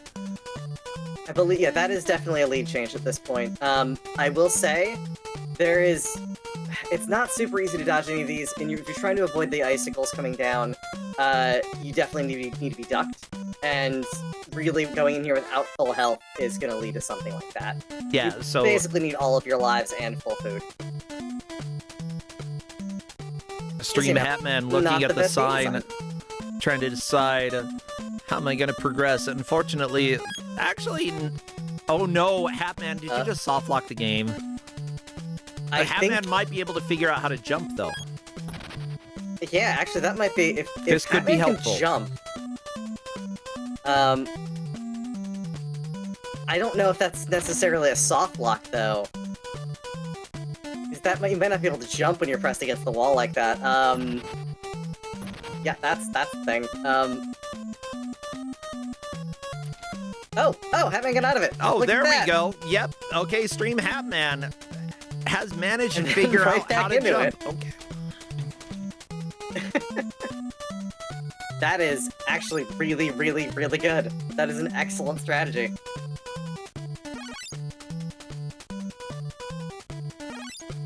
Yeah, I Hatman love. knows how to jump at this point, or has some inkling to it. So Yeah, like at least knowing how to jump and get out of that honestly is almost a good thing that Hatman did that, because learning how to jump on the ice takes a lot of work if you haven't done it before.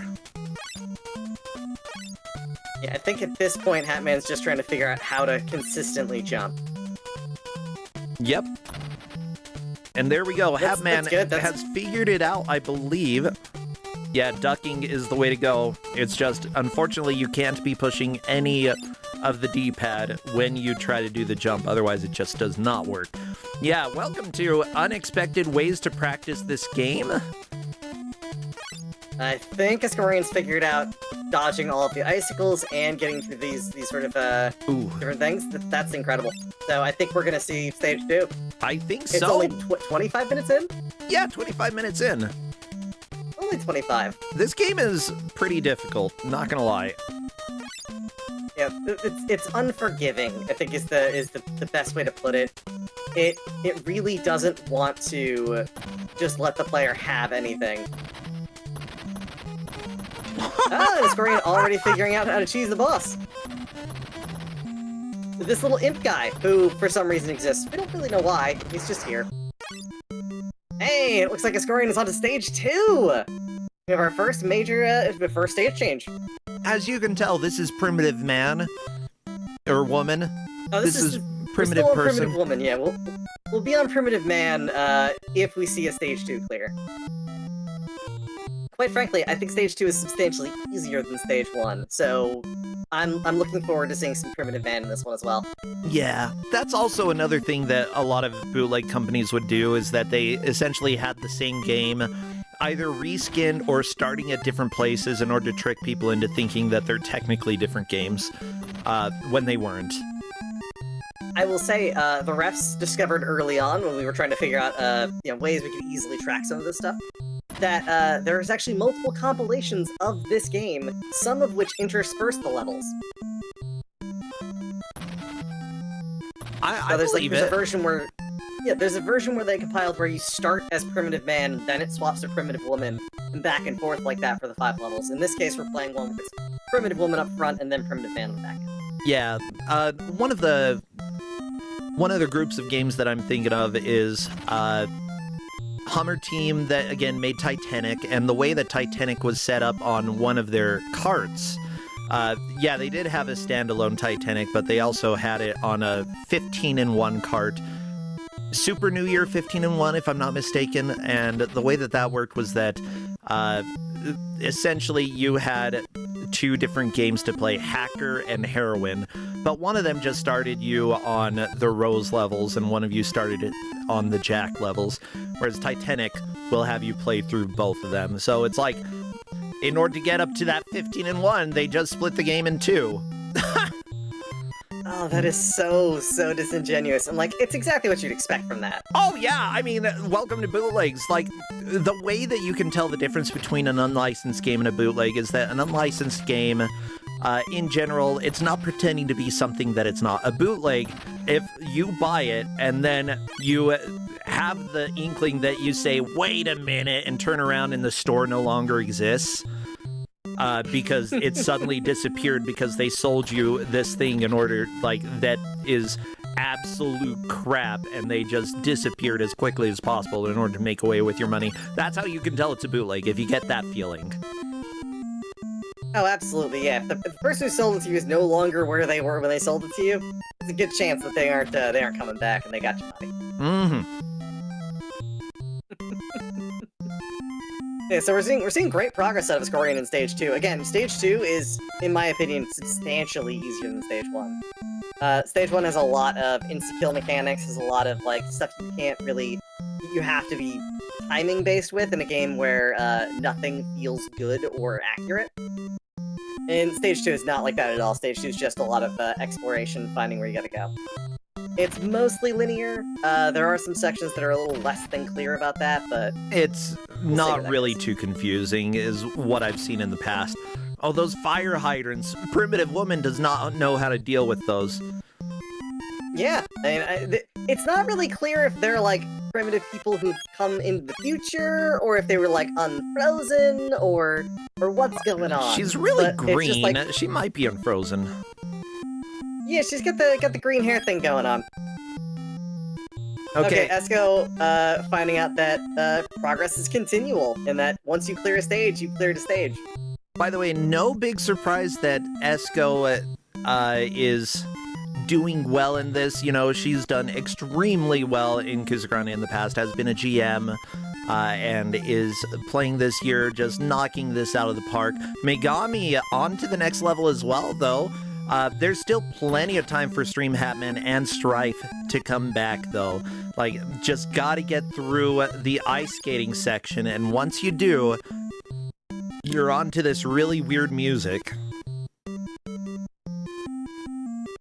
Yep, we're seeing almost 3 of our 4 players well, 1 is very close to getting to Stage 2, but 2 of them are already on Stage 2. I wholeheartedly expect at this point we're gonna see a Stage 3, and possibly a Stage 4. Stage 3 is pretty straightforward, but we'll see. Stage 3 also has some really annoying things about it. Stream Hatman Yeah, found the I boss, honestly- but it appears that if you stand close enough to him, you don't even need to get behind him. You can just sort of stand there and kill him. Yeah, these were not top-tier boss developers that handled this. I'm scared. I'm gonna have to design some bosses for the NES. I'm gonna have to program them, and I'm terrified. It is definitely a thing. I mean, I'll say that much. With these bosses, they're, like, very clear they didn't actually playtest any of them. Just because, like, the demon guy there is just... You can easily beat him without any real work. I mean... some of the later bosses are very similar to that, but there's also one that is incredibly annoying. I would say less they didn't playtest and more they just got the least viable product completed. Okay, Megami is crawling. So, tell me, how do you crawl in this game? you have to let go of the D-pad. I believe, if I remember correctly, it's Okay. letting go of the D-pad, pressing a button to do the movement, and it'll just move you forward. If you're holding forward, it won't do anything. Yeah, I believe that you have to hold down, this indeed. and yeah, mash A while holding down, and that will let you crawl. That's right. It's down and it's down and holding A. So it'll move you forward directly, but you have to be holding down to initiate it. That's right. Strife opting for the cheese strats. Very nice. Strife gonna get through the boss. This is how you bootleg. Oh yeah, 100%. Wait, no, And you're I going believe back? At this point, Now that you killed the bunny, you want to fight him for reals? Okay, sure, go for it. that's a choice. But I mean, at this point with the amount of health, we've seen all of our competitors get to stage 2 now. Oh, I'm so excited. This is incredible. I do believe that we are nearing the end of the stage with Megami. So this is, that is the next boss. What, this fire-breathing dog? Fire-breathing mad dog. What a jerk. And honestly, very straightforward since it only breathes out fire that far and you can throw the snowballs with a completely straight arc directly into it. So, not really a challenge. I like describing just it as pushing a it straight backward, arc. Because Okay, technically Well, it's I right. say that because we'll see. You'll see why I say that when we get to Caveman. Uh-oh. Okay, Megami just opting to get behind dog. That's a faster kill, yeah. Primitive man Stage time! 3! Stage 3! Primitive Man. So this is the stage 1 of Primitive Man. Now, we're gonna see very similar mechanics, very similar movement, it's all the same. Except for one thing. When you see Primitive Man throw a stone, it now has a distinct arc that makes it impossible to hit things with. Oh, yeah! My favorite type of damage projectile. boosting right through. Yep, and this level, straight up one of the same levels from Tom and Jerry 3. I remember this sewer and how hard it was because, like, this is the first level it gave you. So figuring out how to crawl was, like, the first thing you had to do in the game. Yep, and it's full of enemies, it's impossible to navigate, but yeah, Megami's Blind absolutely jumps. tearing through this now. Yeah, she's doing fantastic. Yeah, mind you, everybody is doing well. I believe doing better than we saw at Kuso Live. Like, we're seeing a lot of good progress in this. Oh yeah, absolutely. We're seeing people. We did not see anyone clear stage 2 at live. They got about halfway through stage 2. Yeah, those were 50-minute matches, but at the same time, 1v1 50-minute match, it's going to be a little bit more difficult live just because you're playing on a computer that you're not familiar with, maybe a controller you're not familiar with, and just having to adapt to being in front of people. It takes a lot of work to play live. Yeah, I should next time, send out a message that people are welcome to bring their own controller if they can connect via HDMI, because I think that might make some people a little bit more comfortable. Oh, absolutely. Yeah, I mean, I know, for myself being there at AGDQ, I always have a controller that I tend to use on hand. So most people who are there are going to be in the practice room are going to have their own equipment if they can. Yeah. And yeah, I insist on getting PS5 controllers or PS4 or PS5. Xbox controllers feel like a big rock in my hand. I don't know. Alright, so we saw Megami run into the first of the gates that exist. There are keyed gates that exist in 2 of the 5 worlds. Strife. World 3 being one of them. Sorry, just was thinking Strife was going the top route on this stage, which we hadn't seen other players use the top route in order to go over a bunch of the obstacles, but nice to see a little bit of the path variance here. Oh yeah, and there's bits where I believe progress is impossible at one point through the stage going through the top, but it'll direct you towards the bottom part of the stage to go through the sewers. Oh yeah, it's definitely one of those things where there is a bit of variance in the path early on. Hatman, by the way, in the chat, asked, why can't Metroid crawl, and then said, never mind, I'm just bad. No, you're not bad, this game is bad. I mean, it is not the most intuitive crawling ever. Wait, no, never mind, Hatman. You crawled in the first, 10 seconds of the game. Why can't Metroid crawl? Love it. Absolutely love Escorian it. and Stream Hatman against Boss 2. This should go relatively quickly as long as they don't get too greedy. Just, you know, make sure you kill the dog. Getting behind the boss. Yeah, if you can get behind the boss, so much faster. Escorian onto stage 3 as well. And yeah, that rock is bad. That rock is awful. You can't hit anything with it. The arc is horrendous. So when I say straight arc, it's because she throws snowballs that go straight. He throws rocks that go in a really weird arc that you can't hit with. And the hitboxes in this, as one might expect, are Stream incredibly Hatman bad. has moved on as well. Strife is not that far behind. Like, he was the last to get to stage 2, so it's understandable that he's the last one on stage 2. If he can clear it relatively quickly, though, that'll be a lot of time made up. Oh yeah, we got a real set of gamers here going really hard at this.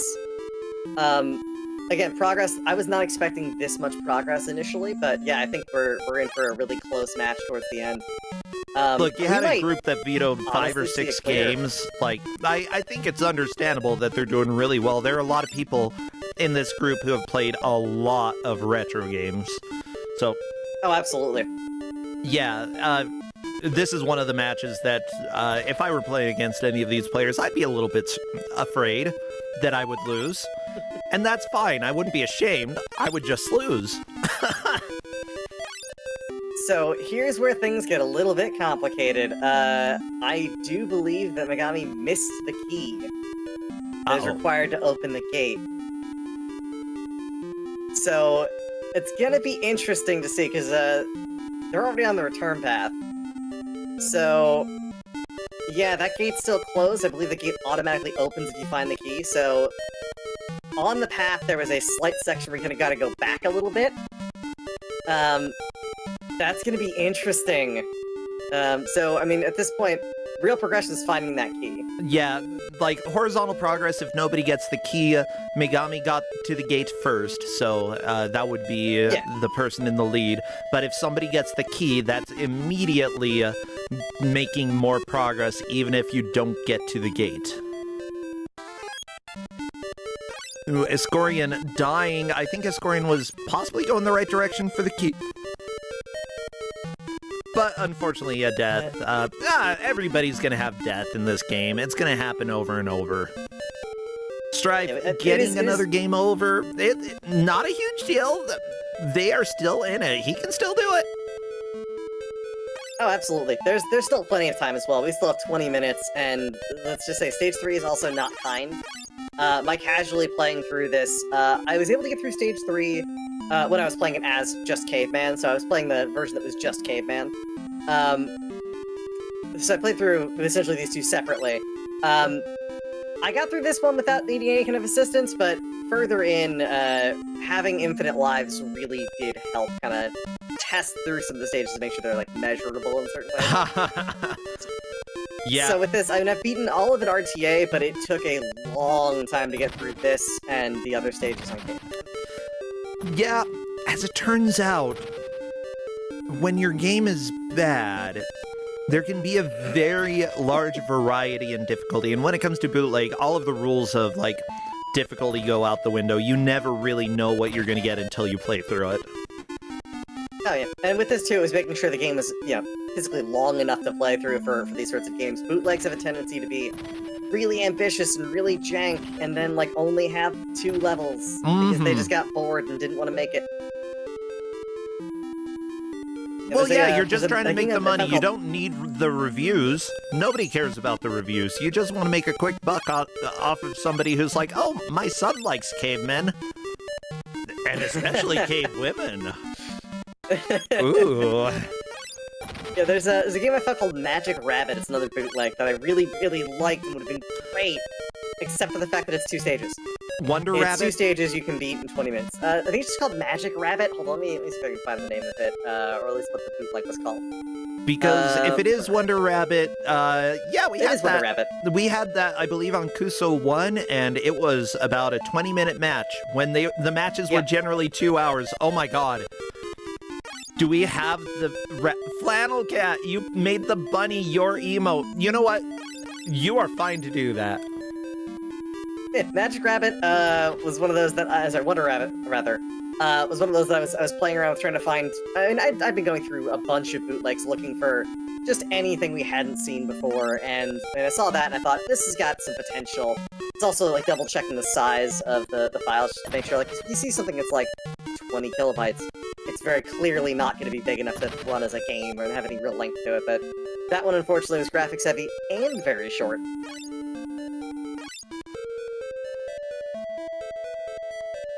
Yeah, I'm just chatting with Flannel Cat because Flannel Cat has the silly rabbit animation from the other day, and it might go up on my channel, but if not, like Flannel Cat has it on hers currently, I will possibly put it up, and if so, do it with permission, of course.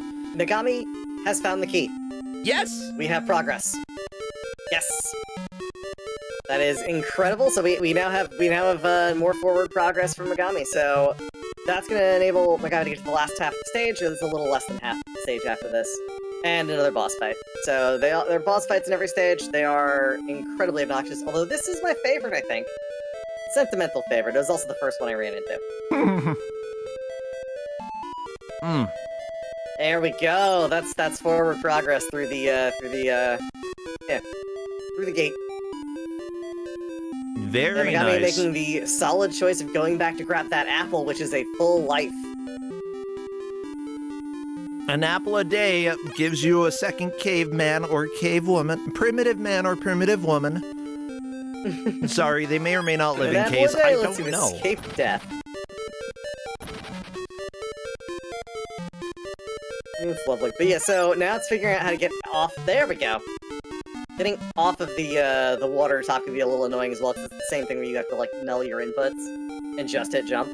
Yeah. Like, I don't know why this bootleg has such peculiar controls. Like, having worked on NES development, I know that you can make it much more playable with some very, very simple changes. Like, just because you're bootleg doesn't mean you have to make people suffer. You have to want to make people suffer, and I think they want to make people suffer. Yeah, that could be fair. I mean, Donkey Kong 5, The Journey of Overtime in Space, that game's an absolute joy.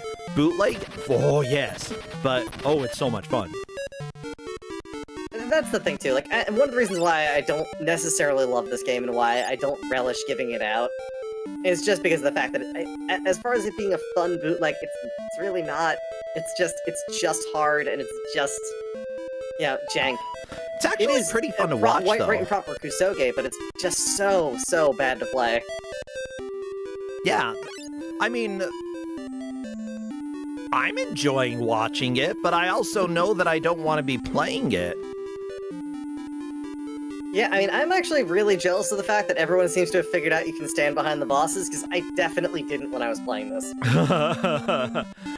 Oh, it's funny what people are able to figure out. Like, cheese strats often exist for bootlegs. That's a good rule of thumb to remember in the future, everybody. Speed, like, see if you can figure out a cheese strat for something that's being difficult, because odds are you'll be able to find something.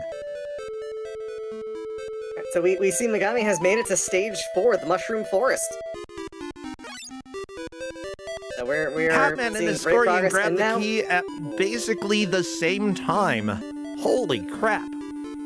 Between That second is- and third, it's yeah, a that's real the thing. race. And Strife, Yep, defeating the boss, moving on to stage 3. Strife is getting back in this. there we go! Yeah, Strife is back in this, and now on stage 3, so... Oh, it looks like Kus9rande took a game over, and is back to the start, so... Again, it's still anyone's game at this point. We have another 15 minutes in which, you know, progress through the Mushroom Forest is gonna be difficult. They added some additional arbitrary rules, such as you can't fall too far. If you fall too far, it registers you as dying. Yeah, you really want to be careful in this game, like, when it comes to health management. That's probably the most important thing. But if there is fall damage in some of this, then yeah, you definitely need to be careful. I think technically Oh. Yeah, you don't need to put fall damage in this game. No, and like it's straight up you lose a life if you fall even remotely too far. It also isn't clear what is standable and what's not. Yeah. In this case, a falling leaf is standable, but a whole branch isn't. Yeah. The classic It's a game certain level of figuring special. out what is background and what isn't. Yeah, and like I mean, a lot of NES games were really good about doing foreground and background layers that were distinctly different enough that you knew what you could or couldn't interact with. These games, not so much. It's I mean, a the artists that are bootleg. working on them, are just they don't know how to do those sorts of things because there's that industry knowledge that they just don't have. Yeah, mind you, I think most of the enemies and most of the graphics and such are unique. I don't know if they actually stole any of the graphics or music. I'm not saying that this is music you'd want to steal, but, like, I don't know if any of this is from another company, And if so, like, the art is actually pretty well done. To the best of my knowledge, this is unique. I don't know about the music. I know the art. I haven't seen the art anywhere else, so it's entirely possible this is unique art. I'm not aware of it being used anywhere else at this point, but I am happy to be proven wrong if that's the case. But yeah, it looks from what I've seen that this is unique art, which is cool. It's always good to see that in bootlegs. So, some of the level designs are from Tom and Jerry Frantic Antics for the Mega Drive. Yes, that checks out. I believe that I've played both of them, and both that and Tom and Jerry 3, which is Primitive Man, Primitive Woman, same thing. And because of that, yeah, you can definitely tell that some of the levels do follow the same flow. It's all yeah. Tom and Jerry. That's what it is.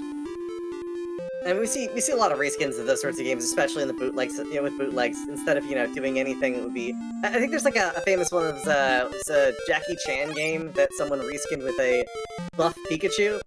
I can't remember the name of it, but it's that sort of thing where like sometimes it's simple sprite replacements, but in this case it looks like they put a little bit more effort into it. Not Hey, a Strife lot, is 'cause, already to the gate and sees I need to get a key. So, Okay, so Strife is unfortunately doing the whole path backwards, which is not great. It's actually a lot harder that direction. There's yeah, a couple places where you're not going to be able to avoid taking damage. yeah, he only has 2 bits of health, so he's probably going to die in just a little bit, and I imagine after getting a game over, I would try going a different direction than I did the first time that I played. So, Oh yeah, absolutely, especially since this does seem not really approachable from this direction. Or not cleanly anyway, although... a little? Oh! No, Oh, don't... Oh... I'm not, I think it was the fish, but I'm not 100% sure. Hitboxes are a thing in this game. Yeah, I think it was the fish that took him out, and I want to say, like, that he hedged for a second because he saw that arrow pointing the other direction on the ceiling. Mm-hmm. It was like, as soon as that arrow came up, it's just like, oh no, stop, and just stop moving. But yeah, it's one of those things where figuring out where to go in some of these stages can be a little bit of a pain. Oh, looks like we have Stream Hatman over to level 4 as well. Ooh.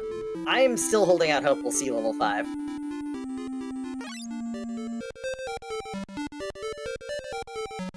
With 10 minutes left, there's still very much a possibility. Who knows? Oh, absolutely, yeah. And you're seeing both Megami and Stream Hatman just trying to figure out ways they can cheese through and not have to do the full climb every time. Jumping off, trying to get some distance from the top of the tree. But really, it's sort of designed in such a way that you have to go across trees, because there's blind death planes, there's the fall height limitation. It's interesting, if not a little cruel. That rock is so bad to hit things with. I guarantee you, it feels worse than it looks like it is. It's just... the hitbox is so jank. Okay, I'm just communicating with the referees right now. It looks like they will be issuing 2 minutes of bonus time for Stream Hatman due to control issues at the beginning. That could be a significant enough time to pass up Megami as well, since both of them are on the same level. So we will be going 2 minutes over time.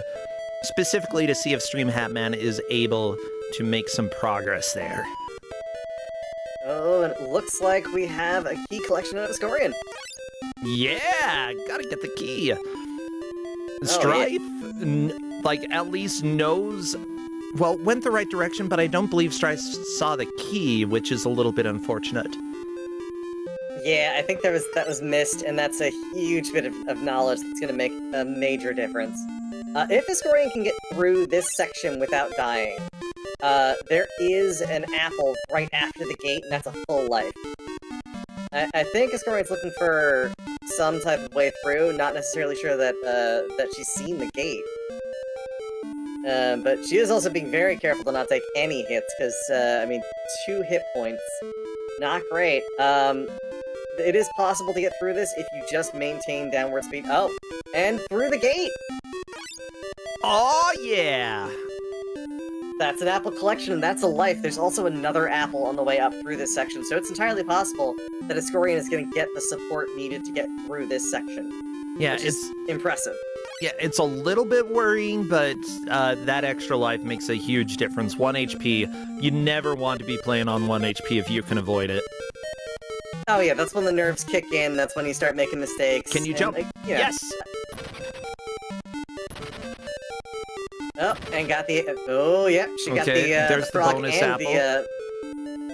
You go for the apple. You gotta go for the apple. At this point, yeah, at this there's really point. no other option. It's like figuring out exactly where you need to jump from is the tricky part. Oh yeah, it's unusually tight for a jump, too. Like, they made it explicitly way too tight of a jump to do. Also, There we you don't go! necessarily grab on... Ah, perfect.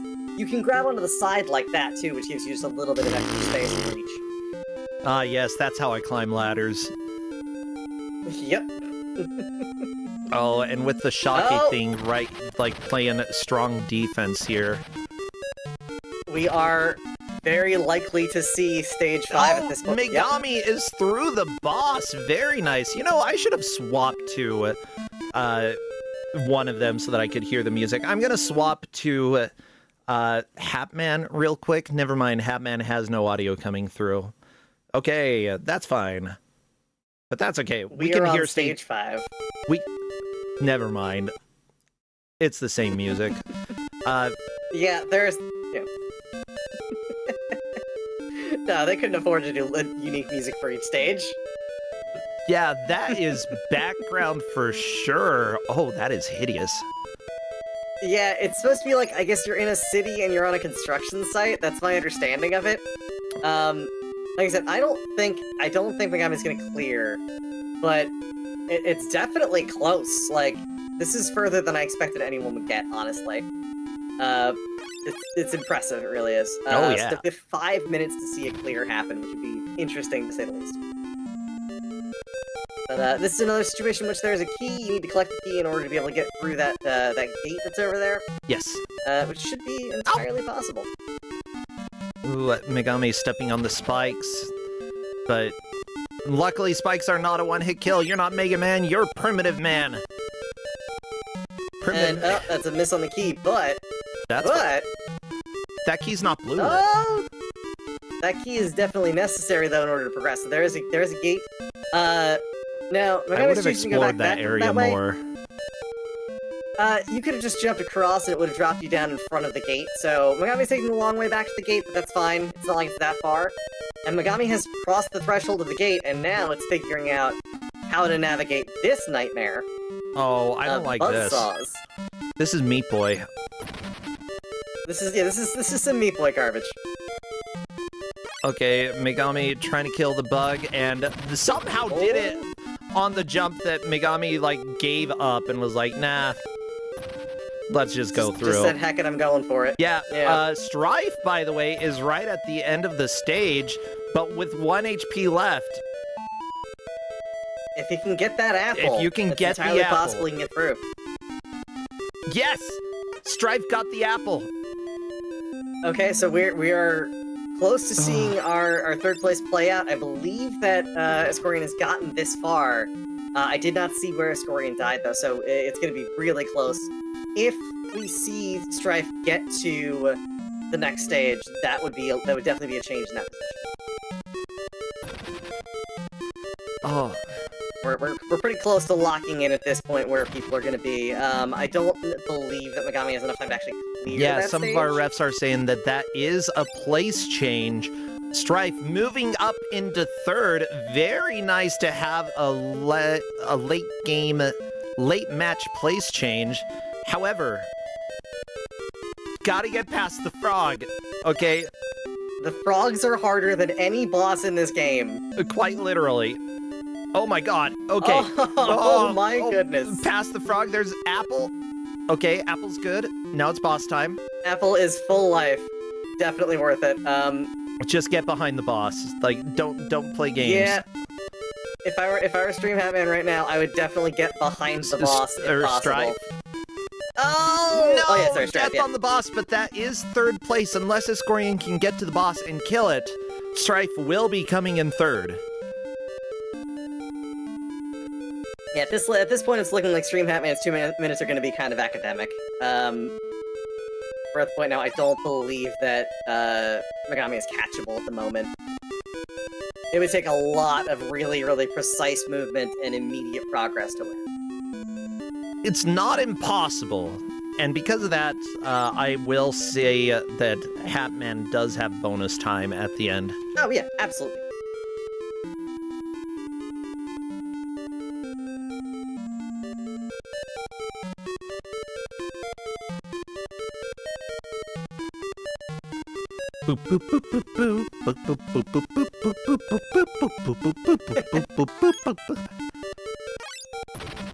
I want to hear Music is something. I missed the chance to hear stage 4 music. Ugh, I can't believe it. And because Hatman's audio isn't working, we'll just not hear it. I don't know if 4 has its own unique music. Can Not 100% on that, but it looks like Megami has basically called it here. yeah, that's fair. Yeah, and at this point, like I said, Stream Hatman has the opportunity to possibly catch up with some very precise, straightforward movement. It's just going to be very, very touch and go. Megami asking, was Cave Woman really only 2 stages? And yes, that's correct. Okay, Kusogrande stopping right here. Yeah, that's fair. We are right towards the end. However, we are going to keep going as soon as time is called. I will add 2 minutes to the timer for Hatman.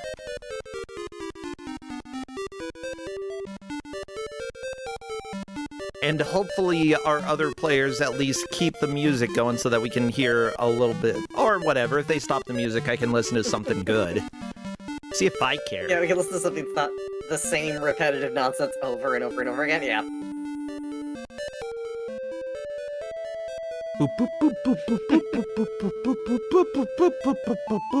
And it does look like we're gonna see Stream Hatman There's getting a boss. towards, yeah.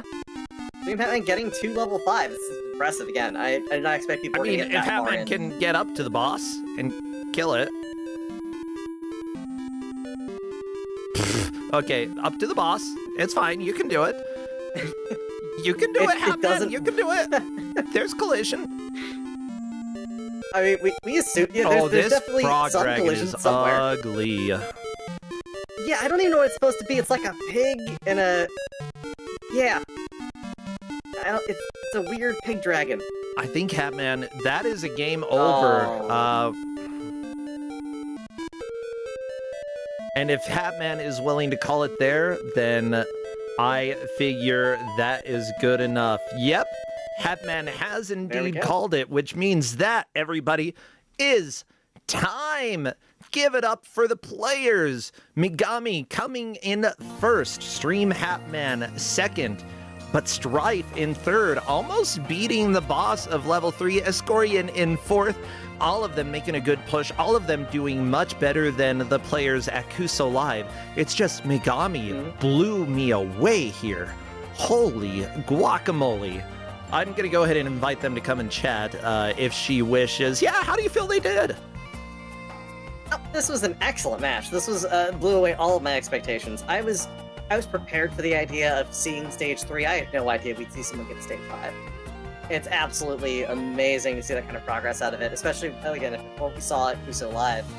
This was a very, very good, close, and strong competition. Yeah, Escorian complaining about the rock throwing a caveman. Yeah, it's bad. And everybody should feel good about how they did. It doesn't matter if you come in first or last, we're here for the fun. So great job, everybody. But we do have our winner here, Megami. Congratulations, you took first.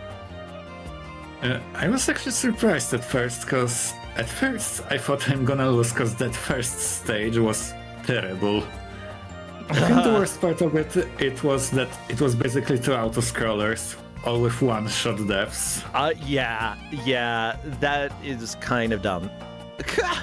Yeah, I will say, I firmly believe that first stage is the hardest stage in the game. I think so, like, just the jumping and figuring out, like, what buttons you can be pushing, what you can't be pushing in order to accurately jump is ridiculous.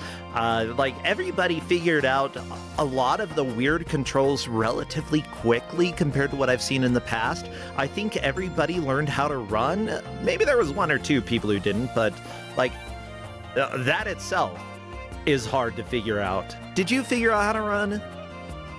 I did, but it was, I think, already in the caveman. But I already at the start figured that jump is faster than walking, so I just kept jumping. Honestly, sometimes the first thing that you find that lets you go fast is going to be a lot more reliable, so I do not blame you for doing that. Well, good. So what do you think of this bootleg? Have you played any bootlegs before, Megami? I grew up on Famiclone, which had a couple bootlegs. Oh, my favorite being Jurassic Park, which I recently learned that it's sorta kinda not really downport of SNES Jurassic Park.